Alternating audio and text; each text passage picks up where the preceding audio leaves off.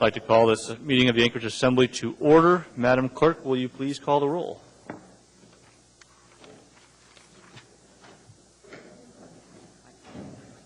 Cheers. Mr. Birch? Here. Dr. Selcraig? Here. Ms. Drummond? Here. Ms. Johnston is excused. She'll be online about 6. Mr. Flynn? Mr. Gutierrez? Here. Ms. Gray Jackson? Honored to be here. Mr. Clayman? Here. Mr. Starr? Here. Ms. Osiander? Here. Mr. Coffey? Here. Mr. Chair, we have a quorum. Thank you very much. Mr. Birch, will you please lead us in the Pledge of Allegiance?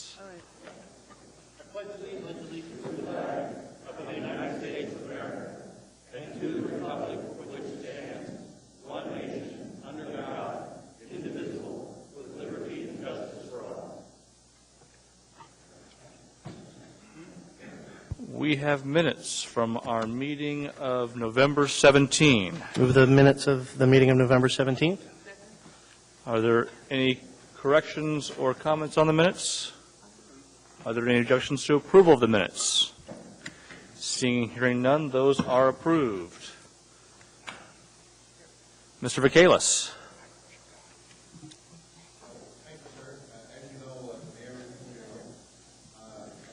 As you know, the mayor is in Juneau at the AML and also the Conference of Mayors, and he will not be here this evening, but he may call in later on. Thank you. Very good. And did you want? No? Okay, very good. Moving right along to the chair's report. First off, an apology to Mr. Birch and Ms. Gray Jackson. We had a work session on Friday. I was under the impression that at 1 o'clock we had to conclude it because it was noticed from noon to 1. I've been advised since from council that we can, in fact, extend beyond 1 o'clock, and since they were in the queue, would have, had I known that before, allowed them to take their opportunity to provide their thoughts, questions, et cetera. So my apologies for that error. Thank you, Mr. Chairman. Moving right along, we're going to have some adjustments to tonight's agenda. First off, item 14, Bravo 1. Mr. Coffey and I, among others, have been working to try and refine that. We ran out of time, and so it is my anticipation that we will be delaying that for 2 weeks. Item 9, Foxtrot 2, the administration, I believe, will be pulling that and not introducing it. It's a timing issue on those bonds. Finally, next, 11 Alpha is a zoning board appointment. My understanding is the applicant has requested he not be appointed, so we'll be postponing that indefinitely. And then finally, when we get to our bonds, for items 14 Alpha, Bravo, Charlie, Delta, and Echo, I'm going to ask for a motion to reorder those. We'll hear 14 Bravo and Alpha together as a public hearing and take action on 14 Bravo first. If that passes, then we will not need to act on 14 Alpha and delay that indefinitely. We'll then take up 14 Echo, Charlie, and Delta, again, as a combined public hearing. We'll want to act on 14 Echo first, then 14 Charlie. If those are both approved, we'll set 14 Delta aside indefinitely. And finally, item 14L is a collective bargaining agreement that requires further public comment. So we'll open the public hearing on that, and then we'll continue the public hearing to our next meeting, or maybe the March 2nd meeting, I'm not sure which, in order to make sure we have enough time for everyone to provide their comments. And that's all I have to announce tonight, unless there are any questions on that. Yeah, we mentioned that one. I'm sorry. 13 Alpha. Oh, yes, I'm sorry, I missed one. 13 Alpha, which is the ID check for all people purchasing alcohol at liquor stores, we'll be postponing that one, or continuing the public hearing on that one for 6 weeks? So the meeting of March 2nd. So the meeting of March 2nd, okay. 13 Alpha is the ID check. We'll be continuing the public hearing on that to March 2nd. We're working with the industry on some potential changes, and that's all I have on that. Any further questions or concerns about those agenda items? All right, with that, we'll move into committee reports. Let's start with Mr. Birch. No report. Dr. Selcraig. The Community and Economic Development Committee has 2 work sessions scheduled for the 12th, but I think I've asked Heather, or I think you should have gotten an email from me, to poll the body in terms of whether or not that's a good time. So we'll be looking forward to hearing from you. We want to make sure we can find a date where it's convenient for people so they can be sure to hear the information. So the 2 topics are the Health Committee is ready to report, and then United for Youth is also ready to report. And I talked with them today. They may want to go ahead and wait until March because they're planning something over the summer. So anyhow, I will update you on those 2 briefings and hope that all of you can attend when they're scheduled. Thank you. Thank you, Dr. Selcrag. Ms. Drummond? No report. And Ms. Johnson's not yet joined us, correct? Okay. Mr. Gutierrez? Thank you, Mr. Chairman. Last week, the Assembly played host, and it was our pleasure. Ms. Gray Jackson, Ms. Drummond, and Mr. Birch and I met with the Vice Mayor of the city of Ordos in the province of Inner Mongolia in China. The Vice Mayor has been visiting the United States, came to Anchorage, actually had been here over Thanksgiving, loved Alaska, loved the Anchorage area, which I'm always happy to hear about. It was very fascinating. Presented us with some gifts, which I left in the clerk's office if other Assembly members are interested in seeing. One was a painting of Genghis Khan on leather, which I believe he said was sheepskin. But also, the folks in Ordos are quite interested in possible trade with Alaska and things that we may have to offer, and have invited us to visit their fair city, which is a city of about 2 million people and is the fastest growing city in China. And Ms. Gray Jackson and I are in the process of perhaps planning a trip to Ordos later in this year, and would invite any other Assembly member who is interested to come along. It should be fascinating, but I would point out that we will be traveling entirely at our own expense. So if any Assembly member wants to take a trip to China with us, you're welcome to come along. Thank you, Mr. Chairman. Get your visas early, folks. Yes. Ms. Gray Jackson? Thank you, Mr. Chairman. I have no audit report, but just to tag on very quickly to what Mr. Gutierrez said, yes, it's very exciting. It was a wonderful visit. And we talked a little bit about what we do besides the Assembly business. And when they found out that I worked for the city of Akutan and the Trident seafood plant, it's a very big plant on Akutan Island, they were very interested and followed up with emails on working and talking with them about exporting fish. So that's going to be a very interesting experience. Thank you, Mr. Chairman. Thank you, Ms. Gray Jackson. Mr. Clayman? Thank you, Mr. Chair. I would actually ask, Ms. Osiander had a request about Public Safety Committee meetings, the next one, and I would ask to come back after the break to announce the next meetings. I'm trying to sort it out. There's a couple of other committee meetings, and I want to figure out when to do that, and I haven't answered gotten every question answered that I need to answer. So if we could hold off on that, I'd appreciate that. We did have I'll talk a little bit more when we come to the bond proposals about the ambulance proposal for the Sand Lake Fire Station. But we did have a Public Safety Committee meeting last week at which we heard a lot from the fire chief about that issue. And so I'll certainly share some of that during the discussion about the bond package, but I won't take that time now. Thank you. Thank you, Mr. Clayman. Mr. Starr?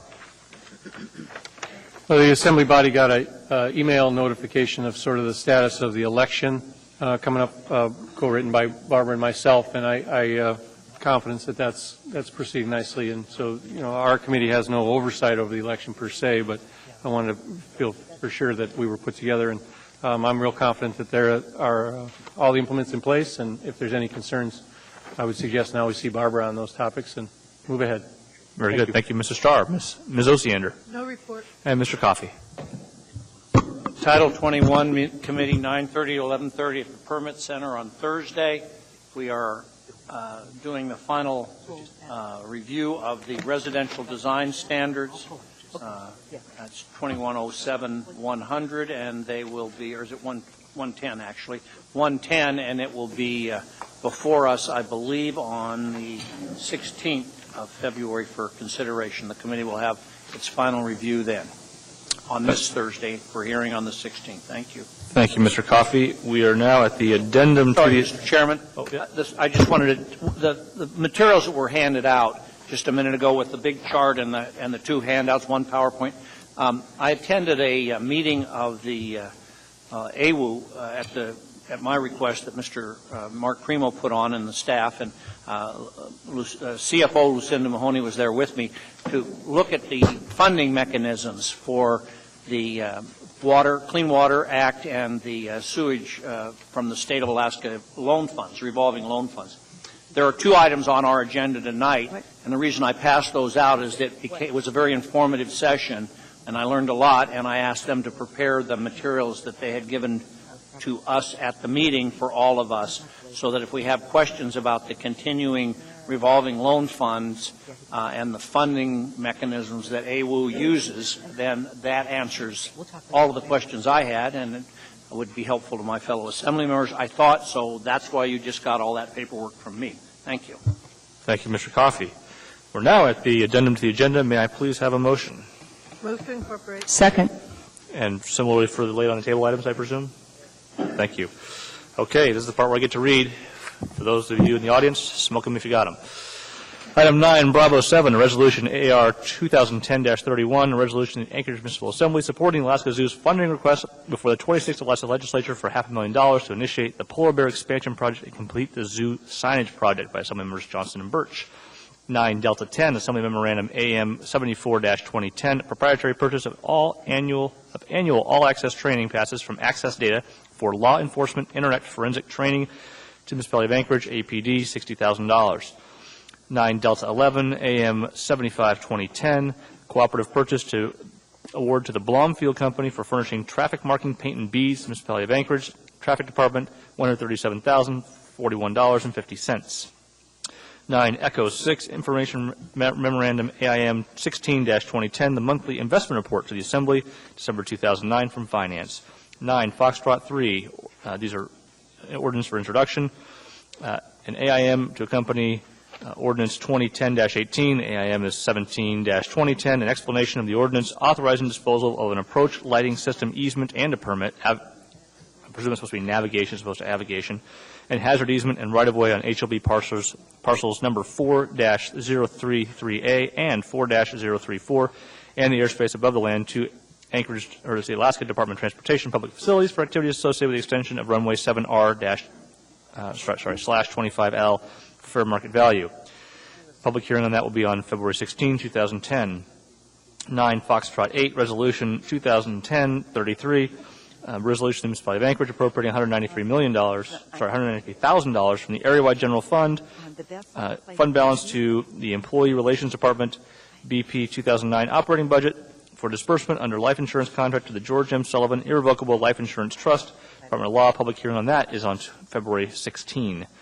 Attached is also Assembly Memorandum AM 76-2010.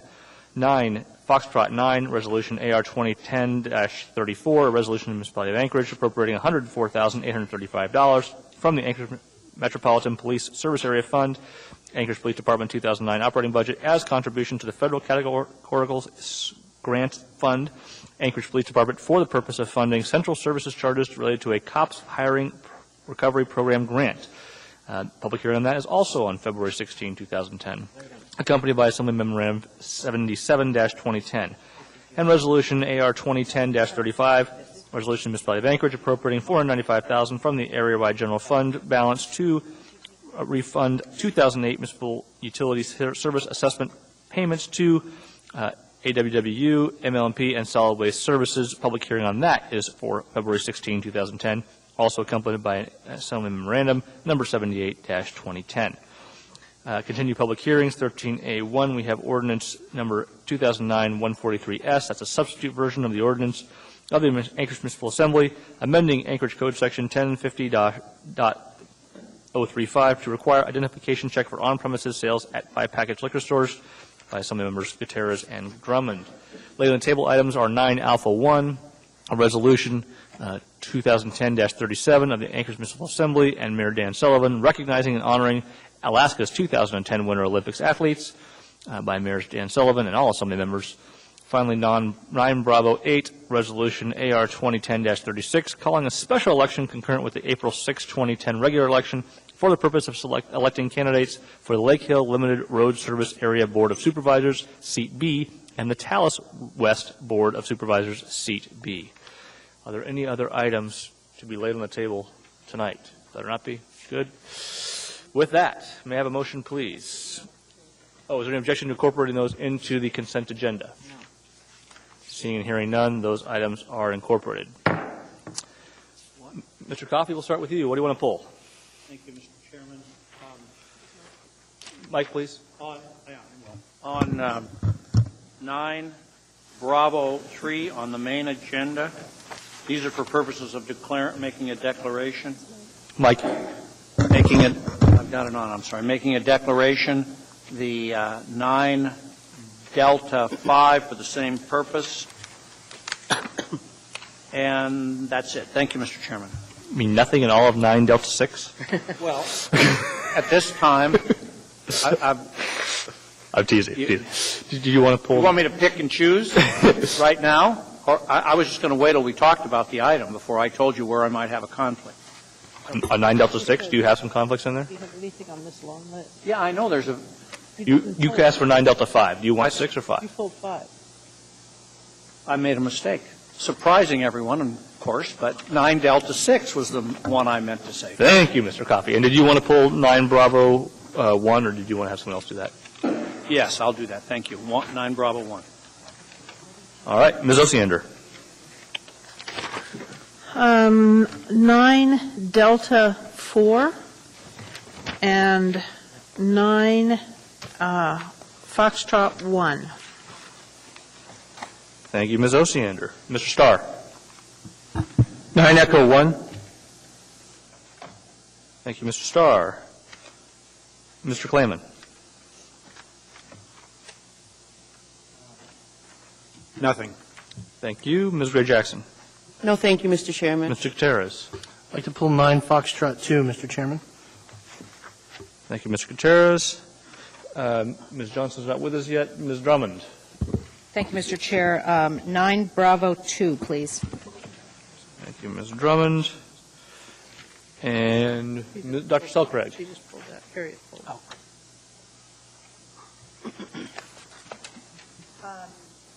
No, 11. Microphone, please. I'm Doctor. sorry, 11B. 11. That's actually outside the consent Oh, agenda. I'm sorry. That's okay. Thank you. Nothing? Okay. Mr. Birch. No item. Thank you, Mr. Birch. All right. Except for those items, Move the consent agenda. is there any objection to approval of the consent agenda other than those items that have been pulled?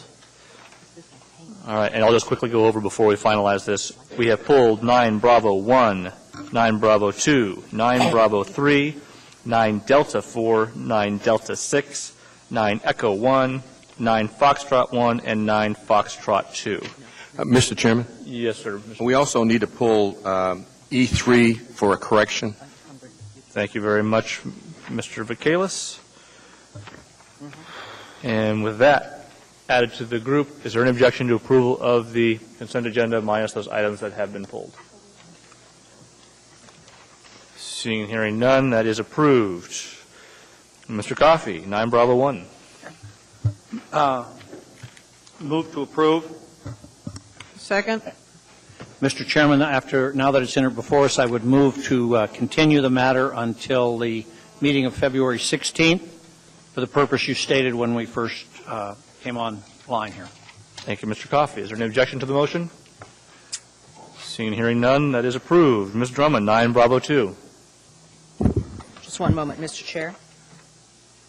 Bravo 2. Okay. Move to approve AR 2010-22. Moved and seconded. Thank you. Thank you, Ms. Gray Jackson. Ms. Drummond. Yes, thank you, Mr. Chair. I'd like to move to amend this document by adding at line 15, after the comma, after the $21 million figure, and this is what I wish to add, over $10 million of which is a voluntary reduction below the tax cap, comma, representing an estimated decline, et cetera. Would you please repeat that, Ms. Drummond? The addition to line 15 follows the first comma and the words are, over $10 million of which is a voluntary reduction below the tax cap, comma. Second. Oh, you already did? I'm sorry. Okay, that amendment has been moved and seconded. Is there any objection to the amendment? Okay, seeing and hearing none, that's approved. Ms. Drummond, would you? I was in queue to speak, sir. Oh, I'm sorry, I apologize. Ms. Osiander. Thank you. These figures were a direct quote from the document that Dr. Selcraig presented to us from her graduate student. Both the third and the fourth whereas are just literal copies of what was written there. So I frankly didn't go into research on the exact dollar figure. I took the research that was given to us from Dr. Selcraig's student. So my question to Lucinda, if you don't mind, is that an accurate amendment that's being proposed? Do you know? This is in regard to the $10 million below the tax cap? Yes. Do you know if that's part of this $21 million? I thought that it was additional.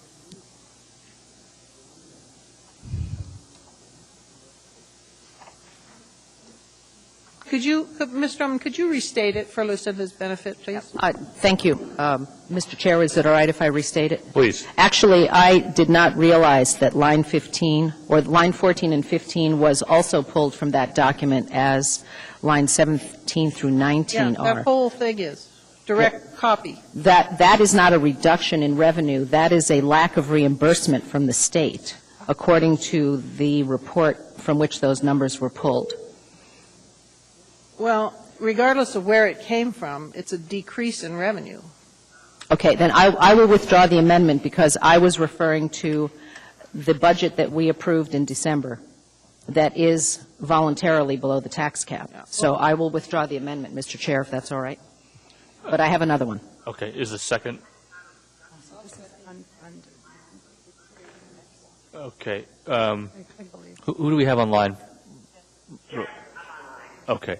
Jennifer, when you don't wish to speak, it might be helpful if you could mute your phone because we're getting some feedback to the speakerphone. Okay, thank you very much. I'm sorry. Was it Ms. Gray-Jackson who seconded the motion? And do you have any objection to withdrawal of the amendment? No, Mr. Chairman. Okay, seeing and hearing none, that is withdrawn. Ms. Selcraig is in the queue. First, I'd like to credit Jeanette Reddington for the information. Thank and you. just to clarify what it is. Well, she didn't have it. She emailed it without a cover page. I talked to her about it. But to clarify what she produced in her document is it is, in fact, a lack of reimbursement. So ultimately, it means that we have to make up for that revenue in another way. So it's just a matter of semantics here, but it really represents what the state promised to send us this year and didn't. Agree. Ms. Drummond. Okay, that one is withdrawn. However, I would like to amend in that case, since this all applies to the senior and disabled veteran exemptions, on line 19, after 160 million, for senior and disabled veteran exemptions alone, semicolon. That actually is, that number is only the senior. That's only, yeah, alone. That's why it says alone. Okay. So would you please restate, Ms. Drummond? Line 19 will read, be nearly $160 million for senior and disabled veteran exemptions alone, semicolon, and. That's, She remembers. I'm not sure I believe that it's just, but I believe it's just seniors. Yeah. I haven't got the document in front of me. It's not seniors and veterans. Okay, do we have a second to the motion? Mm-hmm. Okay, seeing and hearing none, that amendment dies for life. Oh, okay. Thank you, Ms. Gray-Jackson. All right. Mr. Coffey. point of this to state that because we have an unfunded mandate from the state that applies to veterans and seniors, we are short this amount of money over the last 10 years because they aren't reimbursing it, even though they're mandating it? Is that what the point is? Yeah, that's correct. To identify the cause of the, I mean, the recipients of the beneficiaries of the law, and to point out that it's an unfunded mandate from the state. Is that what we're trying to say? Do both of those things?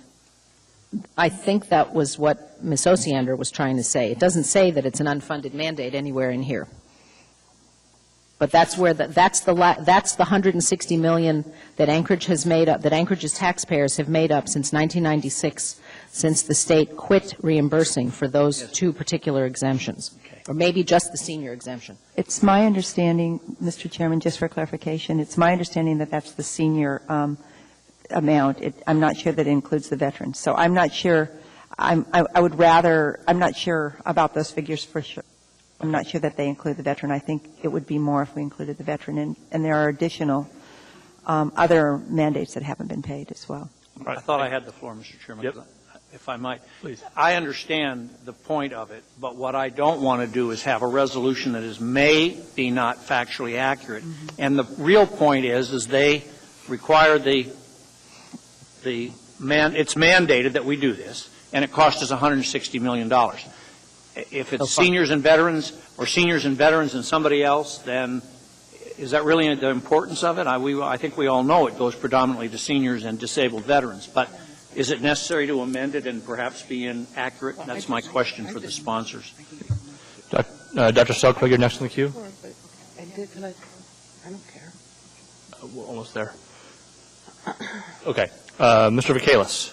Yes, sir. I think maybe we can help give some factual information, and Ms. Frasca will do that.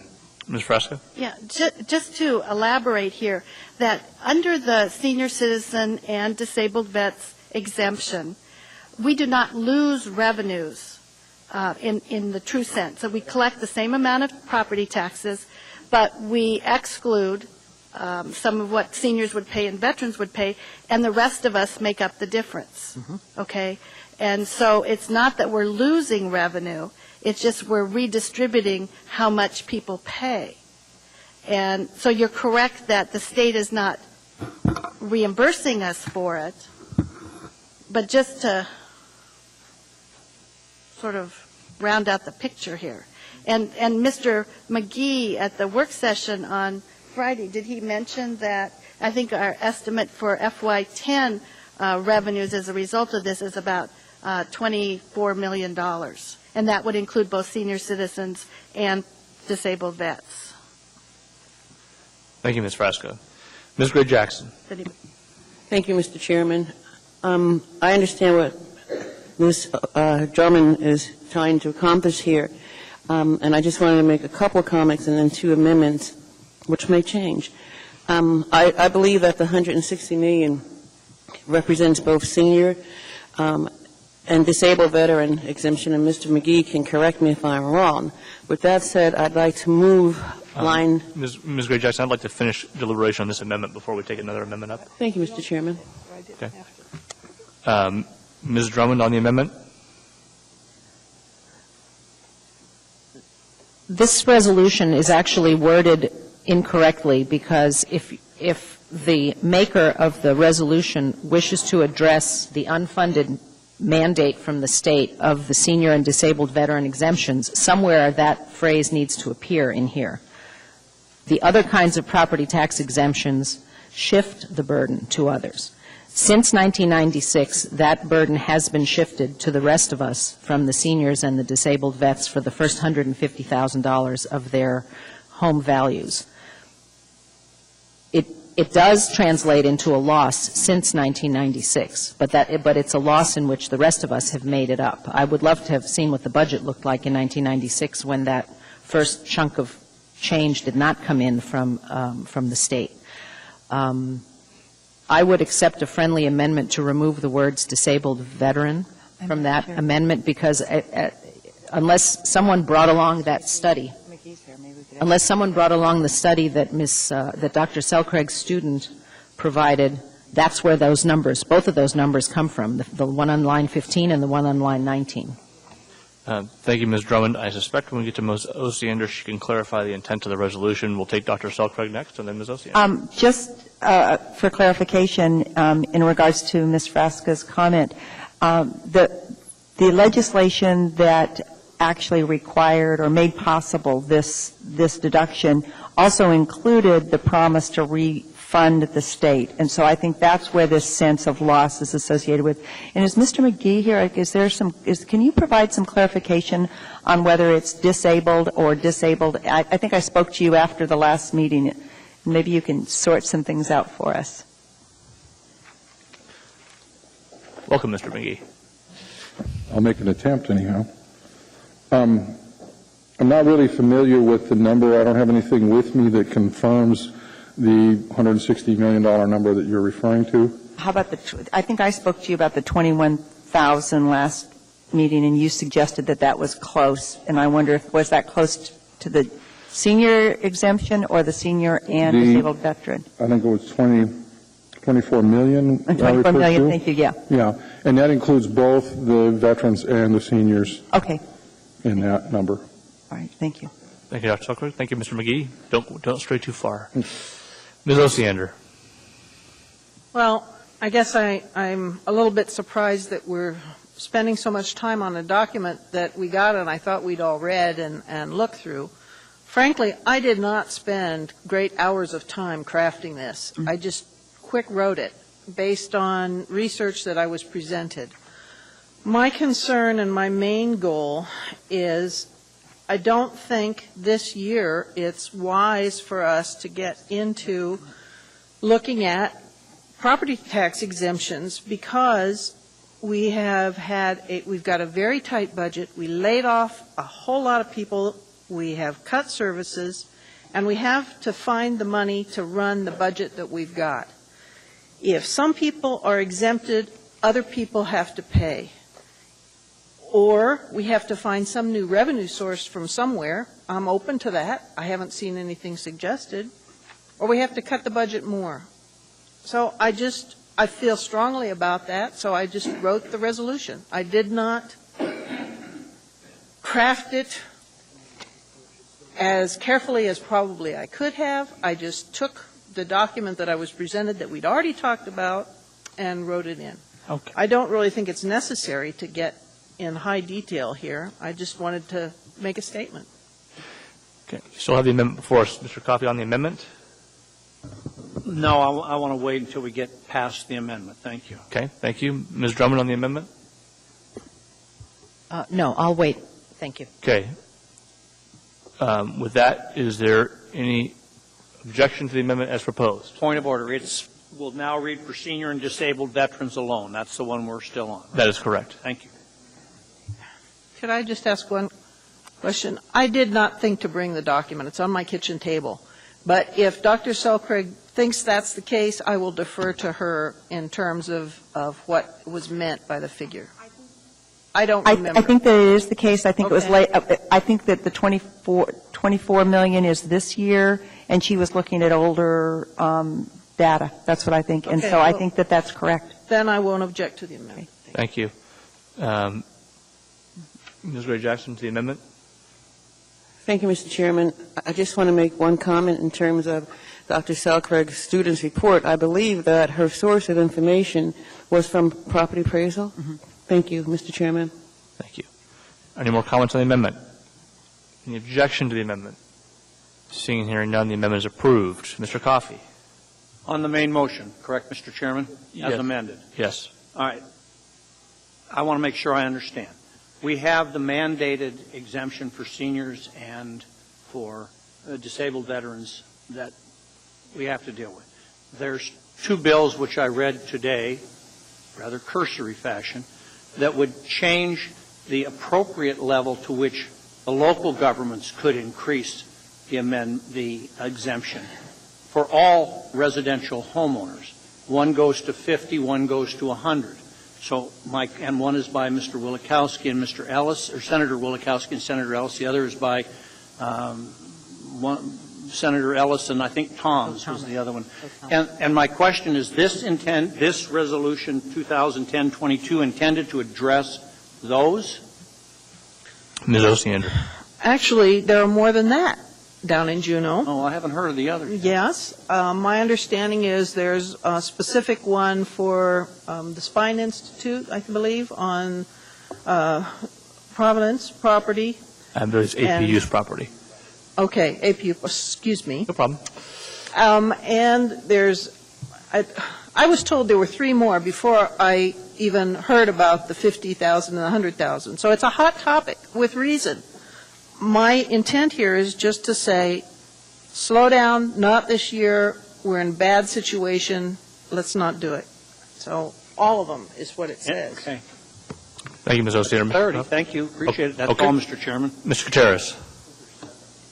Thank you, Mr. Chairman. I don't support the resolution primarily because of the topic that mainly has just been under discussion, and that's the senior citizen and disabled veteran property tax exemption. I don't know that there's a specific bill moving through the legislature at the moment, but there has been talk in the past, for the past several years, that the level at which that exemption currently exists is inappropriate and in fact too low. It may have been appropriate some years ago when it was first instituted, but at this point it's not. And for some of the seniors who get that benefit, it is the difference between staying in their home and not staying in their home. And that's why the legislature has wrestled with that for a good long time. And I'm not going to sit here tonight and tell the senior citizens and disabled veterans of this community that, no, we don't think you should get any more help this year. They may not. That's up to Juneau, but I don't think I need to weigh in on that. Thank you, Mr. Gutierrez. Mr. Drummond. Thank you, Mr. Chair. If this resolution is intended to keep us from discussing and the item that's up for public hearing at item 14I this evening, the property tax exemption increase, I would prefer that we address this at that time or after we address the ballot proposition at item 14I, Mr. Chair, if that would be appropriate. Otherwise, I would suggest a no vote on this resolution because, A, it's poorly written, B, it is incorporating a discussion of unfunded mandate from the state that the city has chosen to apply to the properties of seniors and disabled vets, and it's just mixing up the whole issue way too much for me, anyway, to be approving this item right now. So I would recommend a no vote or take it, put down this item on the table for a little while until we take it up after we decide what we're going to do with item 14I later on this evening. Are you making a motion, Ms. Drummond, or just a recommendation? That's a recommendation. Thank you. Dr. Selcraig? I would like to, Jeanette Reddington, when she did this paper, was looking into a potential exemption for deployed soldiers, which made a lot of sense to the class. And when you think about it, you've got soldiers who are, out of the country. And it was interesting.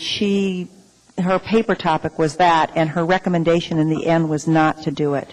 And the reason was that she recognized that doing it, putting increased weight that already existed on other property owners in the community. So that was her policy recommendation. I do think that we're talking about several things here.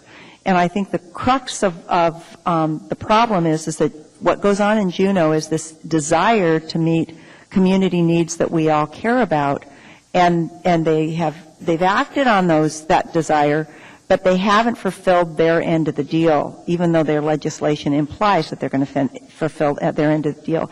So in a sense, I'm very sympathetic to what's before us because, if we had had $21 million more this year from the state, we could have reduced, we wouldn't have had to have the weight on our property tax payers, and perhaps we wouldn't have had to lay off some people in order to contain the budget.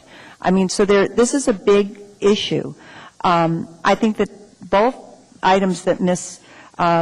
Ms. Drummond is talking about are related, but I think that the broader issue is how do we make the state really financially responsible for the kind of goodwill that they're encouraging. And to me, I'm sympathetic to this because until the state really is prepared to do that, I don't think it's really appropriate for them to promise to do it and encourage the public will to have tax deduction. So there's a chance I'm not going to vote for either one of these tonight, and really want to spend my time and maybe my energy on bringing back something that deals with these mandated or the unpaid mandates. And I had an opportunity to talk to the mayor of Fairbanks last night, who indicated that there may be some sort of statewide initiative going on related to the topic for our next item. But he also bemoaned the fact that they have these mandates that are very expensive and not paid. Thank you, Dr. Selcraig. Mr. Klayman.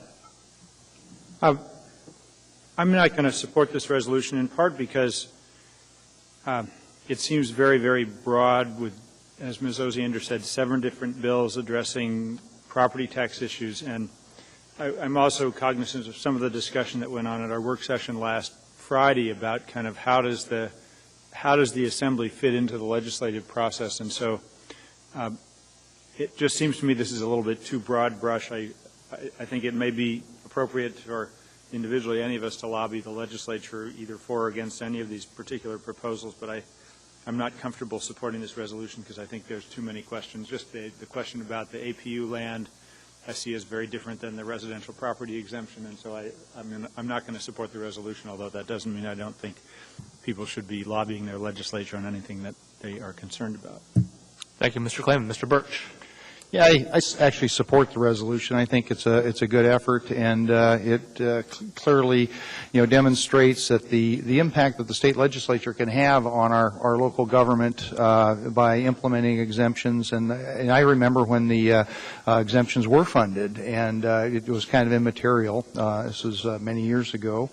And then when that funding disappeared, it did have a significant impact on the community. And I think if we're really truly interested in reducing the cost of taxes and the rate of taxation on our residents, I think we need to first focus on reducing the cost of city government and the cost of service delivery. So I think this is a great effort, and I'll be supporting it. Thank you. Thank you, Mr. Birch. Ms. Drummond. Sorry. Thank you, Mr. Chair. I think since this Assembly approved a budget that voluntarily reduces the revenue by over $10 million below the tax cap, I don't think we have any right to whine about lack of revenue if we are voluntarily taking a $10.5 million cut.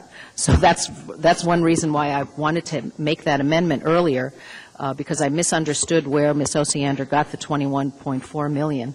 But for that reason, I won't be supporting this resolution and urge the rest of my colleagues to do the same. On the other hand, if there are 7 different bills out there, it would behoove this body to wait until we see what those bills look like, perhaps have a work session on the items, and then produce a resolution that addresses the issues that have been brought forward by senators and legislators in Juneau, because they're coming from all over the state for various different reasons. It's a real good idea not to get attached to a particular bill. I know 2 of them are being heard on Thursday afternoon. So I don't think it's a good idea to get into that until we know exactly what they're asking for. Thank you. Thank you, Ms. Drummond. Ms. Gray-Jackson. Thank you, Mr. Chairman. Now that it's really clear that this is not lost property tax revenue, I'd like to move on line 18 that we delete the word loss, and at the end of line 18 that we delete the additional word loss. I need a second, please. Thank you. Second. So would you please repeat the motion, Ms. Gray-Jackson? Thank you, Mr. Chairman. On line 18, delete the word loss. Lost? Lost, I'm sorry. Couldn't see the T. Yeah, no problem. And then the accumulated loss, delete the word loss.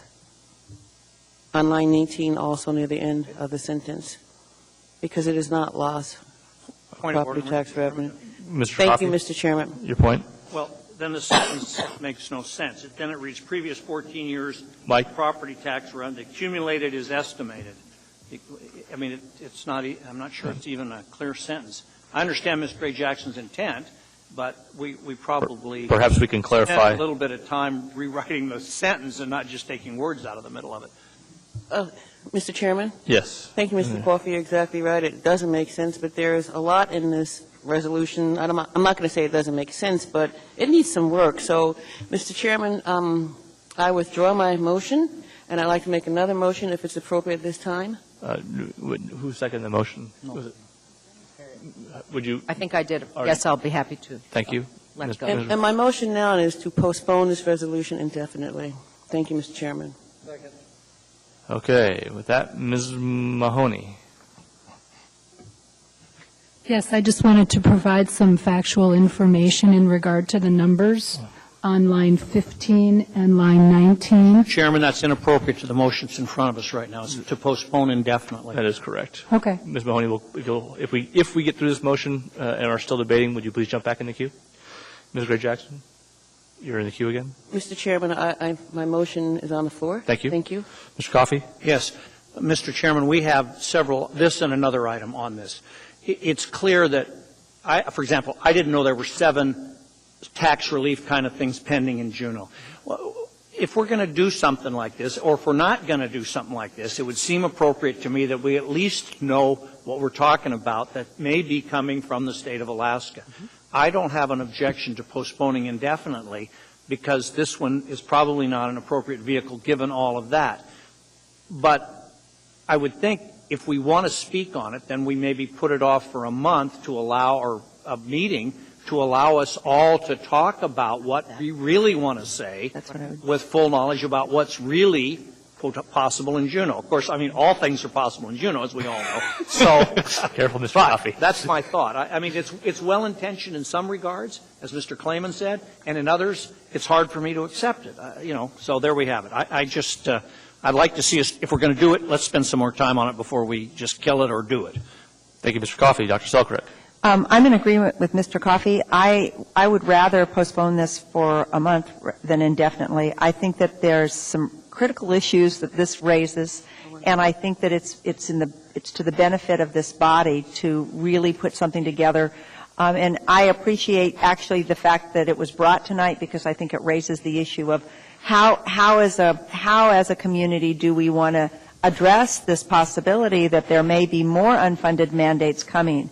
And we somehow, I think, need to communicate to the state legislature that if they're going to approve things, they have to pay up on what they've promised in the past. And I would rather see that kind of tone in this. So I'd be happy to work with Ms. Osiander on it if she's willing.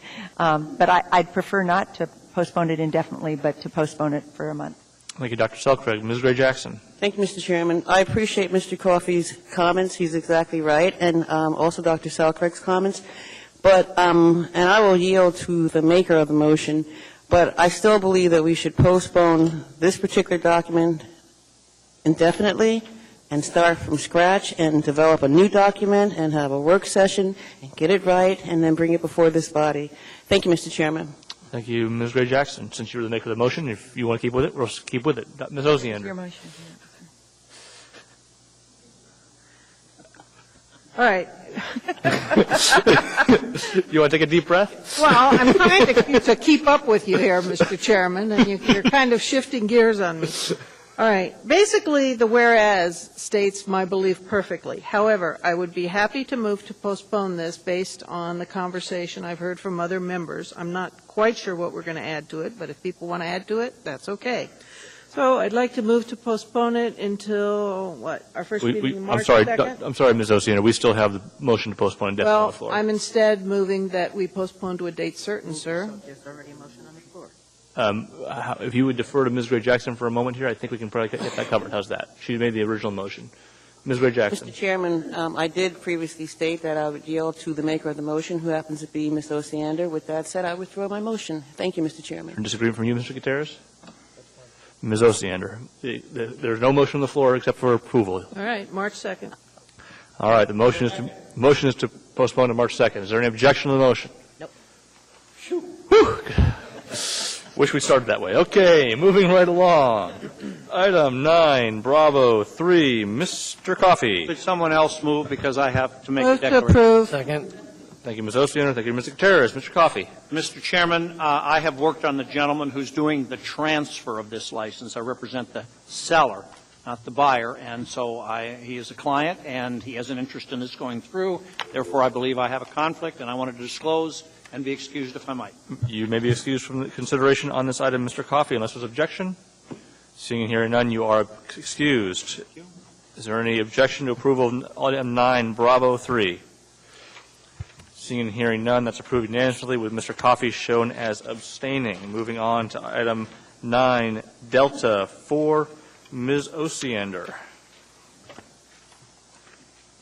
Oh, I'm sorry, Delta 4. Okay, I would move to accept, Second. no, move to approve, pardon me. Second. Okay, Ms. Oceander. I would like to amend to add Girdwood Fire Department, if I could. Second. My rationale is that basically there are fairly identical contracts between the two departments, and it seems to me that at least in some portions they may be treated a little differently internally, so it might be particularly informational to see them both at the same time. I have talked to Mr. Raskins about this, and I believe he said that he could rearrange things here to handle that. Okay. Thank you, Ms. Oceander. And if I could just receive a gentle reminder from the clerk, when people wish to make motions, please use your screens. I could not until I started talking do that, sir, but now I will. Do not hold you in contempt, madam. I just offer the information for the body. Mr. Clayman, you have a comment. I had a question for Mr. Raskins as to this amendment. What did I do with it? My assumption, but correct me if I'm wrong, is that the reason Girdwood wasn't on here to begin with is that typically you've done Girdwood at a different time than Chugiak. Well, actually, our department asked for both audits, and I had so many audits on the audit plan already that I kind of decided to do the Girdwood next year. But I've talked to Mrs. Oceander, I looked at the contracts, and I think we can do both of them this year. Is your department going to actually have the staffing to be able to do everything on the list, or does adding one more suggest we should consider taking one off? Well, we can try to work it in. All right. I'm just concerned just in terms of work staffing when my sense is that you will come up with this plan recognizing your staffing levels, and that we often come up with additional audit queries as the year goes on, and I support the idea of aligning them, but I guess I would ask is there another audit that's on this list that we might consider putting off for a year so that we can do these fire departments at the same time? Well, like Mrs. Oceander said, they're both contracts with volunteer fire departments, and I think that there is some merit in doing both of them because they contain similar provisions. So I recommend that we add it, and I'll just try to work it in. All right. Okay, I'll be happy to support it. I would just note the next time this kind of discussion comes up to add, you should also protect your own employees' ability to get the work done and possibly tell us something that we could take off for the future. But thank you. I understand. Thank you. Thank you, Mr. Raskins. Thank you, Mr. Clayman. Ms. Gray-Jackson. Thank you, Mr. Chairman. I just want to comment as the chair of the Municipal Audit Committee. Mr. Raskins took the liberty of advising me before the meeting that Ms. Oceander wanted to have the Girdwood Fire Department audit, and I want to thank Ms. Oceander for bringing that up because I think it's quite appropriate. And if indeed Mr. Raskins needs more staff, then we'll just have to consider that. Thank you, Mr. Chairman. Thank you, Ms. Gray-Jackson. Is there any objection to the amendment? Seeing and hearing none, that amendment is adopted. That brings us back to the original motion. There's nobody else in the queue. Is there any objection to the motion being passed as amended?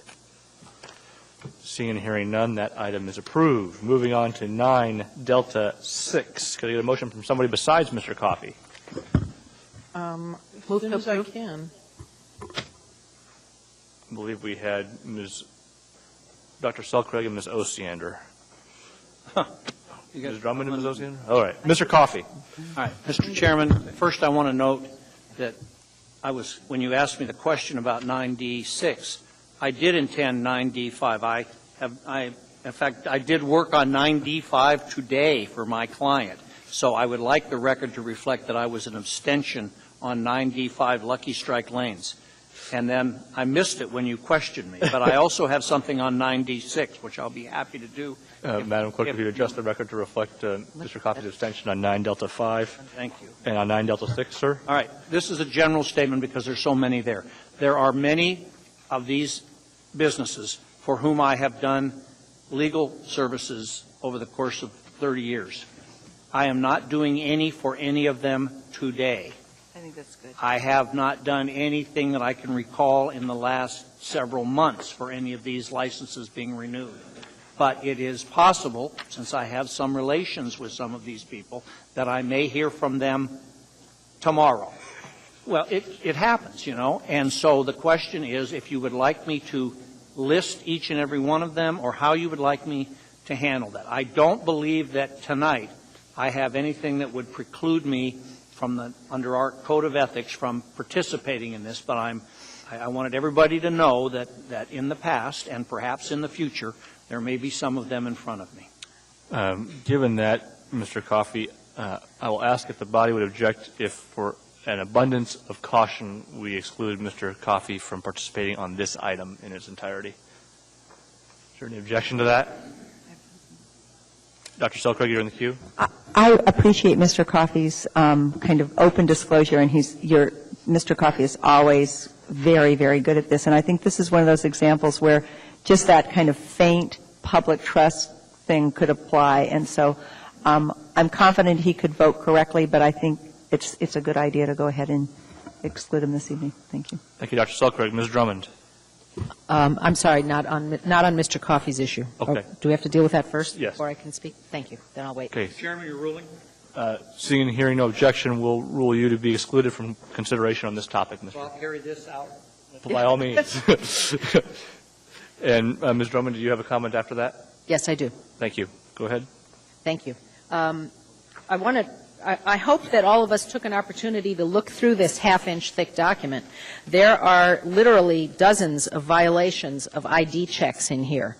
And I hope you keep this in mind when we take up the ID check ordinance, whether tonight or sometime in the future, that I hope that the ID check will help to eliminate all of these violations that apparently are done when the ABC board is doing a sting on all these various operations. So otherwise, I do approve them, but noting that we are approving them in spite of many, many, many, many violations. Thank you, Ms. Drummond. Is there any further comments on this issue? Seeing and hearing none, is there objection to approval of AM 57-2010? Seeing and hearing none, that item is approved. That brings us to... Should we alert Mr. Coffey? I'm sure Mr. Coffey is paying very close attention and back and will be out here momentarily. That brings us to item 9, Echo 1, Mr. Starr. Pushed my screen, but I'll just move to accept. Is there a second? A second. Thank you, Ms. Osiander. Mr. Starr.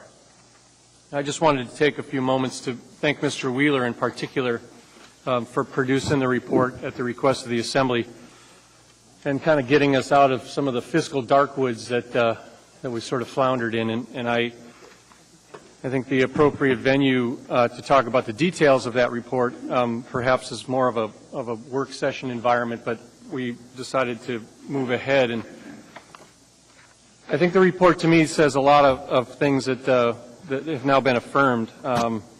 One of the affirmations is that the prior administration didn't take the opportunities to effectively notify us upon a revenue shortfall.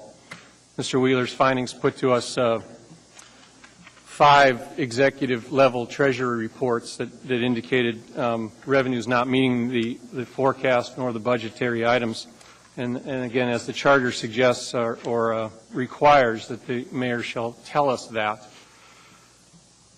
I think we did a job in misleading our fiscal partners, including the taxpayers of the community, through our negligence. This body's ultimate responsibility has fiscal oversight. We can't shirk that. We can't explain it away, and we can't blame it on a bad economy. It's our job to ensure good fiscal stability and an appropriate fiscal environment, no matter what the circumstance. I think we communicated that we were more fortunate than most, we're faring better than all, and we saw misleading statements and fund balance reports that sent us to a suggested area that we were in trouble and we didn't know it. I think what's troubling is that we passed opportunities to fix the problems, and I believe that the charter is written in such a manner that it advises us, or the implication is the advisement by the mayor is to say, hey guys, we're overspent or we have revenue shortfalls. I think that's an appropriate design, and I think by talking to us, we have the opportunity to fix it. And when you don't tell us, we don't have the chance to fix it. In October of 2008, it was pretty clear to the administration that we had revenue shortfalls. We gave away all of our opportunities through the end of the year, and in some cases, we added to our burdens by approving labor contracts when we didn't have the funds to support them. What I find, Mr. Wheeler, and thank you for doing the report, is that it'll allow me to move to more action items now. We've gotten our discovery. There's a few more items to discuss on further discovery. One has been put off tonight for the forensic audit requirement, but it's my hope that we can sort of move to solutions, illuminating this misdeeds and the perceived lack of situational awareness, particularly by this body, will hopefully come up with other mechanisms to restore the public's trust. There's a couple other several leaders, too, that I think have stepped up. In particular, Ms. Mahoney, you didn't cause this, you inherited it. Mayor Sullivan as well. I think the solutions were quick and deliberate, painful, of course. I don't like to lay off anybody. I don't like to have to disclose to our fiscal partners nor the citizens of this community that we're in trouble. But I really commend you for stepping into the fray and taking the appropriate action. I don't think we're done yet. I think there's still things that have to be done, but I truly appreciate that. I also think there's some and this may be sarcastic, but I believe that President Obama actually helped us significantly too. Our stimulus dollars, the funds that were given to us in the charity arrangement, if you will, that allowed us to ease the pain of the federal stimulus, the timing was appropriate for that to get us out of trouble. So I look to move the discussion further now that we have some clear facts to the matter. I'm appreciative again, as I said to Mr. Wheeler, for bringing that to us. So thank you very much. Thank you, Mr. Starr. Mr. Clayman. I'll just note that I'm pleased that I met last week with members of the administration. We're working forward on the ordinance that will clarify reporting from the administration to the Assembly. I also see this supplement as another reminder of the importance of the separation of powers and the importance of staff to assist this body in doing its task of looking carefully at the information we receive from the administration. I'm glad that we at least now have funding for a part-time budget analyst, and I certainly look forward to that person being more available to work with us. Again, I can't underemphasize the importance of this body having professional staff to assist us in our task of looking in detail at what is presented to us by the administration. Thank you. Thank you, Mr. Clayman. Ms. Osiander. I guess continue to have a few surprises. I am increasingly concerned at this point about the landfill care and closure fund. I know you're working on that. I'm tried to get a sense of what we've got in there, and our commitment with that resolution, which I supported strongly at the time, was that we have, I believe by 2015, I think the figure was about $20 million in there, and we are far short. So that was a surprise to me that we were that far underfunded in there. We also had the surprise come up about the repayment of the loan on that Muldoon property. And now on this agenda, there's another surprise about the miscalculation on the MUSA. Do you anticipate more surprises? Ms. Mahoney, if you dare. There are a few more. We are working out the details and the facts, and we will present them as soon as we are able. Well, it's very concerning, and I'll just leave it at that. Thank you, Ms. Oceander. Mr. Coffey. Ms. Mahoney was trying to. Oh, I'm sorry. respond. I missed that. I apologize. No, you want. I thank you because you're specifically asking departments. No. We are really doing our best, my controller's department, as well as all the directors throughout the municipality, to make sure all of the liabilities are disclosed. And it's complicated. I mean, a lot of the issues that we've dealt with are complicated, and we're dealing with a couple right now that are complicated. We had planned to present one to you tonight, but it was just not ready to be presented in a manner that was very laid out, but it may be another $200,000 issue. Can you give a hint on what area? I would rather have the facts straight first, please. Okay. Thank you, Ms. Mahoney. Mr. Coffey.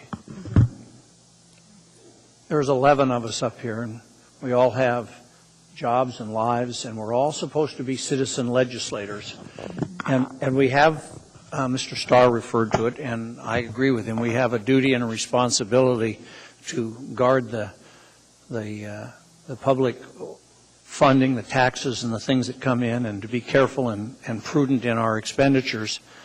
But we don't have either the resources nor the time to do the kinds of things that the administration can do. And our government has been set up for many, many, many years with a strong mayor served by a budget team, a chief financial officer, a treasury department, and all of these things. And if anybody here thinks that adding a budget analyst to our staff is going to be able to address the kinds of things that are revealed by these last two reports, I believe they are kidding themselves, because if there is a concerted effort not to reveal facts and information to this body by an administration, then we're in trouble in more ways than one.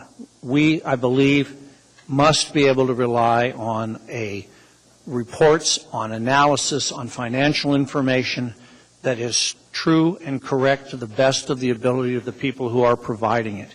And to the degree that they don't provide it, we will suffer as a body, and our community will suffer. I think Mr. Wheeler's report makes it clear, at least it does to me at this point in time. I'm anxious to see what comes out of a forensic audit, but I think his reports make it pretty clear to me that we were not given full and complete and accurate as possible information. I think the contrary is revealed by this, and it's something that completely undermines our ability to do our jobs. And unless we want to ramp up and have our own budget director, our own treasury people, and our own particular individual set of auditors with access to all of the financial information from each and every department, our budget would go from $2 million and something probably up to $5 million and something, and we would probably be able to do that. I frankly don't want to do it. I would rather be able to look over to the administration and say, I would like to trust you, I hope I can trust you, and I expect you to be trustworthy. So I think we need to take the last step, and when it comes in a couple of weeks on the forensic audit, I think we need to take that last step, nail all this down, find out the truth of the matter, and see precisely what happened, and then the chips thereafter will fall as they may. But we will have responded to a situation that was, at least my experience, living here for all my life and my years of experience with local government, unprecedented in terms of a failure to be given the correct and true and factual information on finances of this city. And we can all speculate as to why, but I'm not sure there's much room left for speculation as to what happened. And so when we get it all straightened out and nailed down, then we may take some action legislatively to do it, and others may take action relative to the conduct of those charged with the responsibility. But I would say one thing will come out of it. There will be a real clearing statement and message that comes out of this, that this ought not ever happen again. And I hope that's the message that resonates for a long time to come.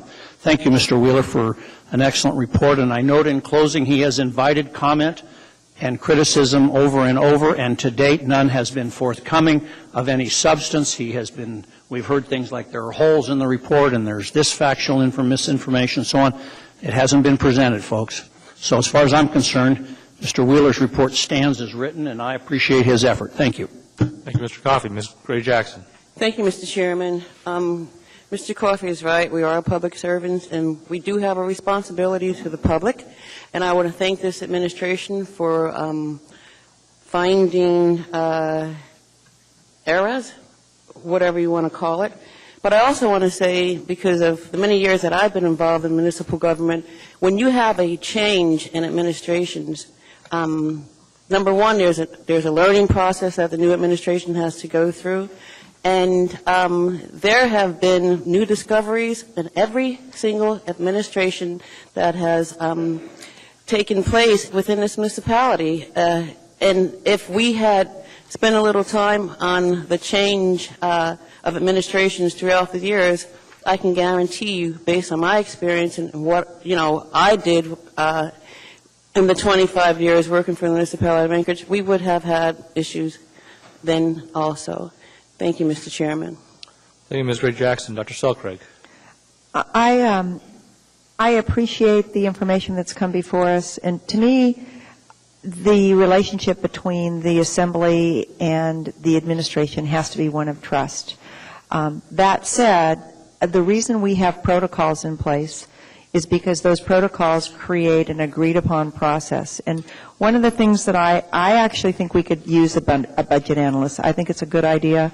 I think having some capacity to ask questions before and look at things in different ways is a really good idea. I also think that to some degree, one of the things that happened in the last administration is that we no longer really had a significant amount of support in terms of new Assembly people. So new Assembly people came on, and in many cases,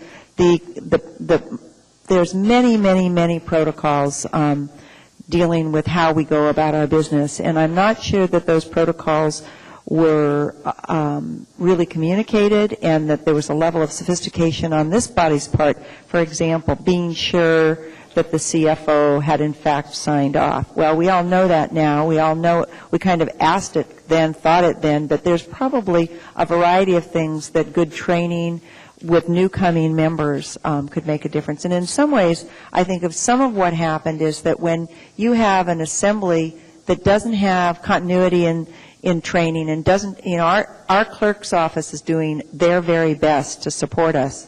But that's very different than actually having a couple staff people whose jobs it is to make sure that we come on board and know what protocols need to be in place so that we're actually kind of eyeball to eyeball in terms of expectations about what needs to be done. So I really think what's before us right now is not just a failure on the administration side. I think it's also a failure on the Assembly side to actually be on top of the information in the way that we should have been on top of it. And some of that had to do with really being sure that every step of the way the protocols were followed. And so I think that there's some reflection here about how never to have this happen again. And I think some of that is to make clear what protocols need to be in place from the get-go when new members arrive here so that they can be strong players in the conversation. Thank you, Dr. Selcraig. Mr. Gutierrez.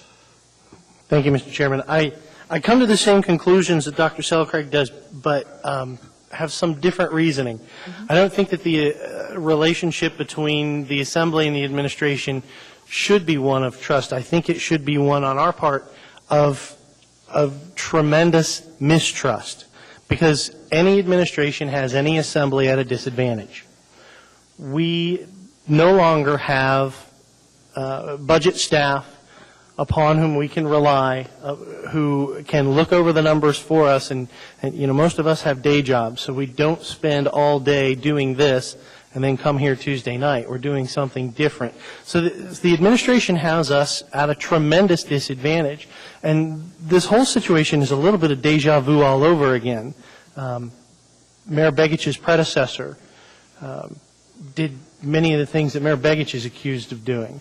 I remember when I first came to work for the city, for the Assembly, The Assembly was at a tremendous disadvantage because an outgoing mayor had pushed through a series of 5-year labor contracts that were very expensive.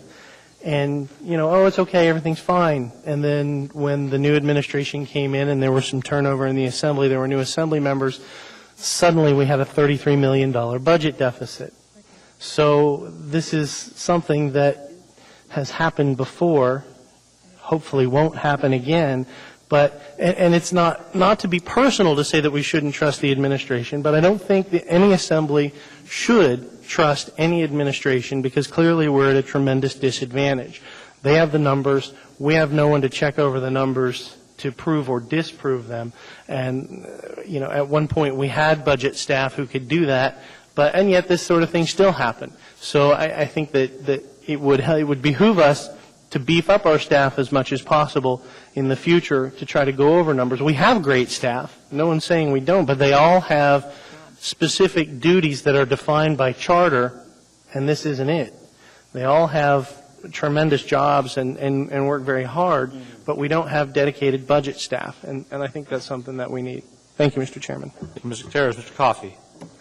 Just a little clarity. The budget deficit that occurred at the end of the Wirtz and the beginning of the Begich administration was a result of a discontinuance of state revenue sharing to the tune of $33 million. It had nothing to do with directly with how either the Wirtz administration operated or the Begich administration operated. They cut us off. So a little different circumstance. I just wanted that to be clear. Thank you. All right. Seeing nobody else in the queue, is there an objection to accepting this report? Seeing and hearing none, that item is accepted. That brings us to 9 Echo 3. Mr. Gutierrez. 9 Echo 3? Echo 3. I did not pull that one, Mr. Chairman. Oh, Mr. Vakelos did it. I believe I did, Mr. Chairman. Move to accept. Second. And I believe we have an amendment. Yes, sir. If you look at the spreadsheet that's the attachment to the document, there's 2 corrections that need to be made. On page 1 of the spreadsheet, if you go up 4 items, you'll see it starts on the left column with Sterling and Western Star of Alaska. If you move to the right to commodity and service column, it needs to be changed. It's currently written, furnish a refuge transfer trailer, ITB 29B065. It should read, furnish 3 refuge transfer trailers with the same ITB. Is there an objection to that amendment? Move to amend. Is there an objection?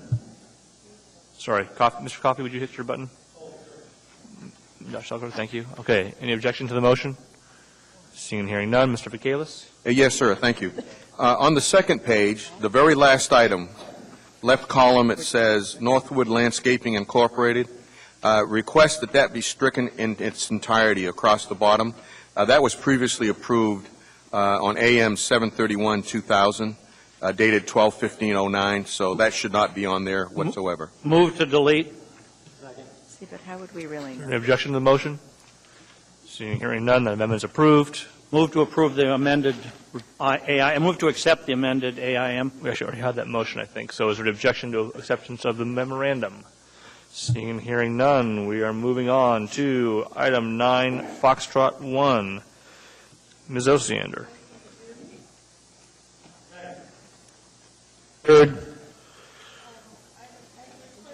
Sorry. At the request of the administration, I'd like to refer this to the Public Safety Committee.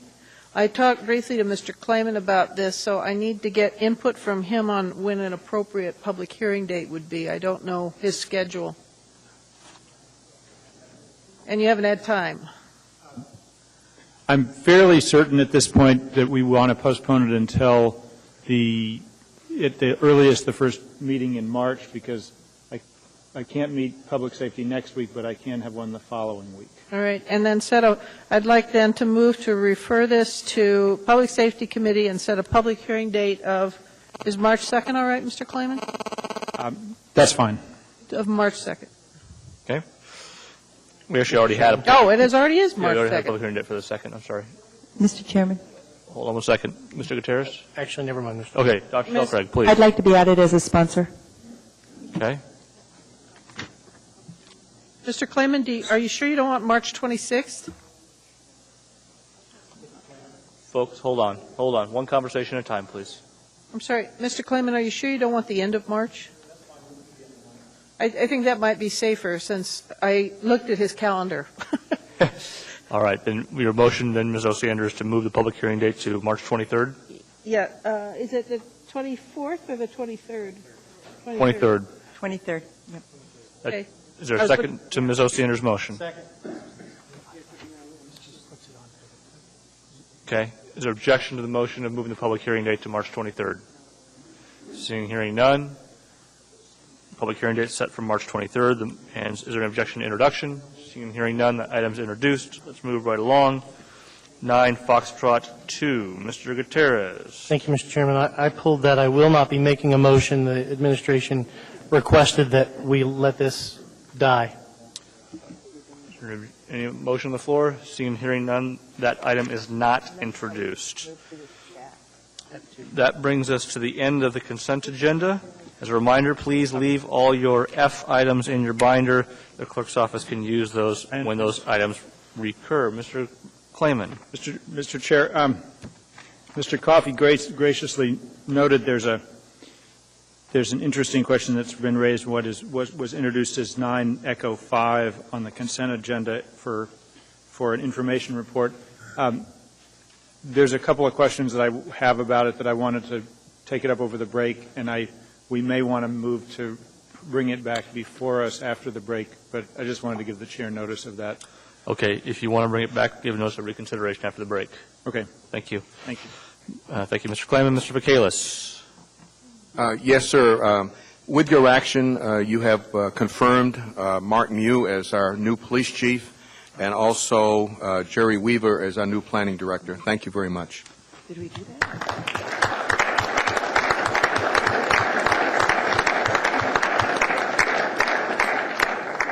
And also Mr. Kniefel as the transportation director. Thank you. Mr. Kniefel, you have my heartiest condolences. Moving right along to item 11A, Mr. Gutierrez. Should have been. Indefinite postponement. Move to postpone indefinitely. Second. Thank you, Mr.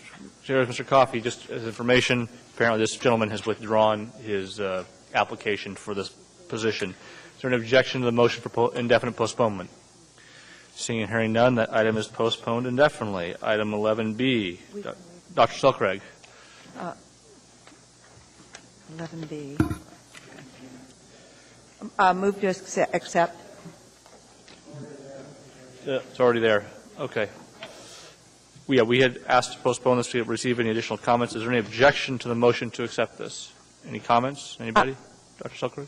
I did want to share a comment that I received, and that was that there was a lot of appreciation about the content.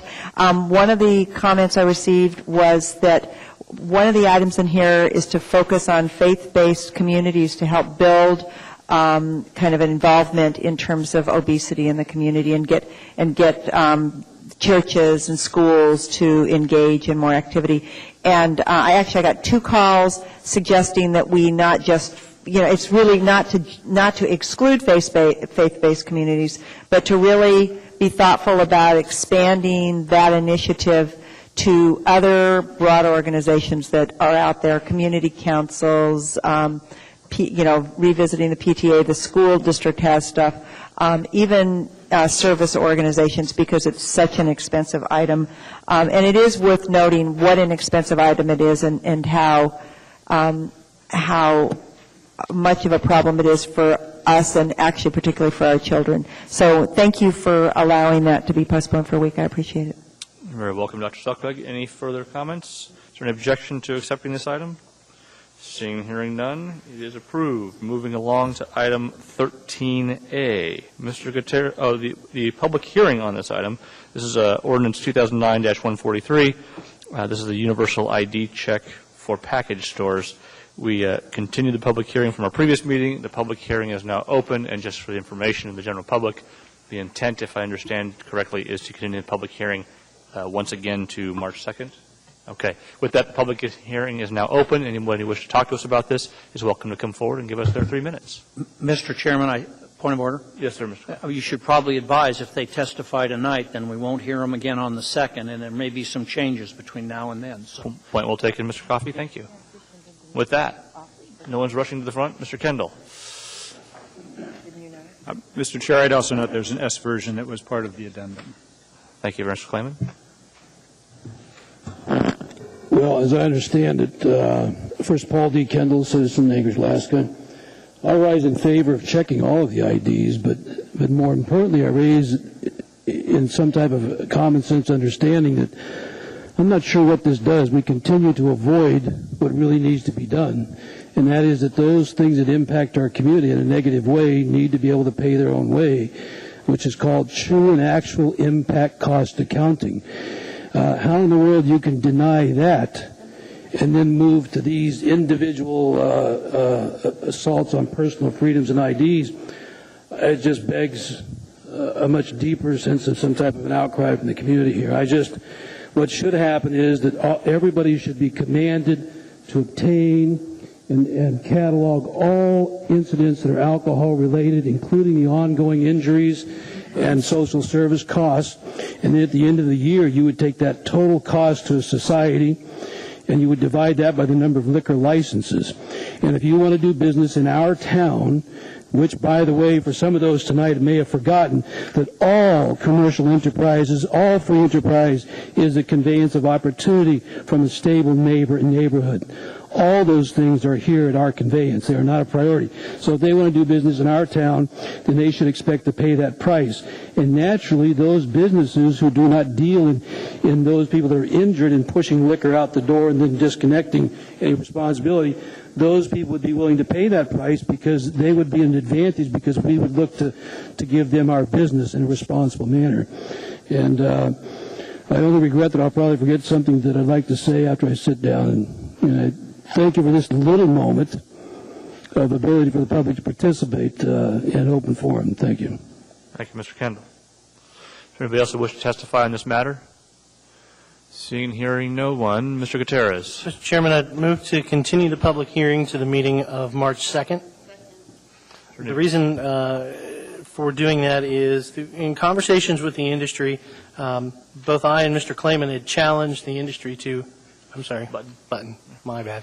Mr. Klayman and I both challenged the industry to come up with an alternative to this, and if it meets certain criteria that we've given them, that we would look at that as a good faith effort.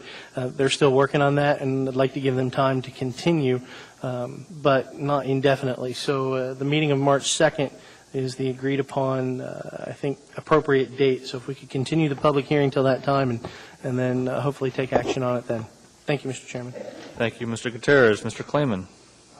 I'll just speak briefly to the motion to continue. I've had several meetings with people from the liquor store industry, and I believe they are in the process of. I think today they sent a letter to all the liquor stores in Anchorage asking if they would start as a business practice to have mandatory IDs of all people who purchase liquor. And so I look forward to hearing what the industry responds in terms of that effort, because I think if the industry is interested in doing that voluntarily, that may be a good reason for us not to enact a new law. So I look forward to hearing back from the industry before our next meeting on this on March 2nd. Thank you, Mr. Klayman. And I would urge support for the motion to continue.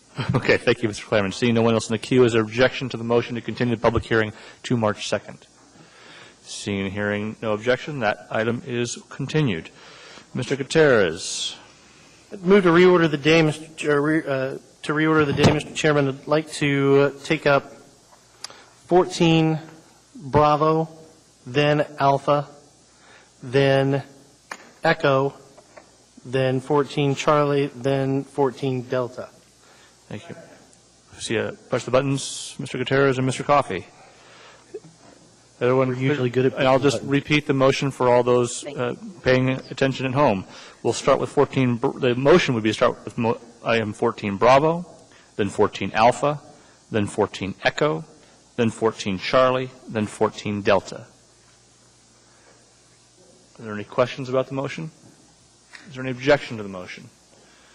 Seeing and hearing none, Mr. Gutierrez. Thank you, Mr. Chairman. I move to combine the public hearings on 14 Bravo and Alpha. Thank you very much. With that, the public hearing on items, thank you very much. Is there an objection to combining the public hearings? Okay, seeing and hearing none, that combination is approved. We have now before us ordinance number 2010-4, which is the administration's road and drainage bond proposal, and also ordinance number 2010-13, which is submitted by Ms. Gray Jackson. It mirrors the administration proposal with the addition of the Alexander Street drainage project. Public hearing is now open. Anybody who wishes to talk to us about the road bonds are welcome to come forward.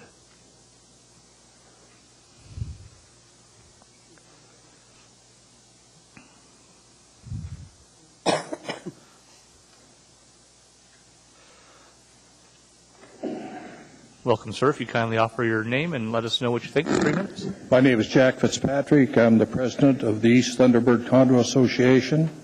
We've been around you before several times. We've met with the administration. We're happy that Elvie offered this up as a bond issue. We know that we're number 10 on this budget that you put into the state for state funding. This is a backup for us. State funding wasn't forthcoming last year. We're not so sure it will be this year. But we need some relief. Our condo association is going broke by taking care of our water problems, and we need some help. And we would like to see this passed.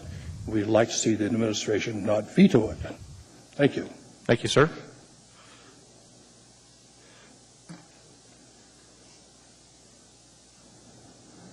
Ma'am, go ahead.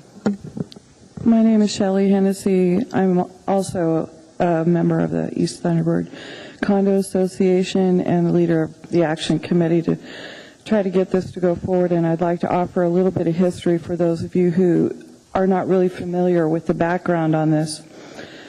First of all, I just want to acknowledge that we know that there's a lot of problems like this across the city, and I would like to clarify why our situation is unique. This problem has existed for over 20 years in this particular neighborhood, not just on our street, but many streets in this neighborhood. The homeowners are suffering extreme, serious property damage to the building foundations and are facing health and sanitation issues such as excessive sewer and mold in their homes as well as on the street surface. The effect of this damage has left some of the homes without a market value. The units cannot pass home inspections because their sump pumps are hooked into the sanitary sewer system right now, which, as you know, is a direct violation of code, but there's nowhere else to put this water, and there is a lot of water. Alexander Avenue is not hooked into any functioning storm drain system, but there was a storm drain pipe that was installed when the development was built. So we're not asking for a whole new system. We're asking that they come back and fix or replace what was originally installed. It basically is disintegrated and non-functional underneath of our street. The full length of the road is heaving from below, and there are long surface ponds of water on both sides of the street at its lowest points, creating icy patches all winter long. And our sump pumps do run nonstop, even through the winter. It doesn't freeze up, slow down, and stop. They're still going. I have 2 of them that kick in about every minute and a half underneath my house. The subdivision is also full of huge iron pockets, which are easily seen in Chester Creek, just a block away from Alexander Avenue. We're forced to pump the water into the sanitary sewer drain, and all these iron pockets basically sludge up the whole systems. They back up. We have to continually replace the pipes and the sump pumps because it's backing all of this sewer, clogging up with the iron, which kind of like is the consistency of red clay. You can't just jet it out. You got to replace everything. A little brief history is the MOA, over the years they had told the neighbors as far back as 15, 20 years ago that they were getting to our street. And this is after they did 18th and 19th, which are just a block and 2 blocks away, and they were getting to our street. And this went on for about 10 years, but then forgive me, I have about 20 other people that can come up and finish this, or you can let me finish. Would you mind? If you could just summarize, that'd be fine. Thank you. Thank you. Well, let's just skip to the benefits of fixing this road. As much as the sanitation issues affect the whole community, the longer you wait to fix this problem, the more it's going to cost, the more damage we're going to be suffering. And the main concern that we have right now is just stopping the damage. It's really that bad. We have a lot of homes that are affected right now. And at this point, I would like all my neighbors that are on Alexander Avenue to stand, just to let these people know, please, that we are here, that we have a lot of people being affected. And I'd just like you all to raise your hands if you received your tax assessment this last week, few weeks, and if you intend to appeal or take your tax assessment and go back and talk to the city about why you're being charged taxes for a home you cannot even sell. None of us can pass inspection right now. None of us can sell our homes for the market value, much less the assessed value that the city has assessed. And so, you know, it's not that we don't want to pay our taxes, but our homes aren't worth what they're being assessed at right now. We're all in favor of you keeping this on the bond. We desperately need your help to repair this system, and we encourage you to please let the mayor know how important this project is and why it's unique, and that we're not just another person trying to get a new storm drain system to improve our street. We're trying to save our homes. Thank you very much for listening. Thank you, ma'am. We appreciate your time. Anybody else who wishes to testify on this matter?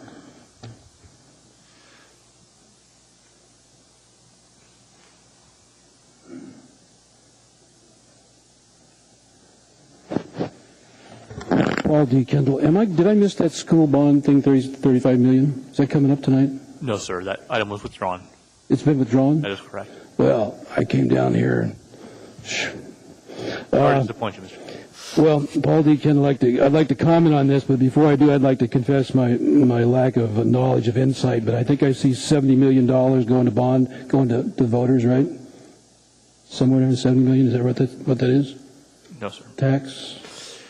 No, sir. The total for this bond is $35.1 million, and there's about $1.4 million in fire bonds that will be most likely going to voters, and then a little shy of $1 million for public transportation. Well, I thought there was B Bravo in there or something like that. Bravo is an echo of Alpha, and we'll do one or the other, but not both. It was the Bravo thing, because I kept thinking of a young boy. They got shot in 60 Minutes through the chest by one of our people as he was going to work in the fields, and I guess the Bravo thing probably put me in some mental disposition of confusion. So look, the reason I'm here is this. Anytime I'm seeing money laid out for transportation or roads, I get very concerned. Perhaps we've forgotten that our fundamental need is energy. It is clean electricity and water for our dwellings. In these troubled and unpredictable times, it is imperative. It is the number one priority that I have electricity and water to my dwelling. And when I see $30 million laid out for a road, no offense to these people here, that's 15 megawatts, ladies and gentlemen. That's 15,000 homes could have electricity for the next 30 years.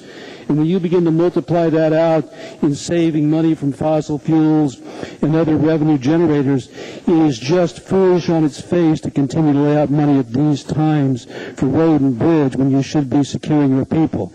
And if that weren't enough, then what happens is they come along and they want to do the gas and oil people who think that I should pay for Exxon and those people around the world.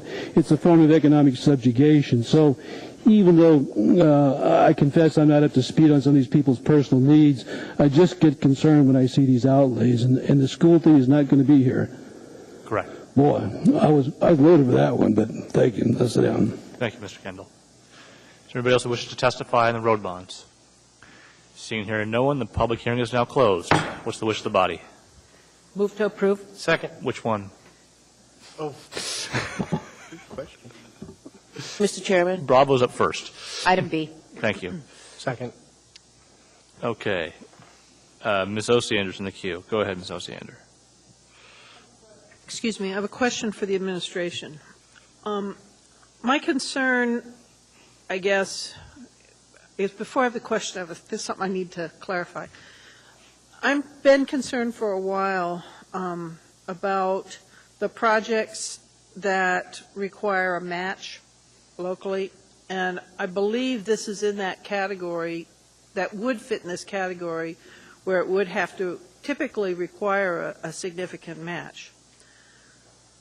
I'm a little bit hesitant about putting a lot of those projects that typically require heavy amounts of local match on bonds, because they're really expensive if we pay all of them on the bond, and it means that other major projects that we need to do in the city don't get done.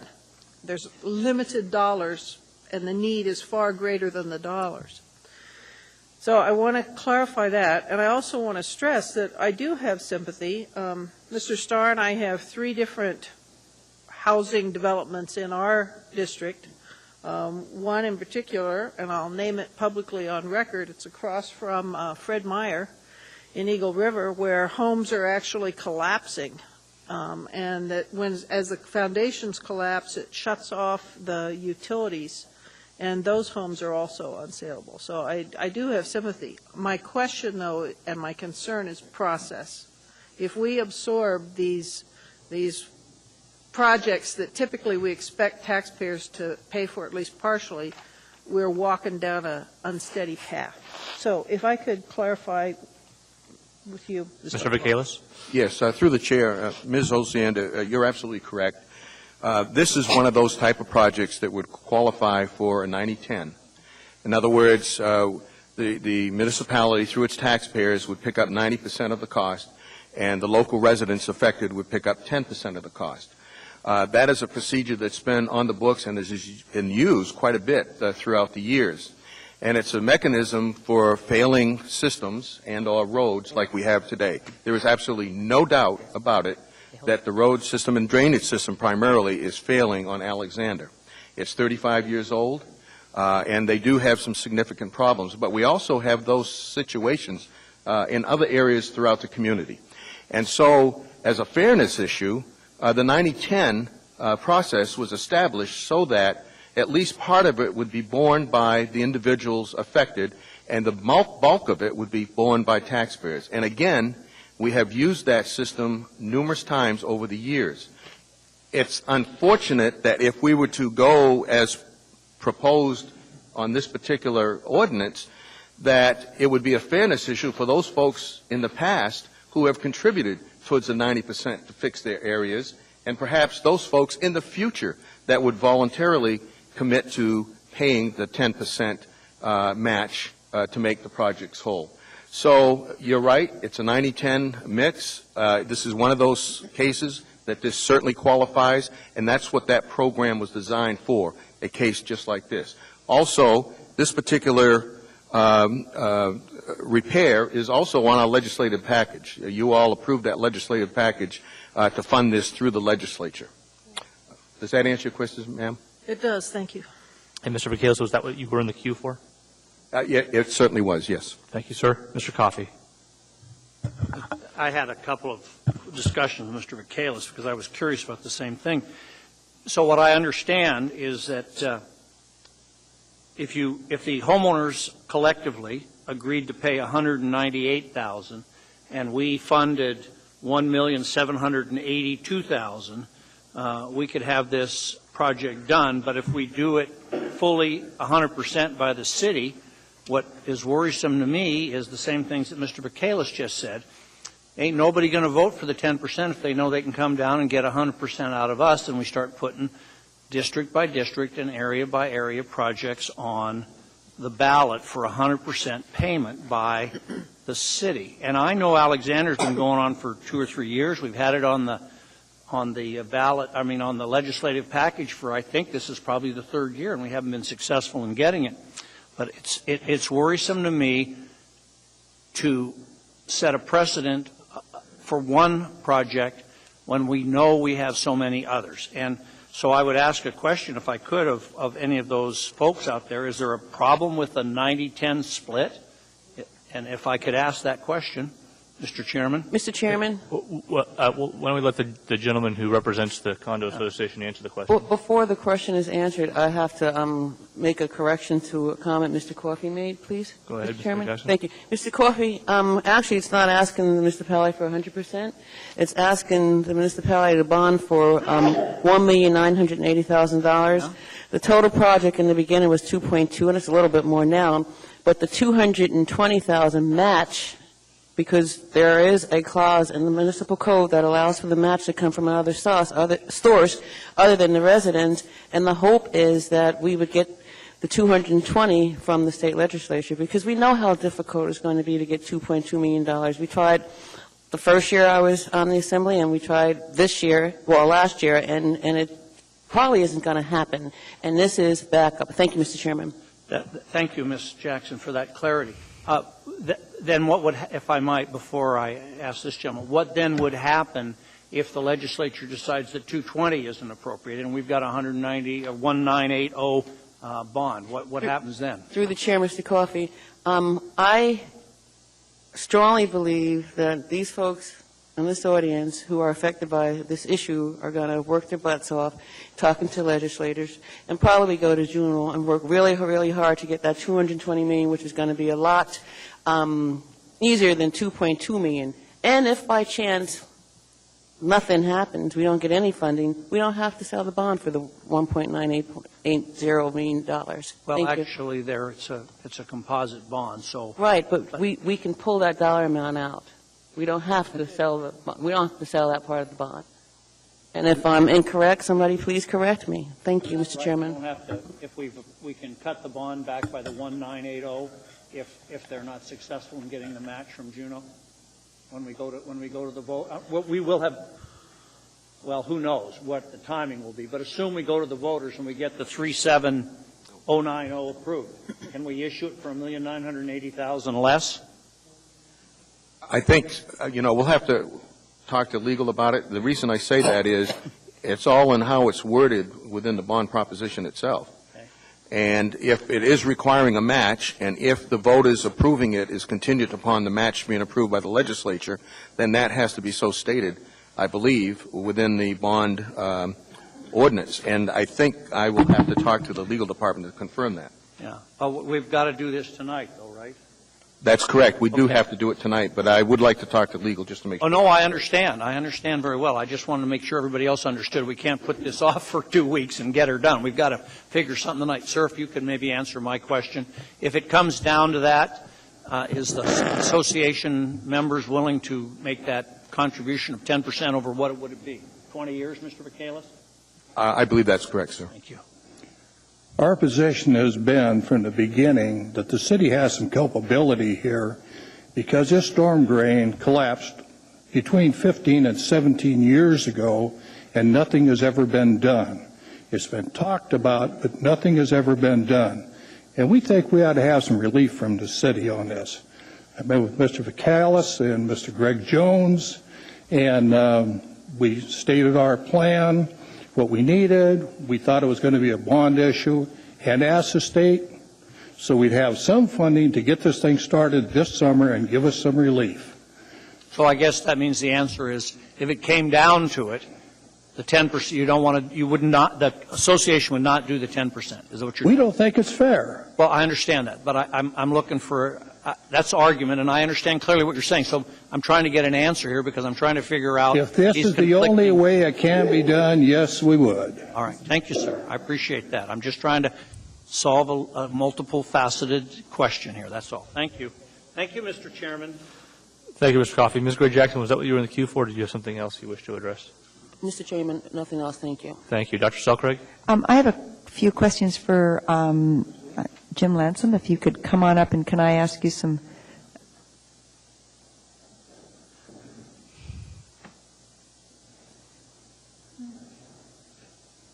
I just want to, I have a couple questions. One is I know you've got kind of a broad eye in the community. Are there other places in the community that have problems of this magnitude or seriousness? Where would this problem sit in the overall kind of need for maintenance and issues that we've got out there? I know I've got issues in East Anchorage, but I don't know how to judge them in comparison to one another. What would you say? I mean, do we have more like this out there, or can you comment on that? Yes, through the chair, the manager, Ms. Selcraig. In terms of problems in crawl spaces, this is one of the worst, if not the worst, I have ever seen. Okay, thank you. In terms of the road condition and the road drainage, it's not one of the worst. So there's off-site impact associated with the failure of the system under the road? That's correct. Okay. And then I know we've talked about the fact that the state makes available some, like a bucket of monies for maintenance improvements that you're able to apply in a variety of places doing patches and work. Can that money be used as a match? Through the chair, Ms. Selcraig, the improvements like this have always been done through a road improvement district. Mm-hmm. The road improvement district does allow for grants, in code, does allow for grants to be applied. The question of whether that money could be used for the grant match, I don't think has ever come up before. Okay. And assuming that the property owner is engaged in their 10%, how many years is that amortized over? How long do they have to pay that off? Through the chair, Ms. Selcraig, the code or resolution establishes that it varies depending on the dollar amount. So, for example, if it's $2,500, then it's over 5 years. If it's $5,000, then it's over 10 years, and so on. And it looks like, I think this is, what's the amount that what's the 10%? $198,000. So $198,000, what would we be looking at roughly? Mr. Chairman, it's $220,000. Okay. Okay. The 10% share that the citizens would be required to pay. Well, it would be approximately $220,000 for the 10%, and it would be divided probably equally among the number of properties abutting it. I don't recall right now how many properties are. So if there was 20, for example, that would be over 11. How many years? I'm just looking for, is it 10 years or? Probably 10 years would be a good guess. All right. Thank you very much. I mean, I guess typically, can you think of, do we often engage in these kind of fixes and kind of break away from the 90-10? Through the chair, Ms. Selcraig, in every example I can think of from the past, it's been through a 90-10 road improvement district. Okay. However, the costs of those road improvement districts are much higher than they've been in the past. Okay. Thank you. Okay. Thank you, Dr. Selcraig. Mr. Vaqueros, I have you in the queue. I have a question for Mr. Lamson. Okay. Mr. Lamson, would you stick up here and we'll... Almost made it. Nice try. Ms. Osiander. Thank you. Mr. Lamson, a while ago I saw the whole big list of the RIDs and had a conversation, I guess it was maybe a year or 2 years ago, about what would be required to, if all the RIDs actually came up, to get the 90%, and it was daunting. How typically you prioritize those somehow in the city? Somebody says, you know, here's the RIDs that are the worst, here's the RIDs that have been waiting the longest, and then you put those in the bond. What's at the top of that list? Is this project at the top of that list?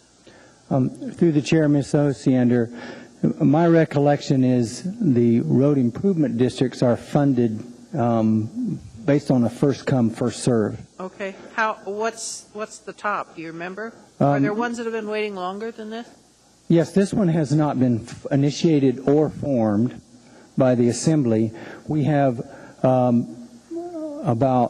5 assessment districts that are being finalized, and we expect them to come to the Assembly in March or April. We have 2 or 3 more that are underway. 1 is under construction. 3 are in design. This year's road bond includes construction funding for 2 road improvement districts. One of them is B Street, and the other is design money for Arlene and Pelican. But if we did this with a 10% match, they'd have to create a RID, wouldn't they? Through the chair, Ms. Osiander, that's how it's been done in the past. So they would be number 4 of the ones that aren't under construction. I'm sorry, they'd be number 4? We have 3 that are in design, Okay. and this would be the next one if they approved a road improvement, asked for and approved a road improvement I district. apologize, I'm getting a little bit confused. And how many do you think have been waiting in the wings now? I didn't know if I got that. Can you, I'm sorry. Okay, we have 5 or 6 that are in construction right now. Okay. We have 2 that are planned for construction this year that are in, and one of them is in the road bond, and 2 more in design, and one of those has design money in this road bond. Okay. I'm sure that confused it more. Sorry. No, basically, it sounds like it's a big problem, but there's others that have been waiting longer that are ready to go as RIDs, that have already voted to do the RIDs, right? That is correct. Okay, thank you.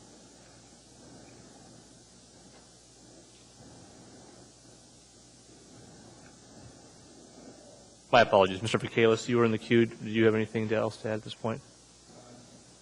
Other than the fact that I would like to if you would take an at ease so I can talk to bond counsel outside just for a moment to see what we have to do to make sure that this is correct. Okay, actually, why don't we just take a 20-minute break for dinner, and you can confer with them, and we'll come back to this issue following the break. Before we take a... Oh, Mr. Clayman, real quickly. Yes, if I could have a point of personal privilege. For those who haven't put it in your cycle, item 9, Echo 5, which involved a rezoning decision from the Sand Lake area. The last couple of pages are an ordinance that would allow the Assembly to consider what to do with this proposed rezone that didn't go forward with the Planning and Zoning Commission. So what I would move to do is move to introduce the ordinance that is the last 2 pages. I think we need to move to reconsider. Actually, I've talked with Assembly Counsel because I'm not actually acting to reconsider the information memorandum. I'm actually moving to introduce an ordinance that was included in the packet. Okay. So it would be like a laid on the table item. Okay. So your Thank motion is to introduce? Motion to introduce. Second. Which is the ordinance that was attached. Okay. And I would ask for public hearing date at least 4 weeks from tonight. Okay, the earliest would be March 2nd. Do you want to do it that early, or do you want to wait? 4 weeks. So I would actually suggest we do it on March 16th. March 23rd is our subsequent. Well, then that. March 23rd today. is. All right. All right. Is there anything else on that topic? Any objection? All right. Seeing and hearing none, we're at ease for 20 minutes.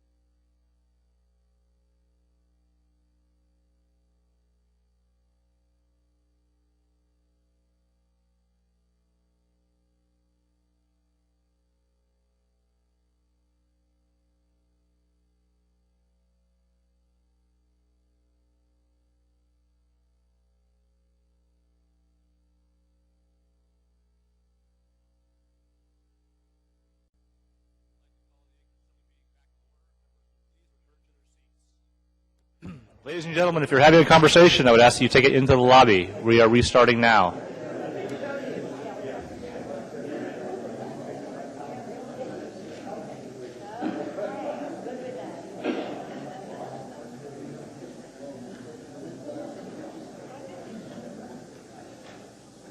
I had a horrible.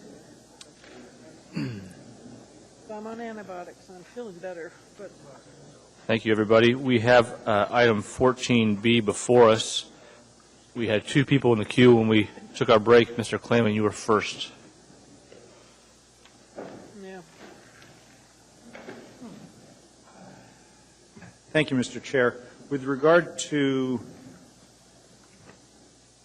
12B, the bond in particular with regard to Alexander Street, I'm not sure whether my question is best. Well, somebody in the administration, I'm just trying to make sure I understand the sequence.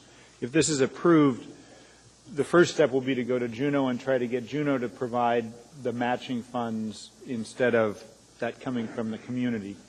And if Juneau approves that money, then this just goes forward like any other bond, and instead of, I see Mr. Vakelis nodding his head, and instead of the 10% coming from the homeowners, it would come from the state. That is absolutely correct. And then, if that doesn't work, and if the homeowners agree as a body, there's a process that they have to go through to vote. If they agree to provide the match, then we would go ahead and sell the bond and do the work. If, however, there's no match, then we would not sell the bond or do the work. Okay. And then consistent with the prior comments, when we approve a bond, it's very common within financing that they'll actually wait to bond parts of that until, like for example, I guess the best example is a bond for a fire apparatus. If it takes a year for the apparatus to be ready to deliver, we won't actually issue the bond until, say, a month before delivery, so that we're not paying the interest far in advance. And the same with the roads bond. You actually go out in the bond market just before the construction begins. That's correct. There's the design that you're going to have to go through for that project and everything else, and that's a lesser amount of money. And what you do is you sell the bond or you borrow from the cash pool to take care of that until the bond proceeds come in. So there's a process to go by to make all that happen. Okay. And that process you've described is you've checked with bond counsel, and that process is all in line with item 14B. In fact, obviously, bond counsel wrote this for me, so yes. Well, actually, I don't think bond counsel wrote 14B. I think Assembly Council made some amendments to 14B, but that's good. Thank you. Thank you, Mr. Clayman. And I would note, Ms. Johnson, have you rejoined us? Yes, I have. Thank you. Thank you for joining us, Ms. Johnson. Ms. Ray Jackson. Thank you, Mr. Chairman. Public hearing is closed, correct? That is correct. Okay, debate. With that said, I'd like to move to amend AO 2010-13.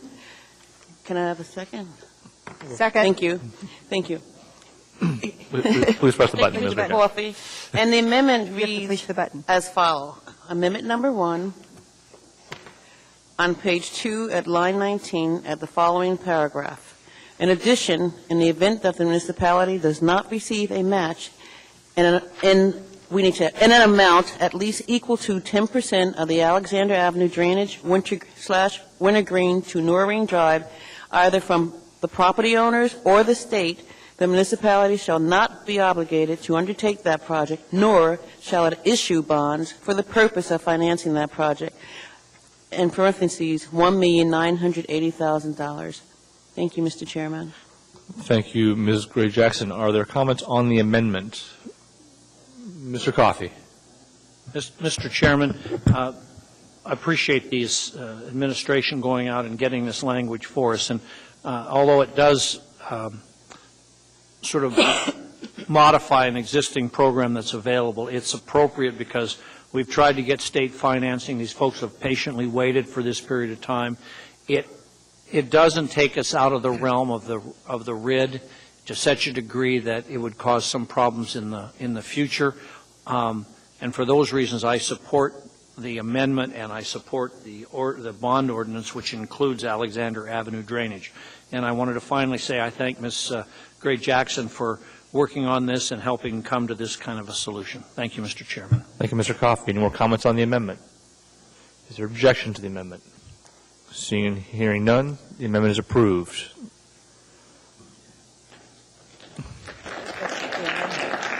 We're not done yet, folks. Don't get too excited. All right, we have the item 14B as amended before us. Ms. Gray Jackson, you are in the queue. Thank you, Mr. Chairman. Before we vote, I just want to thank the Alexander Avenue folks for pressing this issue as hard as they did for many, many years. And I also want to thank the administration for the many meetings that we had and conversations and for coming forward with this amendment to make this bond proposition accurate so we wouldn't have to fret over whether or not we'd have to have a special meeting or not.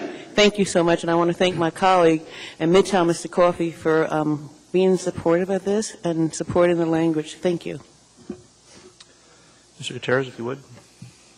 Thank you, Mr. Flynn. Mr. Flynn, go ahead. Thank you, Mr. Gutierrez. A little over a year ago, I advanced the idea of a bond holiday. And my colleagues at the time weren't all that enamored with the proposal. And so I got to work with them, and we put together a series of bonds we put before the voters at last April's election. The voters apparently kind of liked the bond holiday idea because they only passed 3 of the 8 bonds that were on the ballot. Since then, I have led 2 separate efforts to provide some guidance to the Anchorage School District on their expenditure levels. And to their credit, in the latter case, they worked very closely with this body in putting forth a reasonable program to limit the increases in their spending in order to provide some tax relief to taxpayers in Anchorage. To augment that, they have chosen to bring no bonds to the Assembly for approval for placement on the April ballot. I feel it would be hypocritical of me to then approve bonds for the municipality for the ballot. So for that reason, and that reason alone, I'm going to vote no on this and all bond proposals before us this evening. I don't expect anybody to follow my lead. I do it because of the role that I've taken on this matter, and I wanted to explain that prior to the final vote. Thank you, Mr. Gutierrez. Thank you, Mr. Flynn. Dr. Selcraig's back in the queue. I'm supporting this bond, and I'm supporting it because I think that it represents improvements that we need and that it's really important to keep moving forward in this community. We're beginning to build a record of falling behind in a variety of places. I mean, we've kind of got understaffed. We don't have enough nurses. We don't have quite enough policemen. You just begin to start listing the things that we're falling behind in. It concerns me, and I think that it's really important to actually make a commitment to move forward. And one of the things that a bond does is that a bond not only addresses our community needs, but it also puts projects on the street. It creates jobs. Part of a big portion of our community is involved in the construction industry, and it kind of allows a bridge, really, if private money isn't out there, it allows a bridge with public money to ensure that people, in fact, are employed and doing things that we really need. So I appreciate your bond holiday. I think the bond holiday is an expensive thing in terms of jobs in this community, so I think we have to be really careful. You know, you can save yourself into the poorhouse if you're not careful. So. Thank you, Dr. Selcraig. Seeing no one else in the queue, Madam Clerk, will you please call the roll? Mr. Birch. Hold on, we need to get to this motion. Little problem here. It's okay, Mr. Birch. She'll record it because it's a voice vote. Yes, I will. Okay. Okay, here we are. Mr. Birch? Yes. Dr. Selcraig? Yes. Ms. Drummond? Yes. Ms. Johnston? Yes. Mr. Flynn? No. Mr. Gutierrez? Yes. Ms. Gray Jackson? Yes. Mr. Klayman? Yes. Mr. Starr? Yes. Ms. Osiander? Mr. Coffey? Yes. Mr. Chair, that passes. Motion carries 10-1. With that, we have item 14A before us. Mr. Gutierrez. Just move to postpone indefinitely. Is there any objection to the motion? Seeing and hearing none, that motion carries. That item is postponed indefinitely. Mr. Gutierrez, public hearing blending. Chairman, I move to combine the public hearings on items 14, Charlie, Delta, and Echo. Okay, folks, we have three. Oh, thank you very much, Mr. Coffey. Is there objection to the motion to combine the public hearing? Seeing and hearing none, those items are before us. Folks, these are the fire bonds issues. If you care to testify on Sand Lake Ambulance or other fire bond issues, now is your time. 3 minutes. Come on down. Seeing, hearing no one, the public hearing on that matter is now closed. What is the wish of the body? We're going to do 14E first, just for the record. I would move to approve 14E. Second. Echo. Echo. And Mr. Chair, I'd also ask to be added to it as a sponsor to 14E. Echo. Hearing no objection, you'll be added as a co-sponsor. Is there anybody in the queue? Ms. Osiander. Me. On page 6, I believe we have to just insert the ordinance number, and I guess that's it, right? The others had a blank. Page 3, pardon me. So they'll just do that. We don't need a motion on that. Thank you very much for making that point, Ms. Okay. Osiander. Anything else? No. Okay, Mr. Coffey. Thank you. How much, this is a $250,000 bond. How much does it cost to put a bond on the ballot? And it seems to me it's a small amount of money to be issuing a bond. I'm wondering why it might not be combined with other area-wide bonds, and what does it cost us? I suspect. Somebody answer that question? If Mr. Vacalis can't answer it, I can. I do not have the answer for that. In discussions I had with the administration, Mr. Coffey, you'll note that items 14 Charlie and 14 Delta are Anchorage Fire Service area. Yeah, but we're on 14 Echo. I'm aware of that. Yeah. 14 Echo is a area-wide bond. Yes, well, I understand the difference between ambulance service. Right, and you can't have an area-wide bond and an Anchorage Fire Service area bond in the same Okay, and how much does it cost to put a $250,000 bond on the ballot? Ms. Clerk, Madam Clerk. That was my question. I know very well the difference between area-wide and service area. It's an incremental cost that I don't think we can quantify. It's not that significant. Yeah. Well, the longer a ballot is, the more it costs, but we've never broken down how much adding each item costs. I'm just wondering, we have the vehicle replacement and acquisition. We spend several $1 million through that, and a $250,000 bond is just, I know there's incremental costs, and I don't know whether they're $5, $50, $5,000, $50,000, what, I have no idea, and apparently nobody else does either, at least. It certainly would not be in the 50,000 range. It would not be 50,000. Well, I wouldn't expect it. No. Well, what would it be then, Ms. Grunstein, if you know? I don't know. I mean, because it varies depending on how long the ballot is. You can't. Thank you. Yes. Thank you, Mr. Coffey. Mr. Clayman. I just want to touch base on a couple of things. One of the things that became very apparent at our last Public Safety Committee meeting that we heard about this is that the ambulance response time in the Sand Lake area is the one area in Anchorage where there's a lot of people live that is consistently behind the 8-minute target time for ambulance response, and that by getting this ambulance in Sand Lake not only will improve service to Sand Lake, but it will also improve service in the rest of the municipality. And the really good example of kind of how ambulance service works and depending on which ambulances are on call affects where they respond. When the very recent stabbing occurred at Service High School, the ambulance that actually responded to Service High School was the ambulance from the Spenard Fire Station. And the reason that Spenard was responding and not one of the 2 or 3 stations that's actually closer to Service High School is that those ambulances were already on other calls. And so when you add an ambulance to the mix, it actually makes more ambulances available when they're all being called. It actually took 13 to 14 minutes for the Spenard ambulance to get to Service High School to provide care for the young woman who had been stabbed. And this is exactly the kind of situation why the public in West Anchorage has been working so hard and been so vocal about wanting this ambulance put on the ballot. So I'm pleased that after some reluctance on the mayor's part, he's fully behind this particular bond proposal, and so I'm encouraged support. The other thing I'd note, I had some interesting discussion with with Assembly Council about whether the area-wide bond or this ambulance could be put on the fire service area bond, and the answer that she gave me was that in fact it probably could, but that the Assembly has always made a policy decision to put ambulances area-wide and fund them area-wide, and so for that reason I'm pleased to support doing the ambulance separate from the fire service area, and that's why I asked to be added as a co-sponsor. Thank you, Mr. Chair. Thank you, Mr. Clayman. Mr. Birch. The concern I have with this is it's a $250,000 ambulance, as was pointed out earlier. Perhaps it's a relatively small item to go to bond on.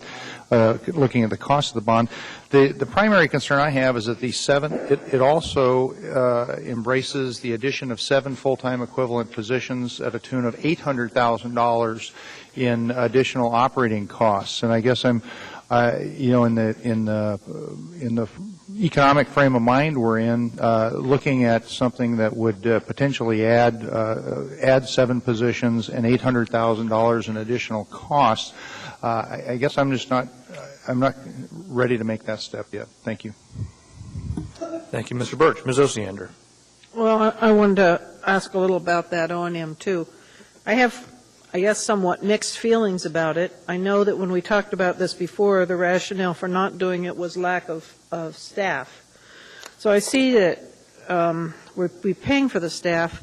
I guess my concern is with an area-wide bond, then the folks in my district who are not part of the Anchorage Fire Service District are going to be paying for these additional 7 firefighters.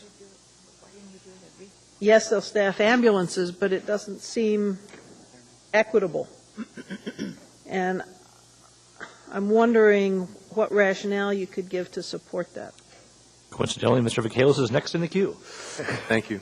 Well, first of all, it is area-wide, and all of your area is area-wide, so they would be providing support to you. Even though it's in Sand Lake, there still is an ambulance that does support Eagle River, as well as Fire Station 1, Fire Station 3, and others would be called to Eagle River to support if they had to.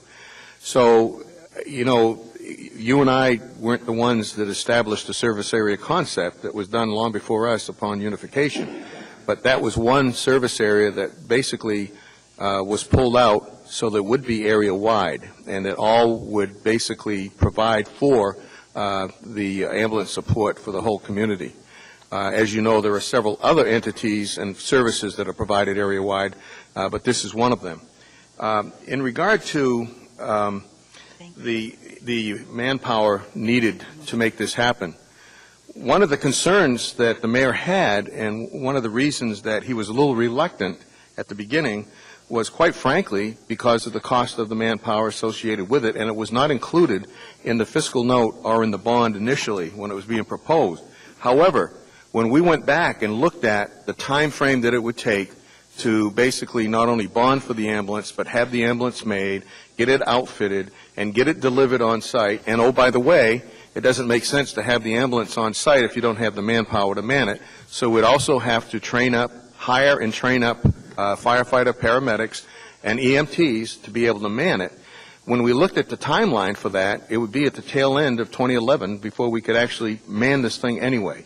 And if you remember in the report that was rendered to you by the mayor and also our budget director and our CFO, at the tail end of 2011 is when it really looks like our fiscal situation gets a little bit better because of the things that were done through your help as well as the mayor's initiative.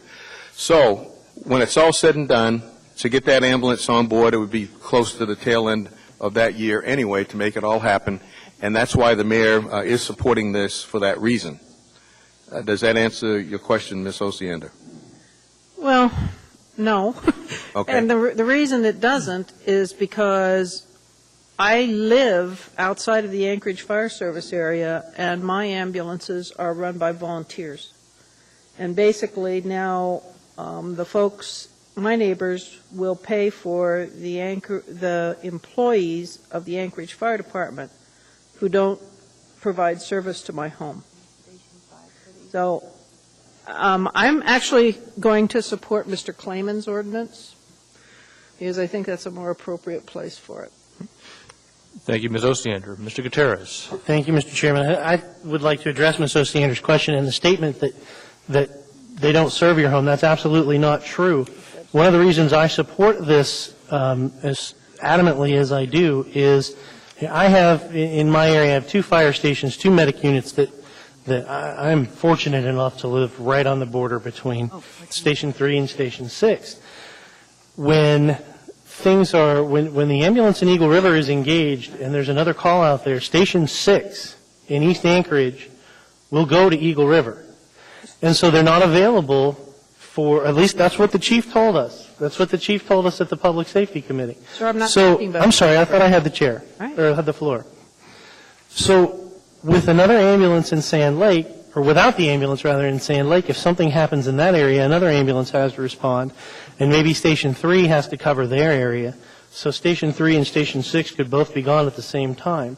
With another ambulance in the Sand Lake area, perhaps I can keep Station 3 where they are when Station 6 is out helping out in Eagle River. That's one of the most important things, I think, that's part of this equation, is that adding that ambulance down there helps every other part of the city. Thank you, Mr. Chairman. Thank you, Mr. Gutierrez. You have a response or a question, Ms. Osiander? Yes, that's inaccurate. Eagle River is different from Chugiak. Eagle River is part of the Anchorage Fire Service area. Absolutely, this will help Eagle River. I agree with you there. I don't live in Eagle River. I live in Chugiak. The line is at Fred Meyer, South Birchwood area, and so that part is not accurate. Thank you. If I might briefly impose upon my colleagues, could we have Chief Hall come up and make sure we have this clear in our minds before we proceed? Is that acceptable? Thank you. Through the chair, Ms. Osiander, we do in fact respond to Chugiak when they're not available. It's not initial. When they're there, they do have their ambulance when the people are there, when they're available. But Engine 11 or Medic 11 does respond to Chugiak, as does Medic 6 when they're in the area and Chugiak is not available. As Chugiak does to Anchorage. Yes, ma'am. Thank you. Okay. Thank you very much, Mr. Oh, I'm sorry. Mr. Coffey. Yeah, I was in the queue. Yeah, you are. I was going to ask the chief a question. You got him up there for me. I do what I can. Please use your microphone, sir. The fiscal note with this says we're going to spend $400,000 in 10 and $800,000 in 11. Mr. Vacalis said we won't have to incur those changes in expenditures for operating expenses until late 11 or beginning of 2012. Is that what your understanding is that we'll be hiring in late 11 or maybe a little earlier in training and then getting them on board? I suspect we'll be hiring in the latter part of 2011 once we do we have to advertise, we have to go through, but yes, sir, the ambulance is going to take if they vote on it in April, it'll take 6 to 12 months to get it spec'd out and built. Then the hiring practice, we have to hire 4 paramedics, firefighter paramedics, and 4 firefighter EMTs. And to get them trained and able to get out on the rig on their own, they have to go through an internship, and it is a lengthy process. So yes, sir, I am looking at the end of 2011. Okay, thank you. That's all the questions I have for the chief. I would like to address a question to Mr. Vacalis. Please. Mr. Vacalis, the changes in expenditures and revenues, the summary of economic effects indicates basically $1.2 million in 10 and 11 together. Is that not accurate for personnel? We don't want to support the 250. We want to support. Wait one, please. Oh. I think that's right.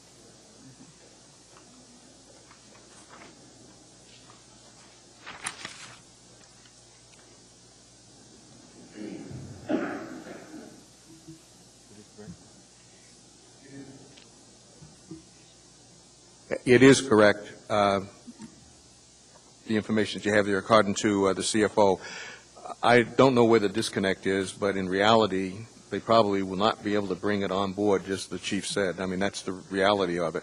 The same thing with the funding of the individuals. We won't be able to bring them on. So, I mean, the reason I asked the question is Mr. Birch indicated, and I concur with what he said, is that in 2010, we're talking about, 11, we're talking about additional budget reductions because of, for a variety of reasons, and we're talking about it, and to add money this year and next year when we won't have the ambulance for 12 months and training for beyond that seemed not to be an accurate statement. So if the funding level starts, if you moved everything over a year, you'd probably be right. Would that be true? Based on this summary of economic effects, that's all. I know. That's correct. All right. Yeah. Thank you. Want to do? Thank you, Mr. Coffey. Mr. Klayman. I had a follow-up question for the fire chief in light of the questions that Ms. Osiander has raised.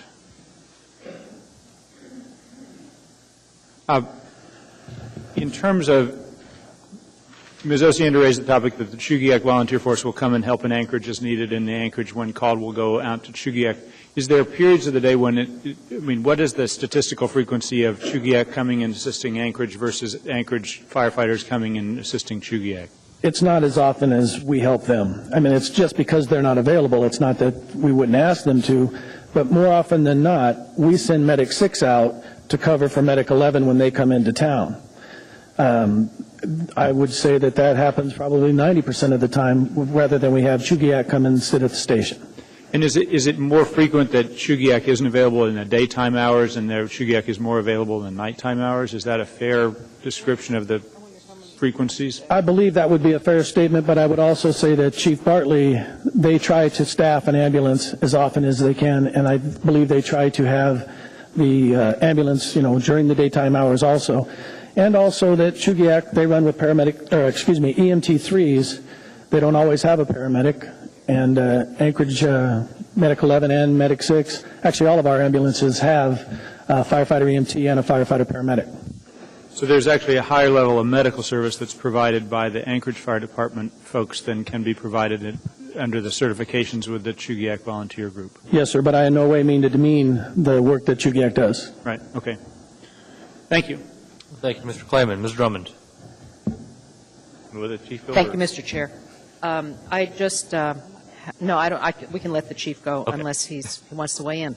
I just passed you a copy of a map that Mr. Klayman put together for the Sand Lake Community Council meeting last month. And if you squint at it, the original has red dots. What you see are black dots. At those black dots are where the current 7 ambulances are located in the Anchorage Bowl. There is also one in Eagle River and another one in Girdwood, which also will come to the rescue when necessary. If you squint at it and look at where Station 7 is, that's the Sand Lake station where this ambulance is proposed to go. There is nothing close to Sand Lake. And since that fire station has been built, there's been a ton of new development in that area. Hundreds and hundreds of new homes, a lot of senior care centers, long-term care centers, senior style residential, and all of that sort of thing. And the response time to Sand Lake and to the rural end of Diamond Boulevard is miserable.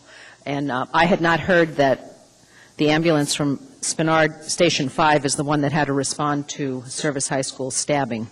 That's appalling. But this, if you squint at it, you'll see that puts an ambulance within a few minutes of every part of the Anchorage Bowl, and that's why I'm supporting this, the addition of this ambulance to our Public Safety Department. Thank you. Thank you, Ms. Drummond. Mr. Birch. I guess through the chair to Mr. Vacalis, what is the impact of the increase in tax cap if it's approved by the voters in April? Does that tax cap increase of $800,000, does that immediately happen, or does that wait until the ambulance is actually purchased? My understanding is once the bonds are sold, I may be wrong.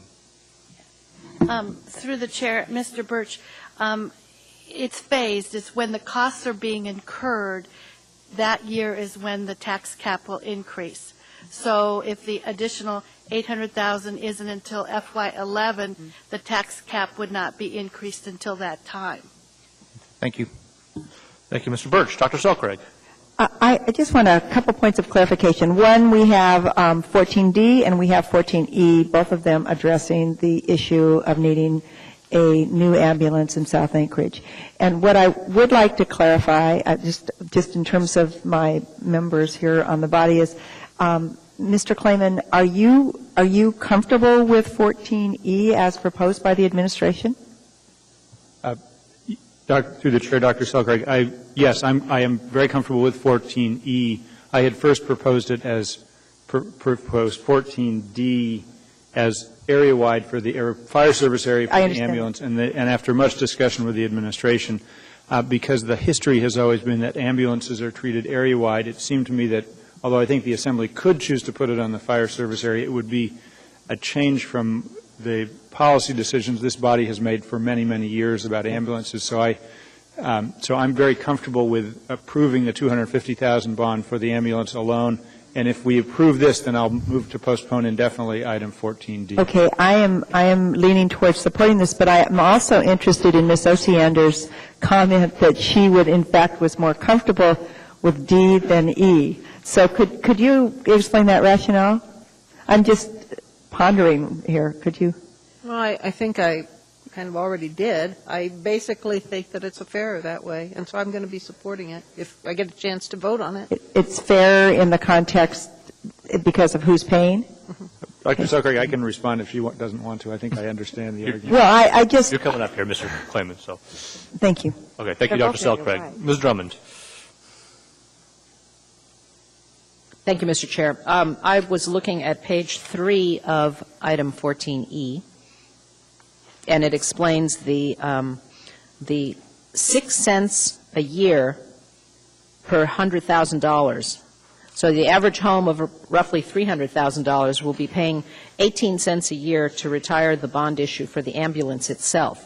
And the O&M is approximately $2.55 per $100,000, which is less than $9 a year for the average $300,000 home to pay for the additional staffing that it will take to keep that ambulance staffed full-time.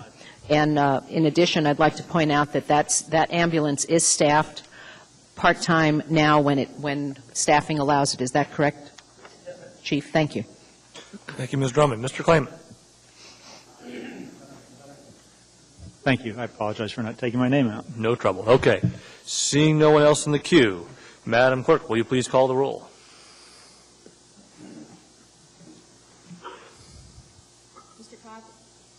Mr. Coffey? Yes. Ms. Osiander? No. Mr. Starr? Yes. Mr. Clayman? Yes. Ms. Gray Jackson? Yes. Mr. Gutierrez? Yes. Mr. Flynn? No.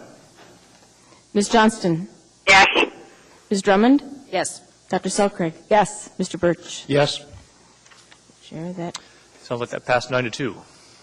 All right. That brings us to item 14C. No, we need a motion. This is the fire service. Move to approve. Second. Okay, just for clarity's sake, folks, 14C, Charlie, is the fire service area bond that the administration initially proposed. And so we actually want to take action on this one. 14 Delta, presuming 14C is approved, will most likely set aside. So with that, we have a motion to approve on the floor. Is there debate? Anybody in the queue? Madam Clerk, will you please call the roll? We're disapproving this one. Mr. Gutierrez? Yes. Ms. Gray Jackson? Yes. Mr. Clayman? Yes. Mr. Starr? Ms. Osiander? Yes. Mr. Coffey? Yes. Mr. Birch? Yes. Dr. Selkirk? Yes. Ms. Drummond? Yes. Ms. Johnston? Yes. Mr. Flynn? No. 10-1. Moving right along, 14D, Mr. Gutierrez. Move to postpone indefinitely. Second. Is there an objection to that motion? Seeing and hearing none, that item is postponed indefinitely. That brings us to 14F, Foxtrot. These are the public transit bonds. The public hearing on this item is now open. If you want to come talk to us about this and tell us in 3 minutes what you'd like to say, please come on down. Seeing and hearing no one, the public hearing on that item is now closed. What is the wish of the body? Move to approve. Second. That was Ms. Osiander and Mr. Gutierrez. Is there, sorry, Mr. Gutierrez. Is there debate? Seeing no one, Madam Clerk, whenever you're ready. Ms. Drummond? I'm sorry, is this a vote? Yes, this is on the public transit apologize. I just wanted to make a comment before I voted, that this does generate approximately a federal match of 4-1. I'm sorry, we started the vote I'm process. sorry, okay. So, I'm voting yes. oh, very good. Ms. Johnston? Yes. Mr. Flynn? No. Mr. Gutierrez? Yes. Ms. Gray Jackson? Yes.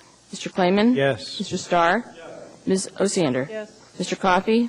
Yes. Mr. Birch? Yes. Dr. Selcraig? Yes. Mr. Chairman? 10-1. It's a glorious place to be. Okay. That brings us to item 14G, AO 2010-10, submitting to the qualified voters municipality of Anchorage. Move to approve. Oh, we need to have a public hearing on this, I'm sorry. Oh, sorry. A ballot proposition authorizing an equal value land exchange of 2.77 acres of municipal land. Waive reading. Thank you very much. This is basically a land exchange in the Midtown area. If you'd like to speak to us about this matter, the public hearing is now open. I'm sorry, Mr. Chair. It's Spenard. It's not Midtown. All that stuff south of Benson is the same to me. Right. All roads lead to Midtown. Be clear. Okay, seeing and hearing no one, the public hearing on this matter is now closed. What is the wish of the body? Second. Thank you very much. Is there debate? Ms. Drummond. I'd just like to point out that the Spenard Community Council and Project Management and I believe Dowell Engineers has been working on this for years and finally have come to an agreement, and I would urge support of putting this on the ballot. It is an equal value trade. No money will change hands, and it won't cost the taxpayers anything, supposedly. Very good. Thank you, Ms. Drummond. Thank you. Any further comments? Is there objection to this item? Seeing and hearing none, that item is approved. Moving on to item 14H, Administrative Ordinance 2010-11, ordinance submitting to the qualified voters residing in the Mountain Parks Robin Hill Limited Road Service Area at the regular municipal election on April 6, a ballot proposition to delete the requirement for a Sun Valley Heights board member, convert the LRSA to a rural road service area, and amend Anchorage Municipal Code sections 25.20.280 and 27.30.360. Waive reading. Oh, thanks a lot. Public hearing on this item is now open. If you'd like to come talk to us about this very small LRSA on the hillside, please come forward. Seeing and hearing no one, that public hearing on this item is now closed. What is the wish of the body? Move to approve. Mr. Birch seconded. Is there debate on the matter?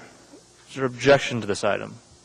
Seeing and hearing none, that item is approved. That brings us to item 14I, Administrative Ordinance number 2010-15, ordinance submitting to the qualified voters municipality of Anchorage at the regular municipal election on April 6, 2010, an advisory proposition on the question of whether the state of Alaska should amend Alaska Statute 29.45.050 to increase the maximum allowable residential real property municipal tax exemption. Waive reading. Thank you very much. This is the thing that would say, that would advise the legislature that we don't mind, would allow the voters to advise the legislature whether they like the idea of increasing residential property tax exemptions as a local option from $20,000 to $50,000.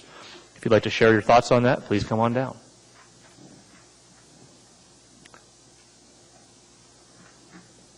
Don't be shy.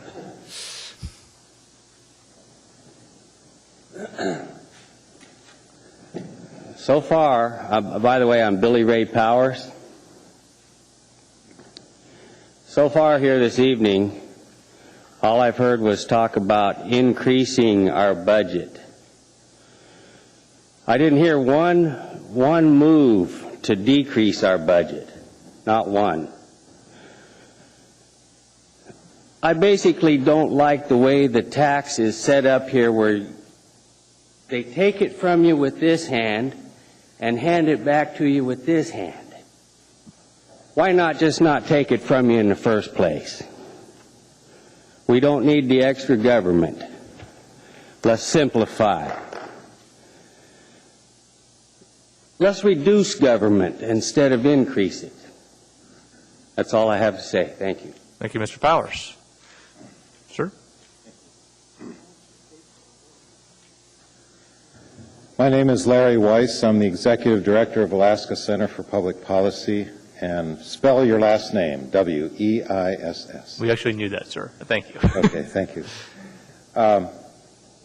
First of all, I want to speak in favor of this, in strong favor of this ordinance. And the reason is because an exemption, a higher exemption, is a very progressive type of, I guess in this case would be a negative tax. In other words, it strongly benefits low-income people, small business owners who are at the margins of economic security.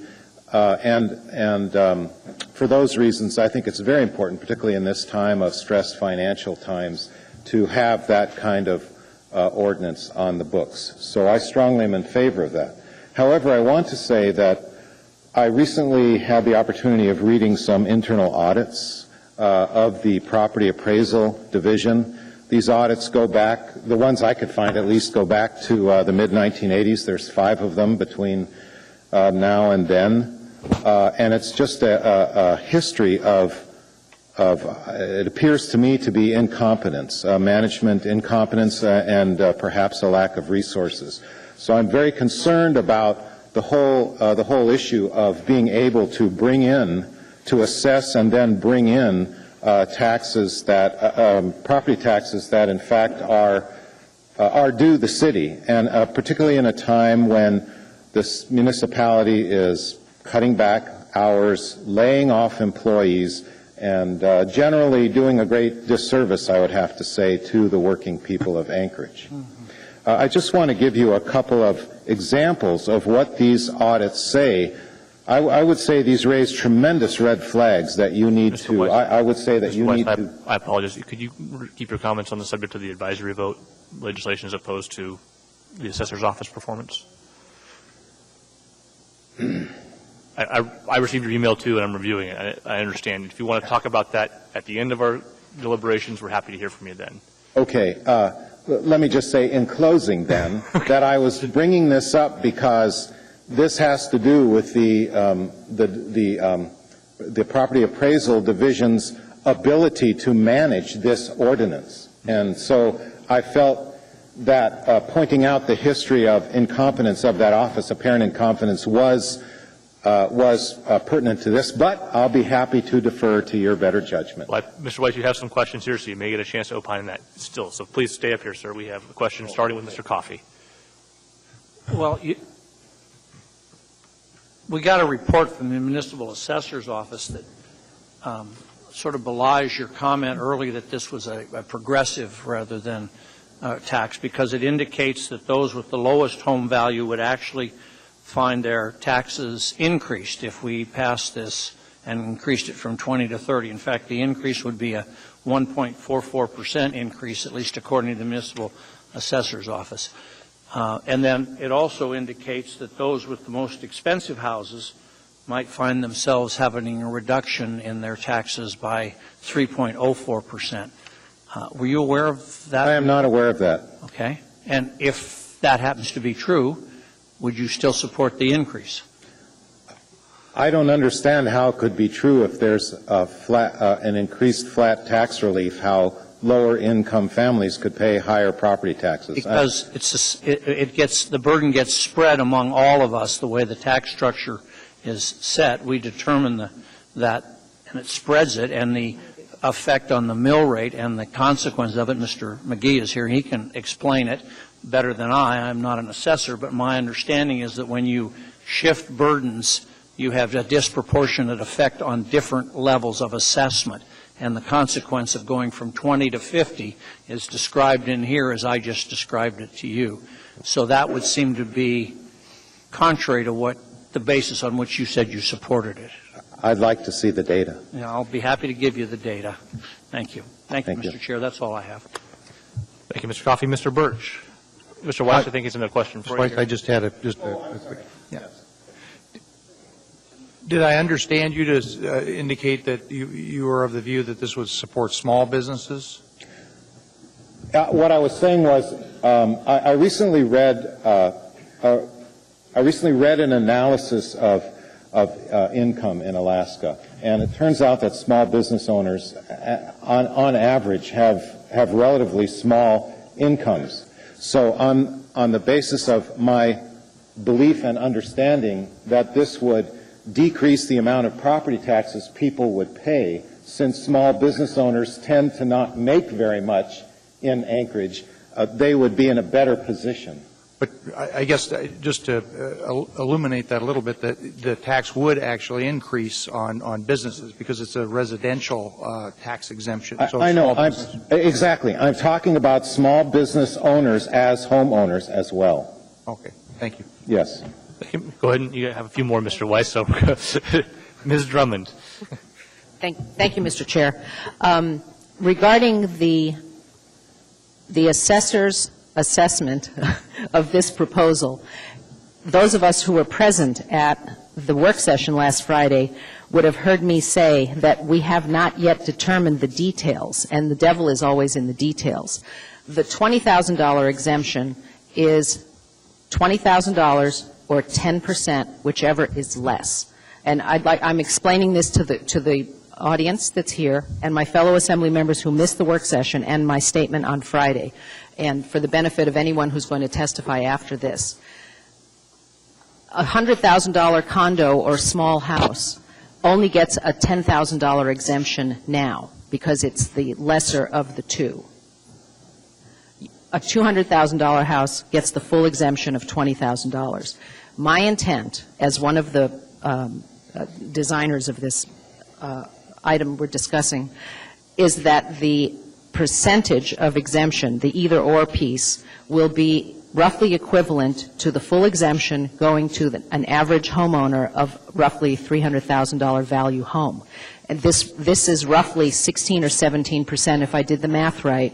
I'm sure that the assessor's office will do the econometric modeling and all of that stuff that it takes to determine what that is, but this is a long way down the road to where we actually have to approve that. And thus, if a $100,000 condo got this exemption, the $50,000 exemption, or 16 or 17%, they would be getting a $16,000 or $17,000 discount as opposed to a $10,000, which they're currently getting, and it would therefore decrease their property taxes proportionately to the size of the exemption. Right. And the assessor did not take that into consideration. The assessor assumed that we were proposing to raise the exemption to $50,000 and leave the percentage, the paired percentage, at 10%. And that skewed all the data that he showed us last Friday. And if you weren't at the work session, you didn't hear me say that. So this is for the benefit of everyone here, is that will change. The assessor did say that he thought that 25% was, I forget the exact adjective he used, but he thought that was out of line. But that's not how it's designed. It would be designed for the average or median home in terms of value to be able to take advantage of the full deduction. Do you have a question, Ms. Drummond? I'm sorry. Okay, I guess. Dr. Selkirk, do you have a question for Mr. Yes, I do. Okay. You phrased this as a progressive approach to taxes, in other words, in that, but do you know that, I mean, and we've talked, I think this has been asked you before, but I'm not sure, I'm asking you, do you understand that once you reduce that each property owner by the amount we're talking about, what you basically have to do is raise the mill rate? You know that, right? Because you still have a fixed amount of money that you have to come up with. So the mill rate goes up. Mm-hmm. And no matter how you work this, whether it's a 16% or a 10% or a 5%, people who have bigger houses are the biggest winners. People who have little houses are the littlest winner. So, in fact, it's not, do you know that it is not it is not a progressive act, it's a regressive act. It flattens the curve. So I went in, just wanting you to know, listen carefully on this, I went in thinking it was a great idea, but as you look at this, you may be surprised to find out that it's not progressive. Again, I didn't have the benefit of being at that working session. Thank you. But just in general terms, in terms of what I see up here, it would be a progressive approach. Thank you, Dr. Selkirk. Thank you, Mr. Weiss. That appears to be all the questions. Thank you. Or statements, as the case may be. Who else wishes to testify? No, but no matter how you cut this, it's not progressive. I'm not sure what the appropriate, Mr. Assemblyman, Mr. Chairman, Mr. Mayor. Mr. Chairman, how are you? Good to see you, Mr. Maestrom. Members of the Assembly, my name is Rick Maestrom, and I guess first I should say there's a talk show host in Denver that says, before you tell me where you stand, tell me where you sit. So let me first tell you where I sit. I'm an apartment owner. We own a lot of apartment buildings in Anchorage, and probably 350, 400. But the important thing I think to understand is that it's the apartment renters who pay the tax and not the owners. The owners will pay it for a short period of time as taxes go up. The owners have to pay it immediately, and it takes a while for rents to get up before the renters ultimately pay it. And I think the important thing for everybody in the audience to understand, and those watching, and I fear that those who vote on this won't understand it when they vote in public, is this doesn't lower taxes 1 penny. It does not lower taxes. It's not something, the taxes are determined when the Assembly approves the budget and sets the mill rate. So it's not lowering taxes, it's just moving the taxes around. The existing law that we have, the $20,000 exemption, is actually extraordinarily unfair to renters. And so it hurts the lowest income people the greatest. When that law was passed 3 or 4 or 5 years ago, I'm not sure when it was, what happened was the homeowners got their first $50,000 exempted, and therefore there was more tax to be spread out to everybody else, and that included renters. So the renters' taxes went up that year even more than they would have just with the normal increase in the amount of taxes. So the renters have been paying, since that law was first passed, an inordinate amount or disproportionate amount of taxes. So it's essentially unfair to renters. Now with the new law, and I think this is probably not even known yet because we're just asking for an advisory vote, are we going to give guidance to the legislature? But there's going to be some really big problems in doing this if we try to raise that exemption to $50,000, even if we include apartments, as has been discussed. There's 2 ways you can exempt apartments. You can either exempt the whole building, and that is you take a fourplex and you're exempting $50,000 from the value of that building, and therefore there's less tax paid as a result of that. That's inherently unfair and probably impossible and probably wouldn't stand up in court, because if you live in a fourplex, for example, if the building is just exempted for $50,000, you live in a fourplex, you're getting 1/4 of the value that somebody in a single-family home is getting. If you live in a 40-plex unit, you're getting 1/40th of the benefit from that tax exemption that a person in a single-family home lives. And if you live in a 40-plex compared to a fourplex, the person living in a fourplex gets 10 times more benefit from the deduction than the person in the 40-plex. So it's impossible. You can't do it that way. It would never stand up. So then you say, okay, well, let's exempt every unit from that. Well, there are so many buildings in town that have, for example, and that's probably the most fair way to do it. Everybody gets an exemption. But there's so many buildings in town whose typical per unit value is about $50,000. And if you were to take a 10-plex that's worth $500,000 or $50,000 a unit and exempt the first $50,000 per unit of value, you're going to have a lot of people not paying any property tax at all. That whole building wouldn't pay any property tax. So there's a lot of various formulas you're going to have to come up with to try to make this work. But essentially, no matter what you come up with, it's not going to be equal.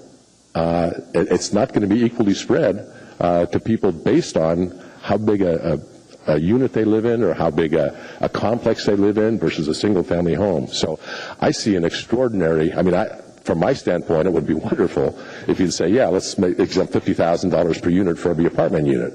And ultimately, those would benefit the apartment owners, but it's not a good thing to do.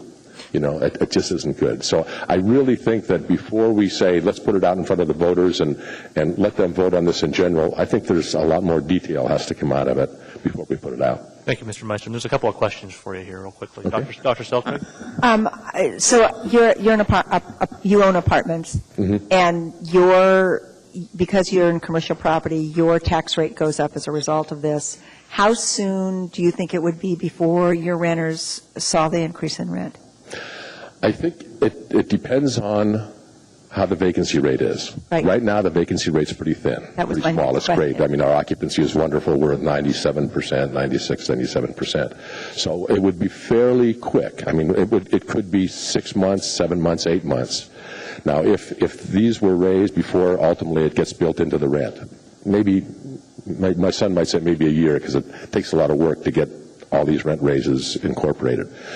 If it were done at a time when the vacancy rate is about 7 or 8 or 9%, and we've seen that over the past few years, it could be 2 years before this gets built into the And so the rents. for a new apartment building where you're paying a mortgage on it, if your taxes went up and you weren't able to really recoup that, how flexible do you think, I mean, just generally speaking, are these mortgages structured in terms of the occupancy rate? I mean, is there a potential that actually it could begin to put owners in a position of really having a hard time? You can. What would happen is, let's say you couldn't, let's say we had a little bit more vacancy than we thought, people couldn't raise the rents. Theoretically, and I think this is true, what happens is when you can't raise rents, then the margins get really, really thin. The banks say, we're not going to loan any money to anybody who's going to build an apartment because they can't cover their debt by they can't get 1.2 times the debt coverage. So we're not going to loan any money. Builders are saying we're not going to build apartments because we can't make any money. We can't sell them to anybody. And so people don't build apartments. And that's kind of, that's kind of what's happening in Anchorage right now. Nobody's building apartments because with the increase in taxes over the past 3 or 4 years, it all has not been incorporated into rents. And with the increase in utilities, the margins are pretty thin. So nobody's building. Banks aren't lending money. And ultimately, that's going to mean rents start going up. And when that happens, then people will start building. But it can be a long time. Depending upon it can be a long time before it's built into the rents. Okay, and someone said to me, well, if rent went up in one building, people would just leave and go to another building, and they would, in the free market, people would have to bring their rents down to meet the need. We're not in that kind of market, are we? Is it a buyer's market right now? It's pretty tight. We're not in that kind of market. The rents would be tax raises go into rents fairly quickly right now, and there's also inertia that keeps people from moving from one apartment to another for $25 a month. If it's a $20 a month raise, $25 a month raise, people say it's not worth it moving. But when it gets bigger, then people do move to, when we raise rents, we see if we raise rents on 20 or 30 units in a month, we'll lose 1 or 2 people when we do that. And that turnover is costly. But that's what you would do if your taxes went up. Yes, it's because of increase in costs. But I really think that there's an awful lot of thought that has to go into this before we do it because it has the potential to be really unfair to various groups of people. Thank you, Dr. Selcraig. Mr. Gutierrez. Thank you, Mr. Chairman. First, I guess I should point out I helped Mr. Mystrom pay his property taxes for many years. My wife and I lived in some of his apartments. He's a good landlord, very good landlord. Got nothing bad to say. I'm curious. A couple of questions. First, to kind of spool off something Dr. Selcraig was asking you, what other forces are out there that are driving rents up?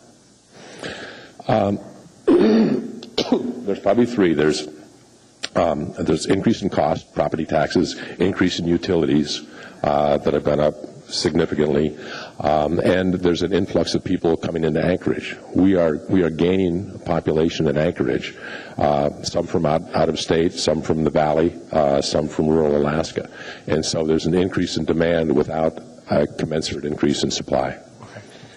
Okay. Another interesting question. We were told by the assessor that for the residential property tax exemption that's currently on the books, only, something like 43% of homeowners who are eligible actually apply. The laws that are, or the bills that are going in Juneau actually would include rental properties. So you would be able to apply for a property tax exemption.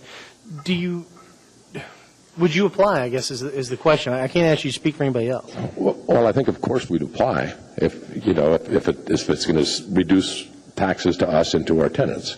But I don't see how that can work without every individual unit having to be able to apply. In other words, if we have a 50-plex, there needs to be 50 exemptions there, and we could apply for all 50 of them maybe, I don't know. Mm-hmm. You can't just apply for one for a building because that creates an inequality that's greatly unfair and wouldn't stand up in court. So it would have to be per individual unit. Theoretically, and if the lawyers in Juneau would have to work that out, if you were able to apply for a credit, whether it was 20, whether it was 25, whether it was 50, what impact would that have on slowing the rise in rents? Because whether this happens or not, rents are going to go up. That's just that's the nature of life. I learned that pretty quickly. No matter what happens, rent goes up. Would this have a slowing effect at least on it? What would happen if we did theoretically, if we did apply, and if taxes went down on a per unit basis?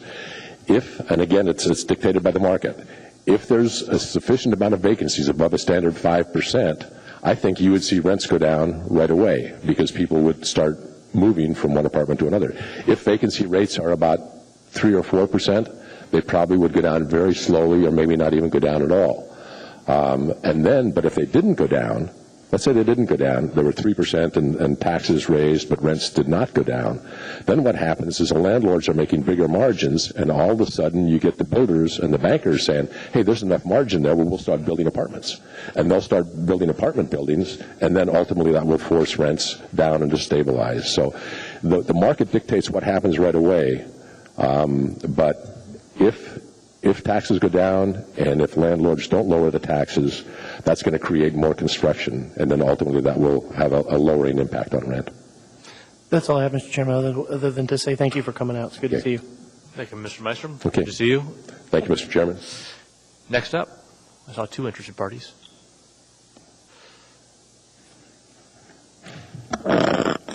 Good evening. My name is Tony Izzo. I'm the chair of the board of directors for the Anchorage Chamber of Commerce. With me to my right is the Anchorage Chamber president, Sammy Glasscott. The Anchorage Chamber of Commerce is the state's largest business organization. We have over 1,200 members, and those members represent over 70,000 employees. Our priorities this year are broken down into really 4 primary areas, and they include cost of energy and the availability of energy in South Central, healthcare, tourism, and taxation.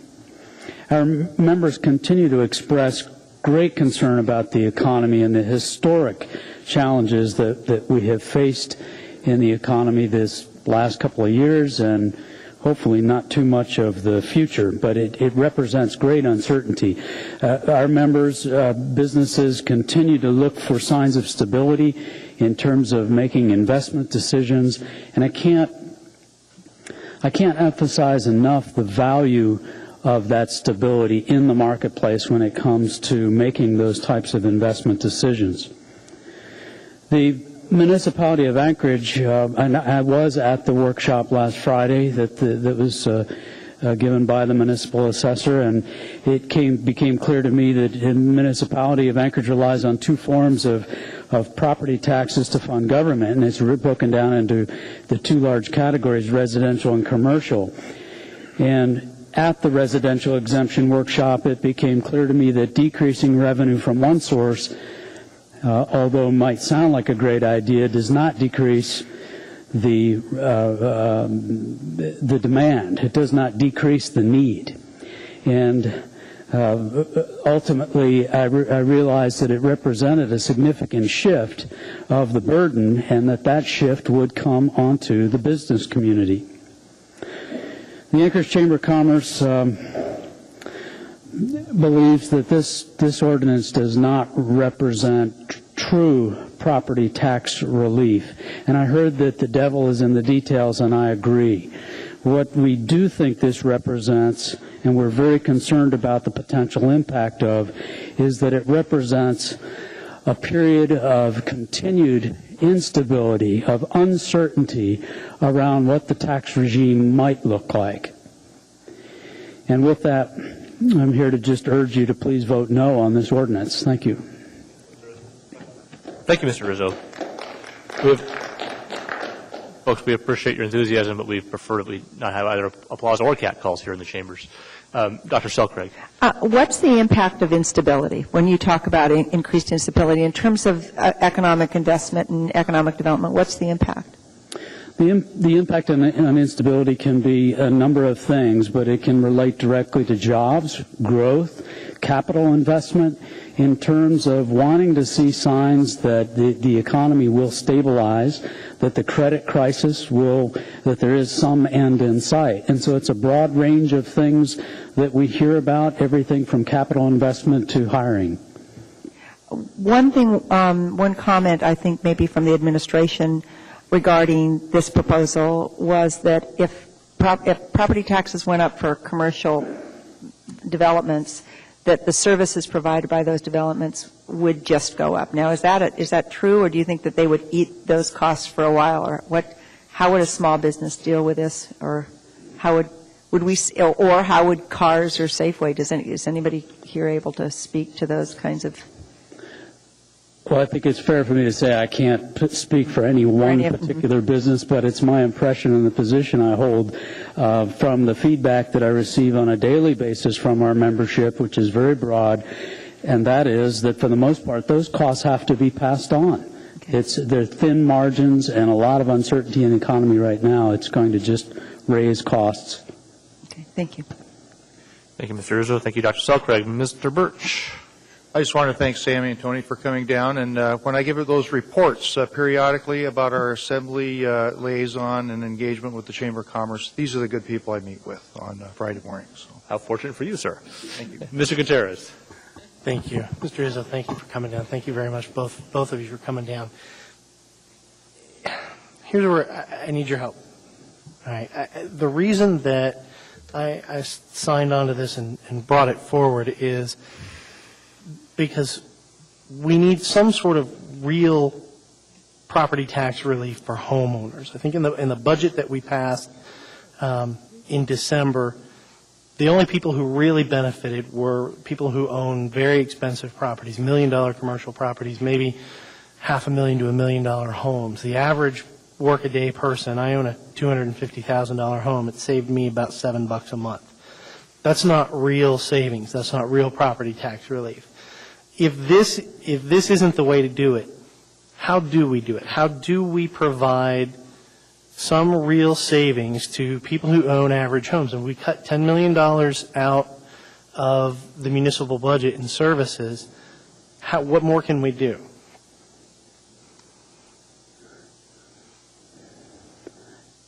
I'm stuttering. I'm speechless. I want to reach into my pocket and pull that answer out. We would be happy to participate in the development of such a thing. Again, I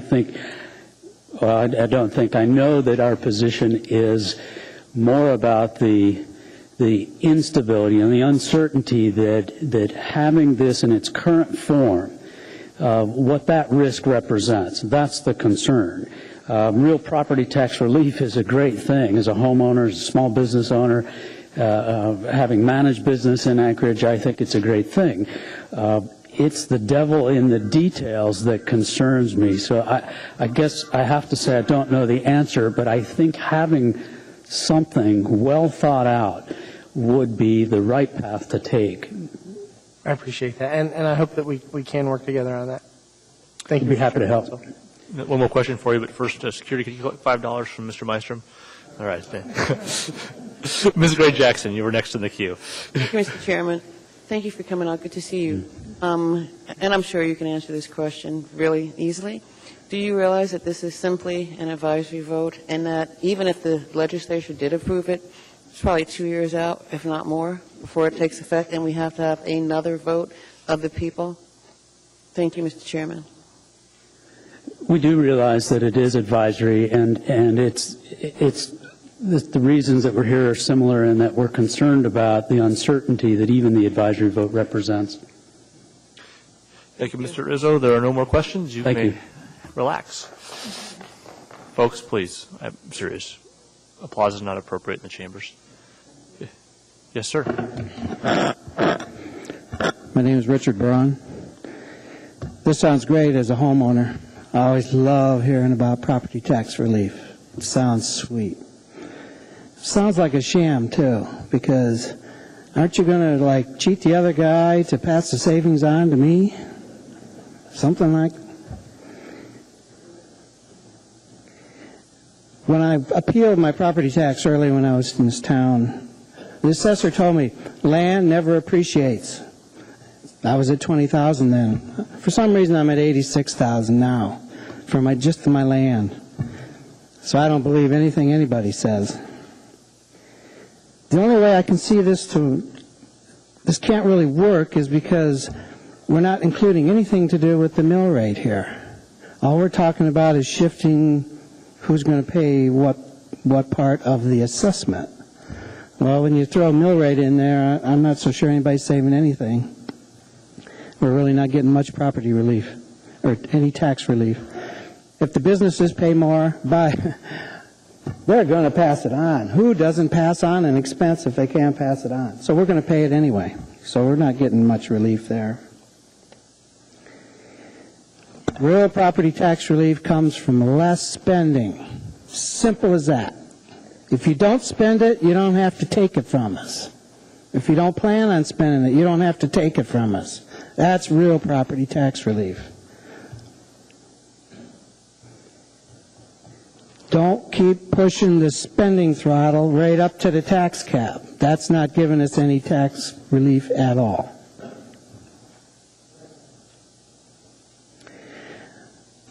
You bring up a point. This is advisory. What's harm in voting for it when it's only advisory? It's not going to make any. What are we wasting our time for? If we're doing something that doesn't matter, and it doesn't matter whether we vote for it or don't vote for it, because somebody might not pay attention to it anyway. Then what are we wasting our time for? Why don't we deal with something real and get the real property tax relief going? Let's figure out how to save some money and quit like all these bond issues that we just did. Every one of them says, raise the property tax cap, raise the tax cap to cover the cost. We don't know what it is, but raise the cap, raise the cap. That's not property tax relief at all. Please vote no. Thank you, Mr. Braun. Anybody else wish to speak? No questions, Mr. Braun. I was just thanking you for coming down. Yeah, I just wanted to, my name's Bob Griffin with the Municipal Taxpayers League. 84% increase in spending over the last 6 years. If we could have avoided that, that might have helped a little bit in the middle and lower class tax cap. The shifting this burden onto businesses. Businesses are the engine of our local economy. They're the people that hire other people. That by shifting it onto businesses, all they're doing is actually creating another regressive tax, an indirect sales tax that's passed along to the consumers.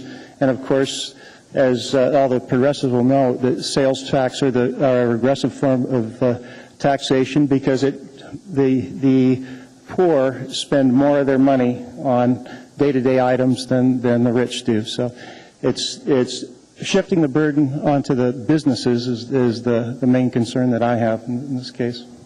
Thank you, Mr. Griffin. There appear to be no questions.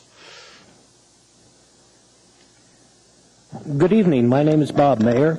I think that rather than speak to the content of what is before you here tonight, I'd rather speak to the process. Currently, Anchorage Municipal Government is moving forward 2 bond propositions. The first concerning the parking meters downtown and how they are enforced. Currently, the cops have to write the tickets downtown. Anchorage Municipal Government is working on a bond proposition whereby Anchorage Parking Authority employees can write the tickets.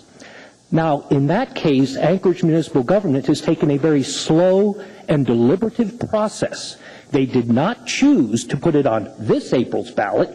They chose to wait till next April's ballot so they can go out into the community and educate, hit all the community councils, and again, educate what a yes vote will do and what a yes vote will not do. Now, the second ballot proposition that Anchorage Municipal Government is moving forward is what is before you here tonight. Now, this thing was just laid on the table 2 weeks ago. In your agenda, part of the consent agenda is ordinances and resolutions for introduction. It was not even listed in there. There has been no community discussion here. Not one community council has been given a presentation to the pros or the cons.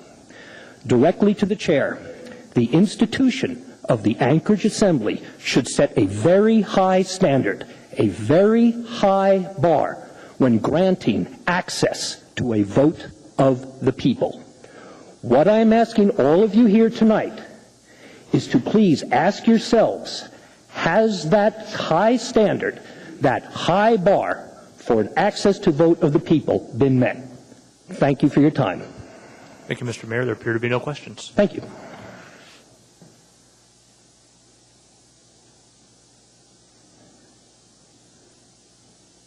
Good evening. My name is Maureen Chandler. Ms. Chandler, why don't you pull that microphone down so we can all hear you clearly? That a little better? Thank you very much. My name is Maureen Chandler, and I represent Widener Apartment Homes. We are one of the apartment owners in town. And the idea of shifting the tax burden from families to businesses is not a new idea. We all do want our taxes to go down. It always sounds appealing to have someone else pay for the government services, firefighters, police, and all of those services that are so vital to our entire community. Unfortunately, shifting the tax burden to businesses in our community isn't really doing any of us any good. Shifting the burden of taxation to multi-family housing owners is a bad idea for the community. Doing so directly increases the housing costs for renters. Shifting the tax burden to the group that is least able to pay simply pushes more renters out of market rate housing and into subsidized housing, welfare rolls, or private assistance from our churches and other social agencies. The tax proposal, when aimed at multifamily housing communities, simply passes the increasing tax burden from middle-income families to the lowest-income families. The proposal is a regressive tax, and it places the greatest burden on the households with lowest incomes. We, as members of this great community, rely on our elected officials to be responsible and make good choices that keep Anchorage a great place to live and to work. We pride ourselves on taking care of one another, and we continue to take steps to help the more marginal socioeconomic members. Giving the voters some short-term relief or euphoria, only to see the quality of community deteriorate through increasing homelessness is not a responsible decision. I am a voter. I am a homeowner. I'm a member of this great community. I'm a manager and a representative of an organization that provides both clean and affordable housing in this community, as well as many jobs. It is my fervent hope that the leaders of our community will make the right choice in this matter. Thank you, Ms. Chandler. A couple of questions for you. Mr. Gutierrez. Thank you. Thank you for coming down. Do you understand that the proposals that are being discussed in Juneau would not shift the burden to multifamily, that you, in fact, your company would, in fact, be eligible for the tax exemption on each of their properties as well? I know that that has been discussed, but my understanding is that it's not yet been decided, that was among the discussions and among some of the options. Because in the discussions, actually, it's interesting because I believe you're the largest single owner of rental properties in the city. That's probably true. If it were, and obviously things change as they go down the line, but if it did include rental properties, would that at all change your opinion? Because your company would ultimately be probably the biggest single winner. I'm not sure that that would change our opinion entirely. Again, it's a process, as we discussed earlier with Mr. Maestrom. So it is a process, and it is a long process, and certainly we would be in benefit of having some sort of a tax exemption. However, we have to look at our rents, we have to look at our renters, and their income. What are they able to afford? What can we do with the rents, and how will this tax roll out and affect them in the long run? So it sounds like those are some alternatives available to you all to discuss. And yeah. Let me ask you another question, and I apologize. It really was something Mr. Maestrom said that just recrystallized in my mind. Right now, the current system, I think, is patently unfair because when the law was first passed, it excluded multifamily units. It only went to owner-occupied units, so a large apartment building was excluded. What if that were the only change that were made? What if we changed the current system that is in place, allowing a $20,000 exemption, $20,000 or 10% of assessed valuation, but included multifamily in the current law? I'm not even sure that's a possibility under what was passed in Juneau, but What if we simply change that system to include a benefit for renters as well? But I think, as Mr. Maestrom pointed out, that you run into some complications as to whether or not, is this exemption going to benefit the building as a whole? We have some buildings that have 30 apartments. We have some buildings that have as many as 383 apartments. So, how the logistics of that would roll out really is a question. All right. Thank you. Thank you, Mr. Gutierrez. Ms. L.V. Gray-Jackson. Thank you, Chair Patrick Flynn. Hi, thank you very much for coming out. I really appreciate your testimony, but I was just curious. I think it's really great, first off, that Weiner Properties provides housing for the citizens in this community. But I was just wondering, does Mr. Weiner live in our community? Mr. Widener does not live here. Myself and we have 120 associates that all live and work here in the community and participate and give back to the community. Yes. And last in the queue is Dr. Selcraig. Assuming what Mr. Gutierrez suggested happened, and that all the multifamily units in the city got a significant tax cut, would there be any guarantee that that benefit would be passed on to renters? Again, it's a question of supply and demand in the marketplace. So as Mr. Maestrom alluded to, right now our market is very strong and good. The real estate market is very cyclical, so there are stages where it would catch up and take longer for that to affect the renter, and that is going to depend upon the market. So it would really depend upon the market and dependent on who owned the building as to whether or not, and what their situation was, as whether or not they would pass that benefit on to the renter. Well, I'm fairly certain almost all landlords, if faced with an increase in tax, would have to pass it on to their renter. I'm asking about a decrease in their taxes. So would they pass that on to their renter? Yeah, automatically. Would we assume that if your taxes were decreased?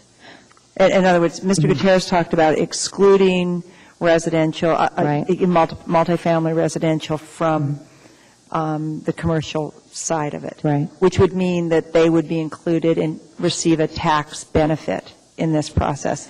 Is there, if all the multifamily developments in the city got reduced taxes, could we count on them passing that on to renters? Well, we couldn't all collude together, but again, if the market were such that landlords started dropping the rents, then yes, they would all follow. But if the rents didn't drop, if you were all at full capacity, then the rents would stay where they were at. There appear to be no further questions, Ms. Kendall. Thank you very much for coming down. Mr. Kendall, welcome back. Well, with your indulgence, Mr. Chairman Flynn, it's so hard to be calm following such eloquent speakers as Mr. Izzo and the lovely lady here. Their calmness and their quietness, it just kind of mesmerizes my deeper thinking capacity. So let me see if I get this straight. Number one, you never let the opposing party define the issues. This isn't about some taxes going to commercial. What's wrong with you people? This is about the sanctity of the home, the individual home owner. Talk about a cat barking moment. Who'd have thought this? Now, I thank you. I thank the Socialist Six for bringing this up. And you know why I do? Because you're begging a very important question. What the hell? How can the Republican right wing and all that silliness talk tell you that you can't give a property tax for the home owner? Oh, God forbid, it's the rental people. You think they give a damn about the rental people? You got to be on meds to believe that. Now let's get back to some reality here, if I might. And pardon me while I do this bombastic hyperbole moment, okay? I deserve it. Mr. Gutierrez, you asked one of the most important questions tonight. How do we do it? That is the important question. And why we're having this silly discussion again is because we're not having public dialogue. Your children are killing people in a foreign country. I'm not getting off subject. Your financial system is falling apart. Your families are falling apart. The roles of your men and women, your schools, and now you're throwing your homes off. This has just gone nuts. Now let me tell you, talk about tinfoilers, Mr. Coffey. We are at that tinfoil moment here tonight. This is about priorities. We are long overdue for this discussion. This isn't about trickery. This isn't about some type of a them versus them. This is our homes. It is the foundation. And let me remind you, commercial people, my family had 14 corporations, so don't you put that commercial stuff on me. You want to do business, you pay the price. You need to find out where the money is coming from, where the money is going. Any man who throws down a complex system, it most likely is a system of greed and connivance and collusion. And they have made it complex, as our mayor pointed out the other day in the meeting. Now, outside of engineers, of course, but my point is this: we need to come back to some understanding of where our values lies, ladies and gentlemen. It is about the leadership. It is a bigger tax break for the bigger homes, and it is a smaller take for the smaller people, because you've not looked at those people damaging you, ladies and gentlemen. Your fuel from the time 15 years ago I'd seen them coming in. The feedstock industries would raise the price, and our leaders would go, oh, we'll just raise the price. My family couldn't do that. We couldn't raise the price. Now you're about to pay the price of that moment.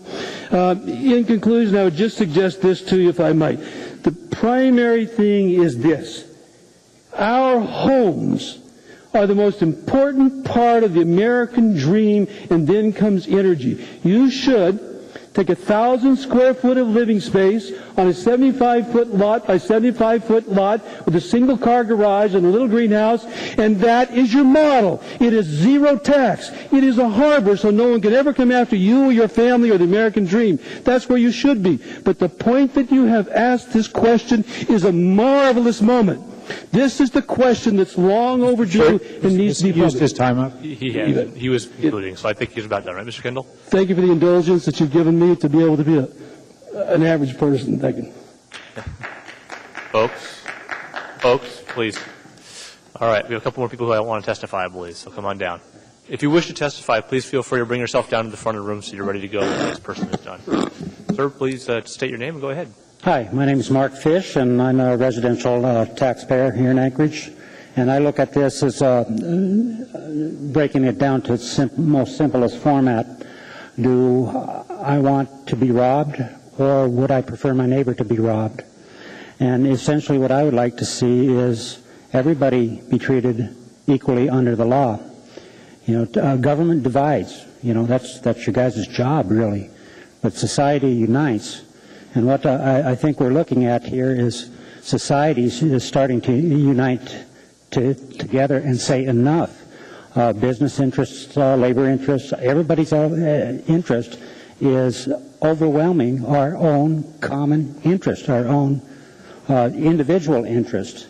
And people are really getting upset about that. And I just want to point out that, you know, instead of having this discussion on yet another exemption or raising exemptions, shouldn't we really take a system that's gone too far and look at its basic structure and see if it should change? I want to read you something about a guy, his name's Charles Basswell. He wrote Public Finance after he looked at all the tax structures of Europe and America back at the turn of the century. He had this to say about property tax, and it's a snippet, so bear with me. A property tax is much in the same position as local taxation, though its defects as part of any tax system are so great, it is doubtful whether it should be admitted even into the list of good national taxes. It appears to have two great faults: of injustice of distribution and a liability of evasion. And isn't that what we're talking about here? You know, redistributing to one or the other, not treating everybody on an equal basis, not giving every citizen an equal stake in the game. You know, I am a poor landowner, and I don't hold it against my wealthier people for the money that my wealthier friends for the money that they've earned. They've earned it. You know, I want to keep what I've earned. They want to keep what they've earned. We're in this together, folks, and it's time that government stops dividing us into classes and treating us the same. I really think what you have to do here is maybe get a hold of the state and, number one, tell them they have no business on telling us how to tax our own people, and get them out of the game completely.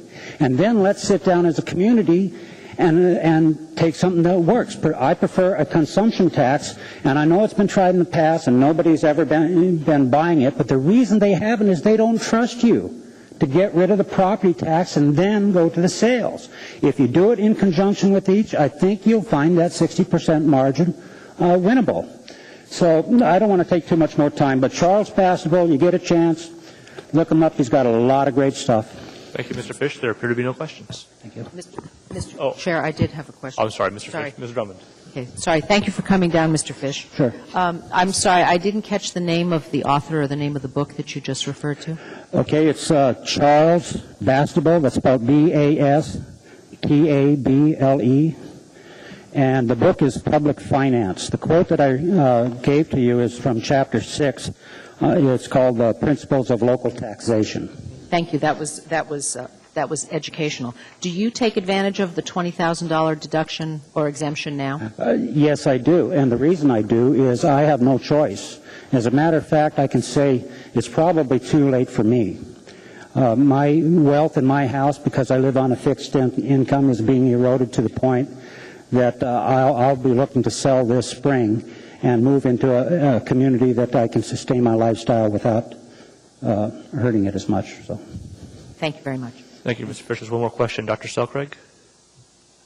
In our work session, there were some other ideas that were just suggested, and they're models where rather than having across-the-board deductions from reductions, some communities have set up situations where if individuals actually have a life event or an economic situation where their taxes, I believe it was at 4% of their income that year, they don't have to pay them. So really what it is, it's a safety valve to not allow taxes to actually do what you're suggesting, which would drive somebody out of their home. What do you think about that kind of an idea? Well, I still think property taxes as a whole is problematic. I would prefer a consumption tax because it's more of a sustainable tax. And if you look at it in houses themselves, you pay a property sales tax on a house. Well, you know what it's worth when you buy it. You're paying a sales tax on that. It's rolled into your mortgage. And when it's paid for, you're done. You own your home. And the rest of your finances you can use to buy food in a sales tax environment and have that extra income. The way it is now, there is such an uncertainty for people that are in the system, and you know, some people hurt more than others in the system as it is now, and that's never going to change. But there's such an inequity that they don't know from one year to the next. The uncertainty of what my taxes are going to be next year is what really hurts me. I have no idea. All I know it's going to go up. And if I ask how much, well, stand by, we'll tell you in the spring. It's just not something that I can plan for. And I think a lot of people are in that same place when it comes to property taxes. Sales tax, they say it's regressive against the poor, but guess what? Poor don't have money. They don't spend it. It's plain and simple. You know, if I don't have money, I can't spend money unless I'm willing to go into the debt, and that's a whole other issue. But you know, the fact is we have to look at a way that, number one, treats us all in the same boat, equally distributed. Stop dividing us into rich and poor because it doesn't work. You know, I may be poor, but someday I'd like to be rich, you know. And I may be rich, but someday I'm going to be poor. So we should all be treated the same. Thank you. Thank you, Mr. Fish. Thank you, Dr. Selcraig. I think we're all no more for the questions. Next, sir. Hello, my name is Don Dwiggins. I'm a property owner. I own both commercial and residential property, but I'm here on behalf of the Building Owners and Managers Association tonight. It's a group of about 150 people who own about 25 million square feet of commercial property in Anchorage. That works out to about $5 billion in assessed valuation. So obviously we're interested in the impact of a shift of taxes from residential to commercial. There's an article in the paper last week that said that the residential properties are subsidizing commercial in this city, and that is absolutely incorrect. It's the other way around. Because of the exemptions that are already on the books, the residential property owners already have a reduced valuation, which has lowered the tax base, which means that the rates have gone up, and that has been spread across the board to all the property owners in Anchorage. As was explained earlier, when you give these these property valuation exemptions to people, all that does is reduce the ultimate value of the real estate in Anchorage upon which you assess taxes, which means that the rate has to go up. The mill rate rises as the valuations go down because you're not about to reduce the amount of taxes you collect. That's a fixed number. The only real tax relief you can get is when you lower the amount of taxes you collect. All you're doing by doing this is to redistribute who pays for them. I would love to have somebody pay my taxes, but the reality is that only people pay taxes. No matter what you do here tonight, the taxes are going to get paid by the people, whether they're low income or high income. Everybody that pays taxes passes it through to the lowest common denominator.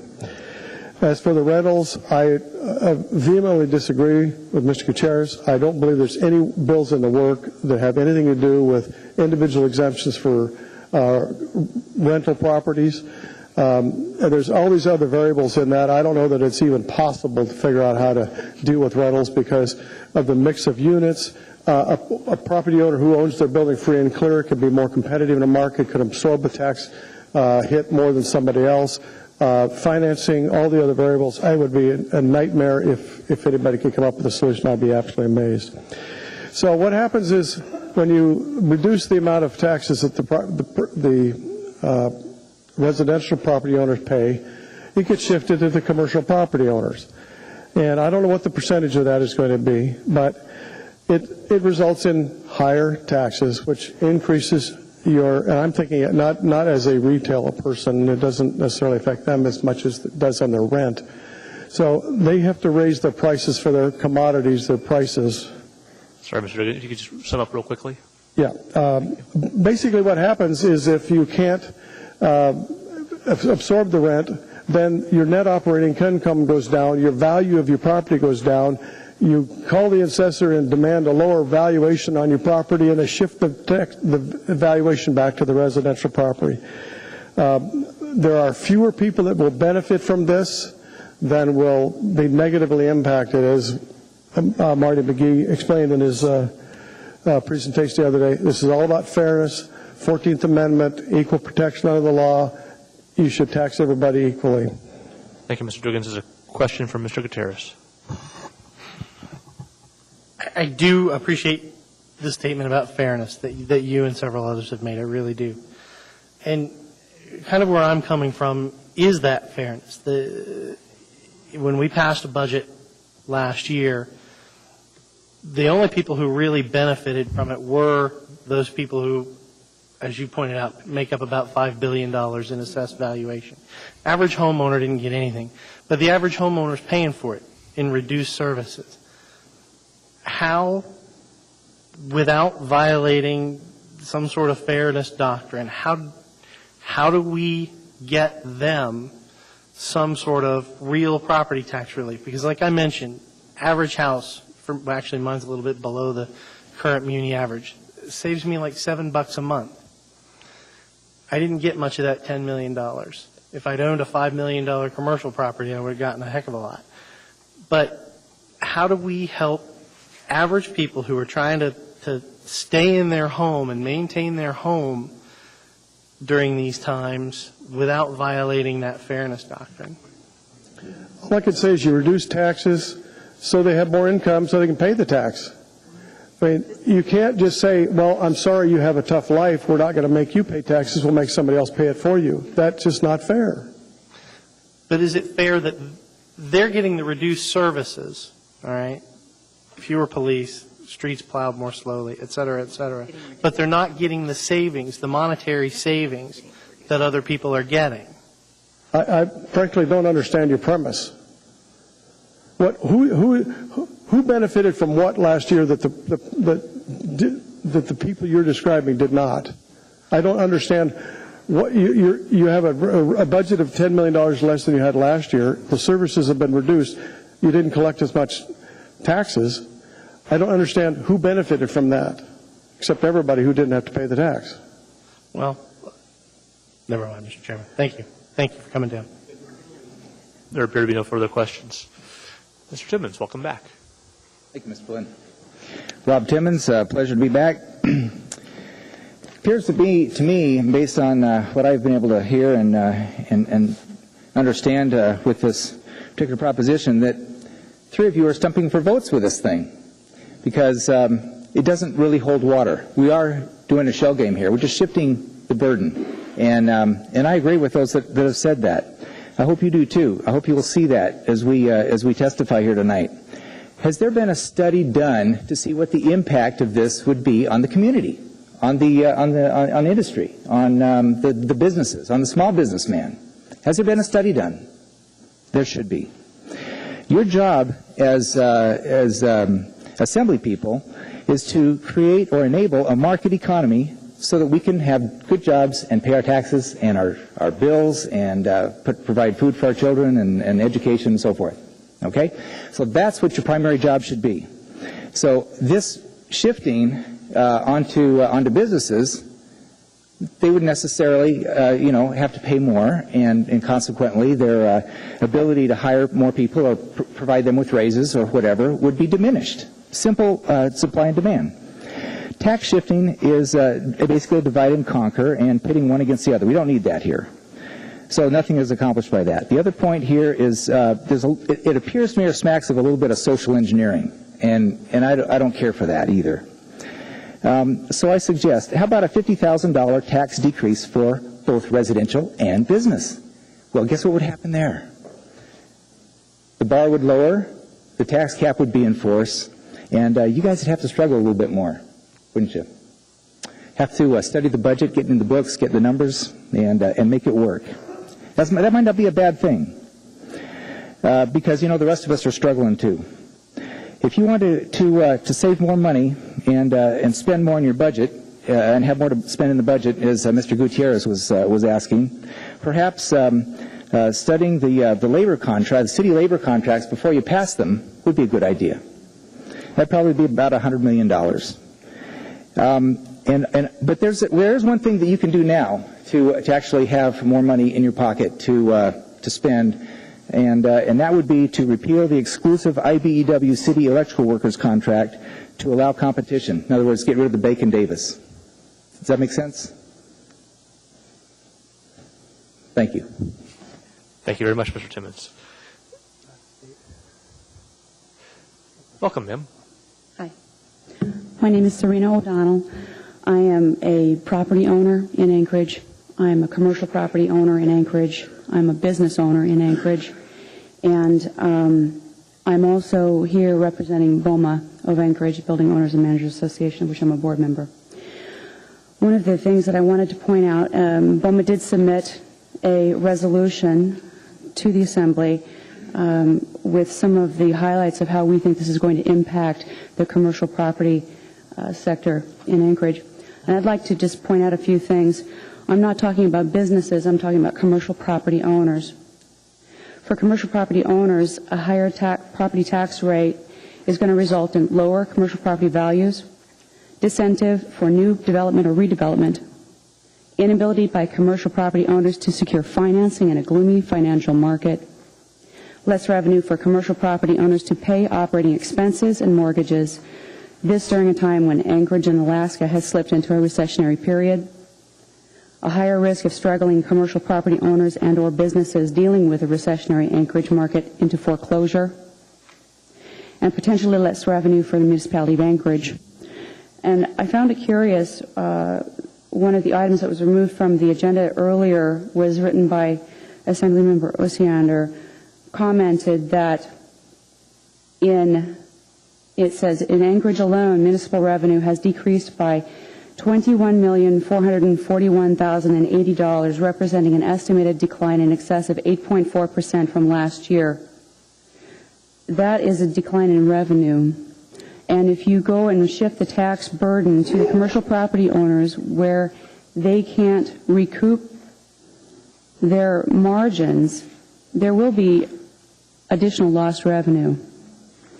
And I find that as a business owner operating in a property that I also own, I am responsible for paying my own mortgage and my own taxes.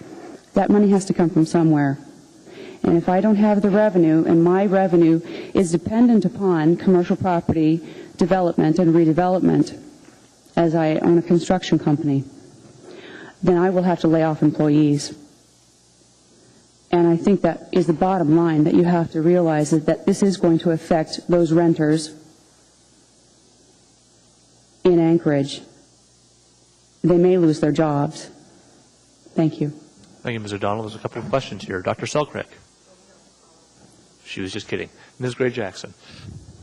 Thank you, Mr. Chairman. Hi, thank you for being here this evening. When the $20,000 residential property tax exemption went into effect some years ago, what effect did it have on your business then? And the economy several years ago was far different than it is today.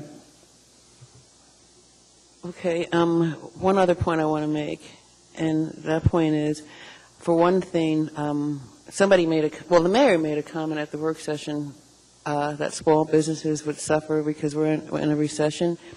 But I just want to say that, number one, if the legislature does approve this and the voters approve it, it isn't going to take place until 2, maybe 3 years from now. And, dear God, I doubt if we're going to be in a recession then. Thank you. I don't have a crystal ball. I couldn't predict what the economy is going to be in a year or two. However, I have to deal in today's dollars. Thank you very much. Thank you. If you do find a crystal ball, however, we're happy to borrow I would it. be happy to All right. share it with you. Thank you very much, Ms. O'Donnell. Appreciate you having done. Does anybody else wish to testify on this issue? Seeing and hearing no one, the public hearing is now closed. What is the wish of the body? Move to approve. Second.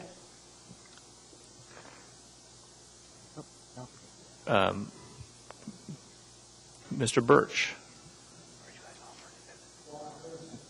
I would suggest that we not spend a lot of time on this. I think we've had some very compelling testimony. I think it's clear that this is not a good idea, and I would speak against the ordinance. I think, as was pointed out earlier, if we really want to do something to benefit the taxpayers in this community, let's reduce the cost of doing business in this community in the cost of government. I think that's the best bet. So I'm a no vote.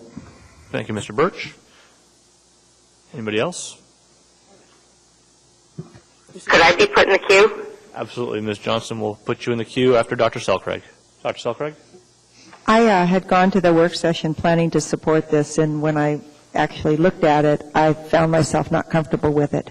And the reason is that I actually think it's a regressive tax. I think in the end, what we're going to find is that people who have big houses will benefit the most. People who have smaller houses will benefit least. But I think there's other regressive aspects to it.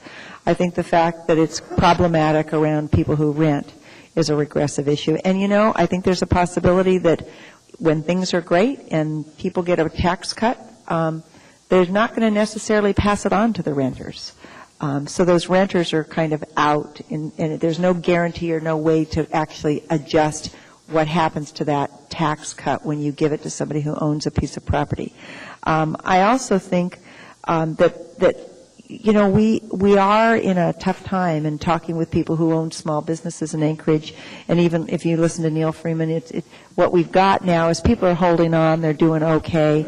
In that sense of people talking about their own need for stability in their own homes in terms of what you've got to owe, I think the issue of stability in our community right now economically is important. So I don't think it's in the best interest of our economy to do this. But I also think that if we did do this, ultimately it's a sales tax, and it's a sales tax with no exemptions. I mean, if we want a sales tax, I think we should pass the sales tax and be very specific about what we do want to tax and what we don't want to tax. But if we tax businesses and they in turn around and increase the cost of food or increase the cost of drugs for in a pharmacy, those aren't things that we want to see happen. And finally, and probably most of all, I think that the intentions behind bringing this forward really good. But I think that this is really unresolved, and I'm not comfortable voting for something with with these problems around it without having some clear understanding of how to resolve those problems. I don't feel comfortable bringing something in front of the voters because I think what happens is that it becomes a very confusing document. One group of people say it means one thing and another group says it means another thing, and people end up just doing their best to sort it out and get in there, and they're really not sure, and I'm not sure that it really will express what the real intent of the community is because I think it's pretty vague.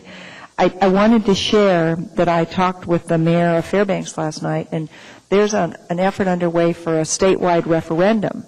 And one of the reasons is that in some communities, it's not 20%, it's 80%. It's not 50. It's not we're increasing residential taxes by 50,000. It's 80,000. And so there's these big numbers, and communities are getting really nervous because it's such an attractive thing to talk to the public about reducing your residential taxes that they're afraid that great big swings might take place. And so there's some interest in doing something more moderate statewide. I think that we're entering into probably a statewide conversation, and I think it's really important to have the facts on the table about what we're really doing. And I think at this point we don't. And so, therefore, I won't be supporting this ordinance this evening. I don't think it's in the best interest of the community at this time. Thank you, Dr. Selkirk. Ms. Gray Jackson. Oh, I'm sorry. Ms. Johnson, you were next. I apologize. Yes, I just wanted to say that there's been mention that the devil's in the details and that this is just an advisory vote. And we have some legislation in Juneau, and we're not really even sure what that legislation is. And I feel that it's kind of disingenuous to the voters because you're saying something, we're giving you this carrot of $50,000 and don't you support it, but we really don't know what it means. And it also has all the other intentions that have been brought up tonight, and I will not be in support. Thank you. Thank you, Ms. Johnston. Mr. Klayman. Thank you, Mr. Chair. I'm reminded of a national tax expert who spoke here a few years ago who made the title of his speech was "Tax Reform is an Oxymoron." And he went on to explain that any time you make any changes in tax policy, you're making policy choices. And I see this as a fairly significant policy choice that the first debate has to take place in Juneau. And I think it would be, at least from my research, it would be rare for this city to kind of put a ballot initiative on before Juneau has acted. In addition, so I'm not going to support it. I'm also really concerned about, based on the presentation from the from the tax assessor, of the impact on on homeowners of small, low-value property and small businesses. It's often said, well, Walmart's going to be okay, Fred Meyer will be okay, but I'm actually a lot more concerned about the small business owner and the people that own homes that are the low-valued homes. And there's just too many unanswered questions, and I think given those unanswered questions, I'm not going to support putting it on the ballot. It doesn't mean we shouldn't be asking these questions and examining them both on a local level and a state level, but I think it's too early to put it on the ballot, so I'm going to vote no. Thank you. Thank you, Mr. Klayman. Mr. Coffey. I think if you want to ask the opinion of the voters, you give them your reasoned, thoughtful, complete, fully developed plan and say to them, is this what you want to do or not? This is an amorphous proposal based on a possibility of something being done in Juneau, and we want to know if they would like it if they did that. I think that's the bad way to go about doing our business. I think we have an obligation to fully investigate, develop, study, process, and present anything like this, and we should do that only after a lot of other work has been done by other legislative bodies. And for that reason, I'll be a no vote. And I would answer a question by one of my colleagues this way. There are ways to give real property tax relief. We don't have to spend as much money. Thank you. Thank you, Mr. Coffey. Mr. Gutierrez. Thank you, Mr. Chairman. My point was to Mr. Coffey that we're not spending as much money, and we still haven't given real property tax relief. But that's beside the point. I think that I've heard the various arguments, and I actually hear the argument Mr. Coffey made quite clearly, and that resonates with me. I'm still going to go ahead and support this, although, it's pretty obvious which way the wind's blowing. It's not going to pass. But it would behoove all 11 of us to start looking at this more closely and start having a community discussion about it, because it's coming. It's going to happen. It's going to happen at the statewide level. It's going to be a ballot initiative that we're not going to have any say in the crafting of or any control over. People are fed up with paying the burden but not getting any of the benefit. So it's going to happen. I don't think there's going to be any credit in it for rental properties, which is a shame because I own a rental property too. But it's time to start talking about it, because whether we like it or not, it's going to happen. Thank you, Mr. Chairman. Maybe. Thank you, Mr. Gutierrez. Seeing nobody else in the queue, Madam Clerk, will you... Oh, Sorry. fake me out. Ms. Drummond. Sorry. It's hard not to sit next to where Mr. Gutierrez is sitting now, because I got to see as vice chair who wanted to speak next. I keep forgetting that I can't do that anymore. I'm supporting this too, and I'm really glad we had this conversation. It did bring a lot to the table, and I'm glad all of you came out to speak who did speak. I learned a lot from all of you. But as some previous speakers have said, this is not going away.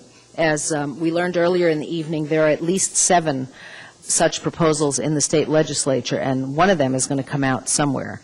I, too, heard from the borough mayor of Fairbanks last night, and there's a signature initiative out there that will be on the ballot in 2012. And don't tell me that people are not going to sign something that says, will you get me a property tax exemption up to $100,000. It is out there, and it's going to happen. And yes, the devil is in the details. And if we had had this idea sooner, I'm sure we could have gotten a more helpful bit of research from the municipal assessor. And I'm sure we would have in the next 2 months, if this passed and was going to be on the ballot, we would have had some more details. But apparently there is not the will on this body to ask the voters what they would like us to do. So I'm still going to support this. Thank you. Ms. Gray Jackson. Thank you, Mr. Chairman. First off, I want to thank everyone who was here this evening and testified. And I think that there were 8 folks who came up and said no, that they don't want us to pass this, and there were 2 who simply said, yes, it's a really good idea. I understand the fear of commercial property owners. I really do. But I also hear on a regular basis my constituents complaining and asking for property tax relief. And I thought this was a good idea, and I still do. And I also recognize that we need to do a little bit better job of educating the public before we go forward with an advisory vote or an ordinance to ask for an advisory vote. I am going to support it, but I just want to give you a couple of numbers before we vote on this. Okay? Briefly, if you look at the 2010 estimated mill levies, okay, including the school district, and you take into consideration the average home, that's $312,000. Without any exemption at all, your taxes would be $4,729.92. With the $20,000 residential exemption that already exists, for those of you who have applied, and you still can, you're going to save $303.20.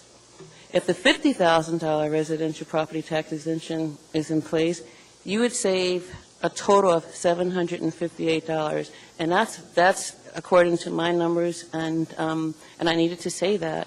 And thank you for listening. With that said, Mr. Chairman, I do have an amendment to bring forward at the suggestion of our attorney.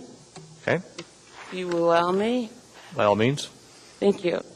I move that AO 2010-15 be amended by the following. Section 3, page 2, lines 25 to 29 is hereby replaced in its entirety with the following more descriptive language.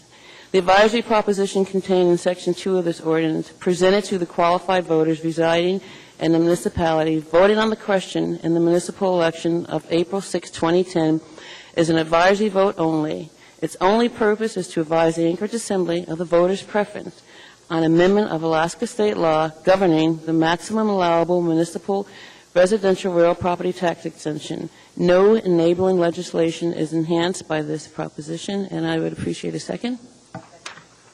Second. Thank you, Mr. Chairman. Thank you, Ms. Gray Jackson. That's been moved and seconded. Ms. Drummond, would you push your button, please? Thank you. Is there any objection to the amendment? Is there any discussion? Seeing and hearing none, that amendment is approved. We now have the ordinance as amended before us. Seeing no one else in the queue, right? Thank you. Madam Clerk, will you please call the roll? Mr. Gutierrez? Yes. Mr. Flynn? No. Ms. Johnston? No. Ms. Drummond? Yes. Dr. Selkrig? No. Mr. Birch? No. Mr. Coffey? No. Ms. Osiander? No. Mr. Starr? No. Mr. Clayman? No. Ms. Gray Jackson? Yes. That motion fails on a vote of 3-8. We are now on item 14J. Ordinance, this is AO 2010-12, an ordinance in the municipality of Anchorage authorizing and providing for the borrowing of not to exceed $11,219,000 from the State of Alaska Clean Water Fund for the purpose of financing a portion of the cost of various landfill capital improvements. Reading. Thank you, Ms. Johnston. This is for the Anchorage Landfill Solid Waste Services. If you wish to, folks, if you want to have a conversation, we would ask you to move to the lobby. If you wish to come testify to us about this loan application, please come on down. Seeing and hearing no one, the public hearing is now closed. What is the wish of the body? Move to approve. Actually, Debbie beat you to it, but you could be number 2, Ms. Johnston. Second. Ms. Osiander, are there any comments on this matter? Ladies and gentlemen, those of you in the back who wish to have a conversation, I'd ask that you step outside. Thank you very much. Okay. Are there any comments on this? Well, I've had now a fairly extensive little mini education with a lot of questions and conversation. I'm going to support this, but I believe that we need to have some pretty significant and serious discussion about funding the care enclosure. Thank you, Ms. Osiander. Duly noted. We'll see if we can get Solid Waste Services to set us up with a little work session on that. Okay. Okay. Is there any further comments on this issue? Mr. Chairman, I'm sorry. Thank you, Mr. Coffey. Didn't see there. You know, the information I handed out was relative to AWWU early at the beginning of the meeting. Mr. Madden was at that meeting as well, because this is one of his opportunities to participate in this. And basically, it's extremely inexpensive funding for our utility, 1 to 1.5%. It's out of a revolving fund, and we can't do bonding that way. We may have some of our own operating income to use, or the utility might, but I am now convinced that this is a very, very efficacious program, and I would urge support. Thank you. Thank you, Mr. Coffey. Any further comments? Is there any objection? Seeing and hearing none, item 14J is approved. This is item 14K, ordinance number 2010-7, an ordinance of the Municipality of Anchorage, Alaska, authorizing and providing for the issuance of not to exceed $145 million in aggregate principal amount of tax anticipation notes. Reading. Wow, you guys are Johnny on the spot today. These are TANS funds that we use as our bridge between tax periods. If you wish to testify on this matter, please come on down. The public hearing is now open. Seeing and hearing no one, the public hearing is now closed. Second. Mr. Coffey. Yes, I have a couple of questions for By all means. administration. Is there going to be any spread here between... Microphone. I'm sorry. I turned it off. I thought I turned it on. Is there going to be any spread here between what we're going to pay and what we're going to be able to earn? Or is this a sum-zero game again this year? We have budgeted to earn $1.5 million in arbitrage on this transaction, and we are optimistic. Of course, it's a function of the interest rates, but that's the arbitrage. Right. And what is the amount relative to last year and the year before in terms of the total borrowing here? Last year we borrowed $125 million, and we made $2 million this year on the interest earnings. Okay. And then finally, the term, the duration by which we anticipate holding these, being obligated before we pay them off? We would pay them off before the end of the year. Is that common? Yes. They've always run the full term of the year? Okay. Thank you. That's all I had, Mr. Chairman. Thank you. Thank you, Mr. Coffey. Mr. Clayman. Follow up on the same question, but a little bit more detail. I guess last year we budgeted no profit from the TANS process, but we ended up making money in 2009. Did I hear that correctly? I would need, let me check the investment report that I just threw away. I don't remember. Well, you may want to check the follow-up question is, can you tell us how we did in 2008 as well as 2007? I'm interested in kind of the historical perspective because I know the pattern has always been that we do these tax advance notes and we actually make money on them. Right. But I wanted to get a little bit more of the history than just last year. I don't have 2007. How about 2008? Excuse me, Ross Griswold, do you have the answer? Do you know what we made? 2008, it was 1.5. I don't know. Mr. Griswold? Yes, Ross Griswold, Mr. Chairman. Thank you. Welcome. Thank you. Mr. Clayman, Mr. Flynn. Last year we made about $2 million approximately for a term that was a little shorter than usual. It was about 4 or 5 months, but we did that because of the chaos in the marketplace from the prior year.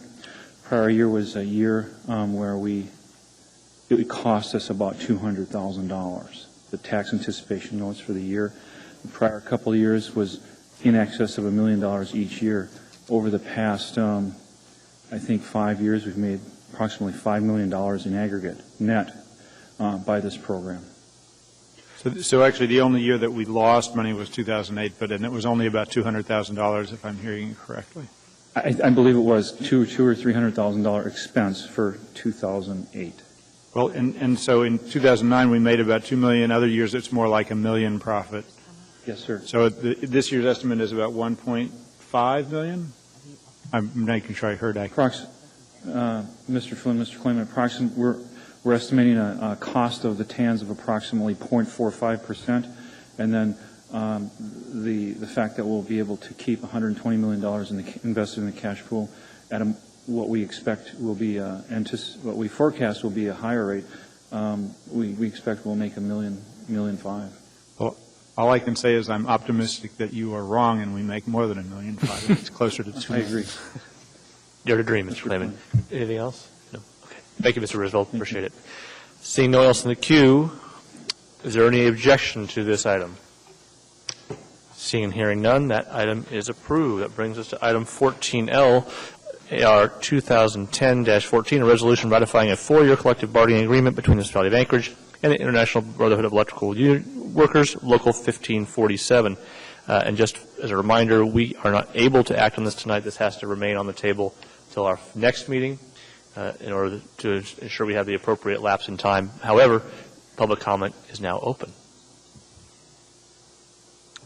Seeing and hearing no one, Mr. Gutierrez. Mr. Chairman, I move to continue the public hearing on this item until the meeting of March 2nd. Okay, buttons, please. Thank you very much. Mr. Wheeler.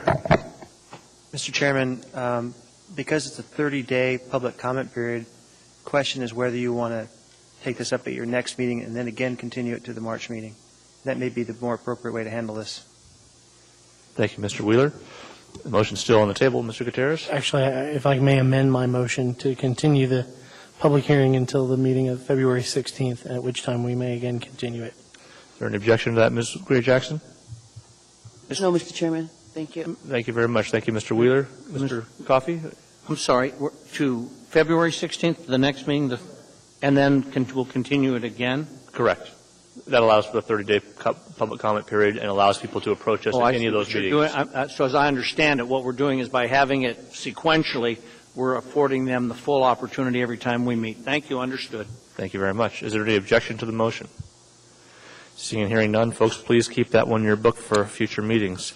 Moving on to item 14M, AO 2010-1, an ordinance amending Anchorage Municipal Code, Section 4.05.050 to eliminate compensation for members of municipal bonds and commissions. Anyone wishing to testify in this matter, please come down and see us. The public hearing is now open. Good evening, Assembly members. My name is Wendy Eggleston, and I'm on the Anchorage Animal Care and Control Advisory Board. I wanted to say thank you so much for taking our testimony on the public hearing and actually eliminating this. It saves $35,000, and I think it's wonderful. So thank you so much. One question I did have, though, is with the $35,000 it's going to save the city per year, where is that $35,000 going? I'll refer that to Ms. Frasca. Yes. Thank you. Actually, most of the money is coming from savings in the planning department, and they already have taken it. They were betting on the come, so to speak, in terms of the ordinance passing. And so as a result, it's not like new money appears. Oh, no. I'm not saying it does, but I did have one question. Out of one of the 16 boards, the Anchorage Telephone Utility Labor Board Commission is on there, which needs to be eliminated since ACS bought ATU back in 2000. You have sharp eyes, Ms. Eagleton. So I work for the telephone company, too. Thank you. Thank you for coming down. Thank you for your patience. We know you've been waiting a long time. Is there anybody else wishing to testify on this matter? Seeing and hearing no one, this public hearing is now closed. Move to approve. Been moved and seconded. Dr. Selcraig. I guess I'm interested in what the body thinks on this particular item. It seems to me that this is, in most cases, we're not giving people very much money at all to come out to a meeting. It's a small token. And in most cases, the people who serve on our committees are middle-class people, and it doesn't matter much. But if you imagine that there are some people in this community who might have to pay for a babysitter and that gas is an important issue to them, the small token is a helpful kind of evening thing. And, it isn't a great deal of money, but it seems to me one of the things that could be done is people could just be asked if they want, that they could choose to not accept it. You could have, when you come on, you could just be asked whether or not you wanted it. It just seems to me that there may be people that we would want to have serve with us on boards and commissions that could use a little reimbursement. And it's a very small token. This is not a lot of money, and it's not an enormous savings in our budget. So I guess I'm interested in the comments from the Assembly. Thank you. Thank you, Dr. Selcraig. Mr. Klayman. Thank you, Mr. Chair. I actually had a question for the administration.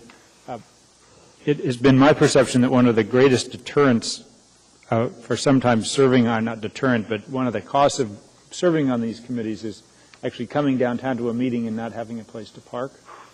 And I've often thought of these stipends as something that essentially pays for parking fees. Mm-hmm. I'm also kind of generally aware that the top floor of the city parking garage is often unoccupied, which makes me think there's probably parking spaces that we're not losing money if we made passes available. And my query would be, would it be feasible to make parking passes or some means for people that serve on boards and commissions to know they could park in the city garage for free? It wouldn't really, I assume it wouldn't cost us anything than the cost of printing some sort of a pass, but is that something that the administration could follow through on? Thank you for the question, Mr. Klayman. Since the parking lot at City Hall is now a paid lot after 6 o'clock at night, when we have a commission meeting at City Hall, parking spots are bagged. And so commission members that have meetings at the City Hall at night park free. I was actually speaking more to daytime in the garage, not in the lot. But we have very few commission meetings during the daytime at City Hall. Well, would it be feasible for the administration to have passes available for commission members who did have daytime meetings? We could certainly explore that. I mean, that's the only thing I would ask is that we try to ease the means whereby commission members can at least get downtown and not have to pay for parking. We could certainly explore that, or perhaps maybe bagging some of the parking lot spaces around City Hall. We could take a look at it. Okay. I'm not sure what the results would be, but we can certainly look at it. Okay. If you could get back to me offline, I'd sure appreciate it. Thank you, Mr. Klayman. Ms. Gray Jackson. Thank you, Mr. Chairman. Dr. Selkirk, thank you very much for your comments because, quite frankly, I feel the same way you do. And when this was introduced a few weeks ago, I brought it up at community council meetings that it was occurring, and I basically thanked folks who do volunteer to serve our community. And I thought, the $20 stipend is not very much to compensate these folks for, especially in terms of what you mentioned, babysitters, parking, and gasoline. But with that said, I do believe that currently probably a lot of our board and commission members are not accepting the stipend anyway. Can the administration answer that question for me? Thank you, Mr. Chairman. Through the chair, that is correct. When we surveyed the departments, there is different payments made because some of the commission members, in fact, most of the commission members choose not to receive it. So, you're correct. Thank you. Thank you, Ms. Gray Jackson. Dr. Selkirk? I find that really interesting because I think that what that says to me is that most people who aren't in a situation where the money is a significant issue for them in terms of coming to the meeting probably aren't receiving it. But for those people who may be tighter and may actually find themselves in a position where it's a financial impact on them to get a babysitter, pay for parking, and drive. And when you think about some of these meetings, I mean, they're grueling meetings. Planning and zoning is a grueling meeting. It's hours long. I actually think we should just leave this in place and make a point to let people know when they sign on that, they can opt for it or not. And it looks to me like most people aren't opting for it, and it leaves the door open for people who don't have the same means as some other people to still be able to serve on a board and commission and not have it be expensive or a cost to them to have to come to the meeting. Thank you, Dr. Selkirk. Are there any further? Oh, Mr. Vacalis, welcome back. Thank you. I think there's two other factors that we need to consider. One is there is a cost associated with processing these. And then number two, not only do folks feel that they want to contribute their time for the good of the community, and that's why they do not accept these stipends, but the other thing is if they receive the stipends, that's something that they have to report on their income tax, and they don't want to have to go through that hassle. I've heard that numerous times from folks about that alone. So those are other factors I think you ought to consider as well. Thank you. Thank you, Mr. Vacalis. Are there any further comments on this matter? Seeing and hearing none, the motion before us is to approve. Is there objection to approval of this matter? I object. Okay, Madam Clerk, will you please call the roll? Mr. Starr? Yes. Ms. Osiander? Yes. Mr. Coffey? Yes. Mr. Birch? Yes. Dr. Selkirk? No. Ms. Drummond? No. Ms. Johnston? Ms. Johnston? Unmute her. She's We can show her. Mr. Flynn? Yes. Mr. Gutierrez? Yes. Ms. Gray Jackson? No. Mr. Clayman? Yes. That motion carries by a vote of 7-3 with one absence. We'll see if Ms. Johnson is able to rejoin us, great. If not, we'll show her as excused for the remainder of the meeting. That brings us to item 14N, AO 2010-2, an ordinance authorizing the relinquishment of an access easement for ingress-egress purposes. Waive reading. That's better. This is for a lot at the intersection of Tudor Road and Lake Otis Parkway. If anyone would like to come talk to us about this matter, the public hearing is now open. Seeing and hearing no one, the public hearing is now closed. What is the wish of the board? Second. Thank you very much. Is there discussion? Is there objection? Seeing and hearing none, item 14N is approved. That brings us to item 14O, AR number 2010-5, a resolution appropriating Federal Transit Administration grant of $4,293,600 and a contribution of $85,872 from the 2009 operating budget area. Waive reading. Thank you very much. Public transit money. If you wish to come speak to us about this, please come on down. Don't you need the dollar amounts, Mr. Chairman? As long as I get the first couple. Okay. So, but thank you, Mr. Gutierrez. Seeing and hearing no one, the public hearing is now closed. What is the wish of the body? Thank you, Mr. Coffey. Thank you, Ms. Osiander. Is there discussion on this topic? Is there objection? Seeing and hearing none, that matter is approved. That brings us to item 14P, AR 2010-9, a resolution of the Municipality of Anchorage appropriating $8,564,613 of American Recovery and Reinvestment Act funding through the State of Alaska Department of Commerce, Community and Economic. Thank you very much. This is the stimulus dollars that Mr. Starr alluded to earlier this evening. If you wish to talk to us about these dollars, please come on down. Seeing and hearing no one, the public hearing is now closed. What is the wish of the body? Move to approve. That's been moved and seconded. Is there discussion? Dr. Selcraig. I was just curious, we've seen a lot of stimulus dollars come through this city, and it would be interesting to just have a kind of a summary of everything, kind of a list of everything we received in stimulus dollars, just if we, and the jobs that were, these were really intended to support, to help us secure jobs. They always talk about jobs, and I'm just wondering the impact that in terms of jobs being saved. And, I think the idea is that it pays for some other costs so that we can still maintain our employees. So if there's some possibility that, not immediately, but at some point we could see a summary of impact in terms of these stimulus dollars, it would be interesting. Thank you very much. All right. That's a little homework assignment for you, Ms. Frasca. Next up, Mr. Coffey. Thank you, Mr. Chairman. This number of 8.5 rings a bell. How did we handle this in the budget? Didn't we anticipate this at some point in time?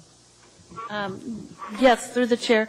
Mr. Coffey, in two ways. One was during first quarter 2009, yes. You, in theory, used $3 million of this reimbursement for the property tax relief. Yes. Okay, and then the balance was considered as a revenue source during the for the rest of the year. We put it in fund balance. I thought the rest went into fund balance. Well, it does, and this is a reimbursement. So we've already made expenditures, and the state now is reimbursing us. Okay, but it says here for fuel, insurance, utilities, and rentals. And so did we go into fund balance to pay fuel, utilities, insurance, and rental? No, they were part of our appropriated budget.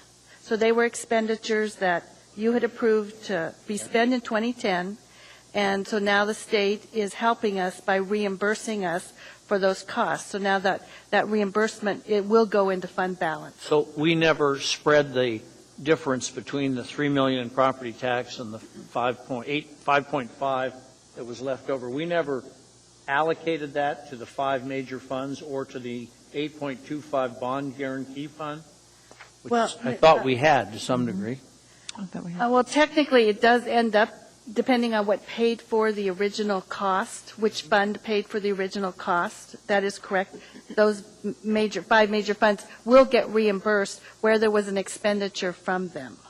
Are those aren't the things that are listed down below under the expenditure level? Right, and that's because that finance department, this is the way. Just kidding, Lucinda. This is the way Lucinda does it, huh? This is the way that the grant accounting folks asked that we set it up. And so that's the Fund 231 is a grant account. And so it's to help with per Dr. Selcraig's request, grant accounting has done a great job of tracking all of these things, and they're very precise in how we track the federal stimulus monies. And so this is part to help them with that tracking process. Let me ask then, cut to the chase. So actually, when we thought in 2009 at first quarter budget that we had increased the fund balance accounts into a range between, I believe it was 1% and 2%, whereas before they were below, we did not at that time in effect accomplish. Mr. Coffey, your mic, please. Well, I'm sorry. I was looking at the people I was talking to, and that happens. But it's really a cash flow question. It's at what point did you receive the cash?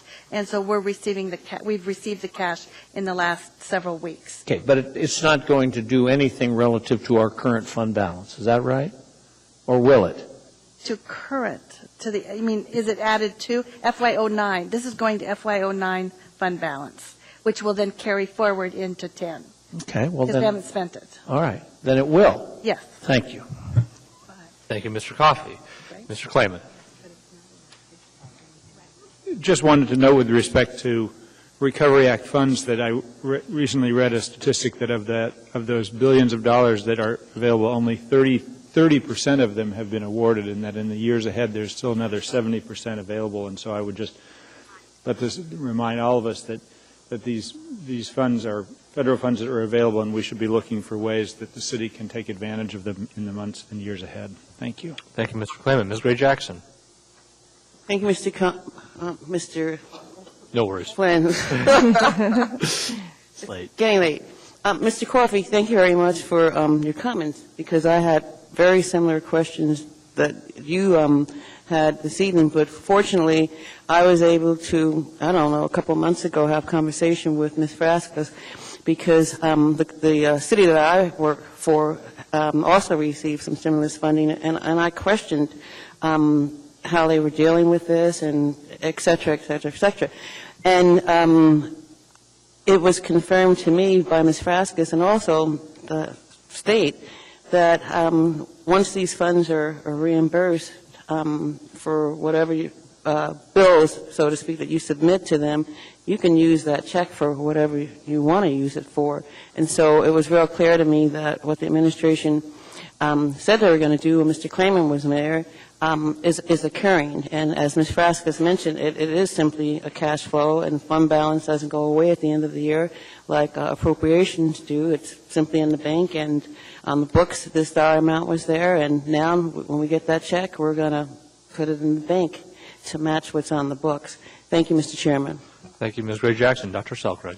I remember the conversation actually regarding what we could use these funds for, and the concern at one point about using them for a tax reduction. And it's still a little confusing to me if the intent of the act is for job preservation, the creation of infrastructure investment, energy efficiency, science assistance to unemployment. There's this kind of very specific intention for these funds. And I guess I'm a little fuzzy about how we can do property tax relief with them. Ms. Gray Jackson, on that point. Thank you, Mr. Chairman. Thank you, Dr. Selkirk. But it wasn't, the key words were not tax reduction. We couldn't use it to replenish rainy day funds. But when I delved more into the subject with the state, on behalf of the organization I work for, which the municipality of Anchorage has to follow the same rules, it became very clear to me that once we submit our bills, like I just mentioned, when we got that reimbursement check, we can put it wherever we use it for, wherever we wanted to use it for. Thank you, Mr. Chairman.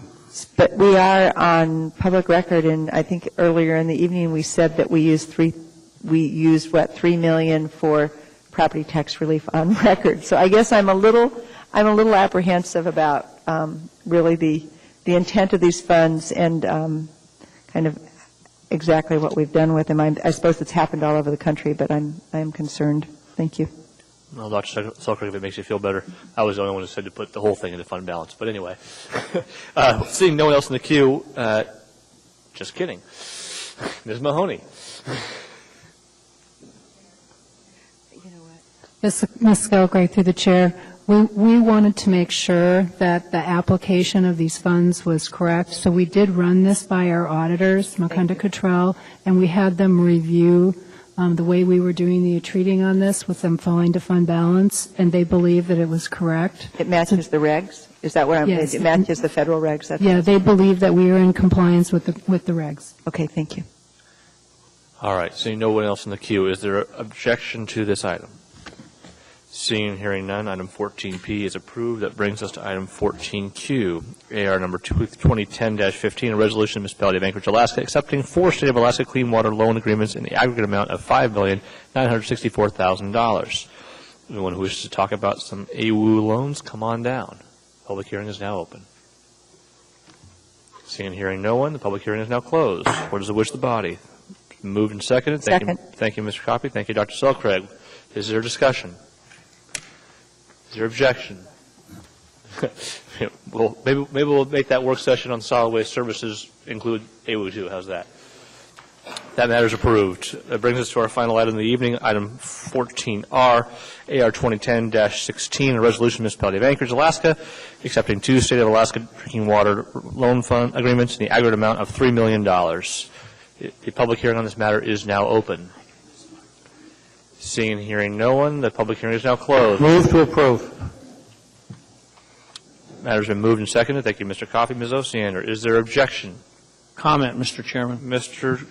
Coffey, please. I was a little facetious when I said read your packet, but I wanted to give you a heads up. The last attachment is a graph, and it's got a little piece of paper in the front that says Nessie curves. Not messy, but Nessie. I wondered about that. What we are facing, which I won't face, and probably most of us won't, is an increasing demand for the reconstruction of our existing system, which if you look at it at about the year 2016 starts to climb rapidly. By 2026, it's in the $200 million a year range. Mr. Primo plans to retire and be in Florida by the time we get there, but someone will be here and someone will be here where we are, and it is a substantial capital demand on our basic infrastructure. And for whatever it's worth, awareness doesn't hurt for any of us to know that this is coming, although there's nothing we need to do about it. But it was just something I thought was, when I saw it for the first time earlier in the week, it's really disconcerting to look at the amount of money we're going to need and where are we going to get it. We've got 3 choices. A revolving loan fund, but that doesn't even have enough money to fund this level of investments. Our income or bonded indebtedness. And if it's bonded indebtedness, you can figure 3, 4, 5, 6% annually on $400 million. There you go. That's it. Thank you, Mr. Chairman. Thank you, Mr. Coffey. And before I forget, Ms. Duke, will you make sure that Mr. Coffey has a wireless mic that travels with him for the next meeting? Thank you very much. Dr. Selcraig. I think this is really important, and I appreciate that Mr. Coffey has brought it forward. And it would seem to me that there is something we can do about it, and that is we ought to have a work session and figure out what kind of reserve fund or what we need to be doing. And if we're talking about a rate increase, I see everybody shaking their head, but it would seem to me that it would be an appropriate thing to take to the Regulatory Commission if we need to do that. Can't do it, Ms. Selcraig. You can't take a rate base today for expenditures that are going to occur tomorrow. It's cost user, cost payer. So that's what Mr. Primo told him, because I asked the same thing at the meeting earlier in the week. It's not a viable alternative under the way the RCA does business today. We ought to show him the curve. Yeah, All right. thank you. Thank you very much for that comment. Yeah, I mean, Folks, I think it's... ladies and gentlemen, please, let's maintain our rules of decorum. Thank you. Thank you. Ms. Osiander. A big deal. Yeah. If by some chance we can no longer discharge into the inlet and have to build a secondary treatment, can we use this loan money for that? Sorry, Mark. Mr. Primo, you almost got away scot-free. Come on down. Is it tertiary? We would. I'm sorry. We have to go to tertiary. We're already secondary? Did I get that wrong? We go to secondary. That's what I thought. I thought it was Through the chair, Ms. Osiander, if we lost the exemption from secondary treatment, it would be to go to a secondary treatment plant. That's estimated to be in the neighborhood of $500 to $700 million. Probably in the year about 2020 to be online, because it would take us that long to go through the planning, construction, design phase. Presently, the state of Alaska Clean Water Fund, which is where you get for wastewater, has a total of $50 million annually. So we're 10, 15 times that expense. All right. All right. Now, I heard you say we're secondary, would have to go to secondary. You told me at the meeting we're primary and we'd have to go to tertiary. I'm sorry. No, here's what I said at the meeting. What I said was we're primary. If we lost our exemption, we have to go to secondary. If we lost our exemption, it would be based upon not meeting water quality standards. We meet water quality standards. We will not lose our exemption for that purpose. If by chance you believe the argument which we do not believe, but if you did, just for the sake of discussion, we lost the exemption because of the Endangered Species Act, critical habitat, marine mammals. We would lose it over a series of compounds such as endocrine disruptors, prescription drugs, very, very things in very small, minute concentrations. The linear discussion that I would have myself as an engineer, secondary treatment does not remove that. You would have to go to tertiary or some type of reverse osmosis to get to that level of treatment for that type of chemical at that type of level of removal. I don't know what the cost would be, but it doesn't start with an M. I'm sure it starts with a B. That's about as far as we know in our cost estimate, something like that. We have not even analyzed it. Thank you, Mr. Primo. That's what I recall from last fall as well. Is there any further discussion on this matter? Is there any objection to this matter? Seeing and hearing none, item 14R is approved. Second. If I could just have a moment, I forgot to announce the next Public Safety Committee meetings after the break. By all means, and then we'll see if there are any special orders. Go ahead, Mr. We'll be canceling the meeting on February 10th next week, and we will be having a meeting on the 17th of February and the 24th of February. Thank you very much. And I'll get the agenda on if people want to. And this is the audience participation part of our program. If anybody has waited around to address us, now is your opportunity to do so. Seeing and hearing no one, now would be appropriate to hear. Move to adjourn. Thank you very much, Mr. Gutierrez. Seeing and hearing no one, we are adjourned.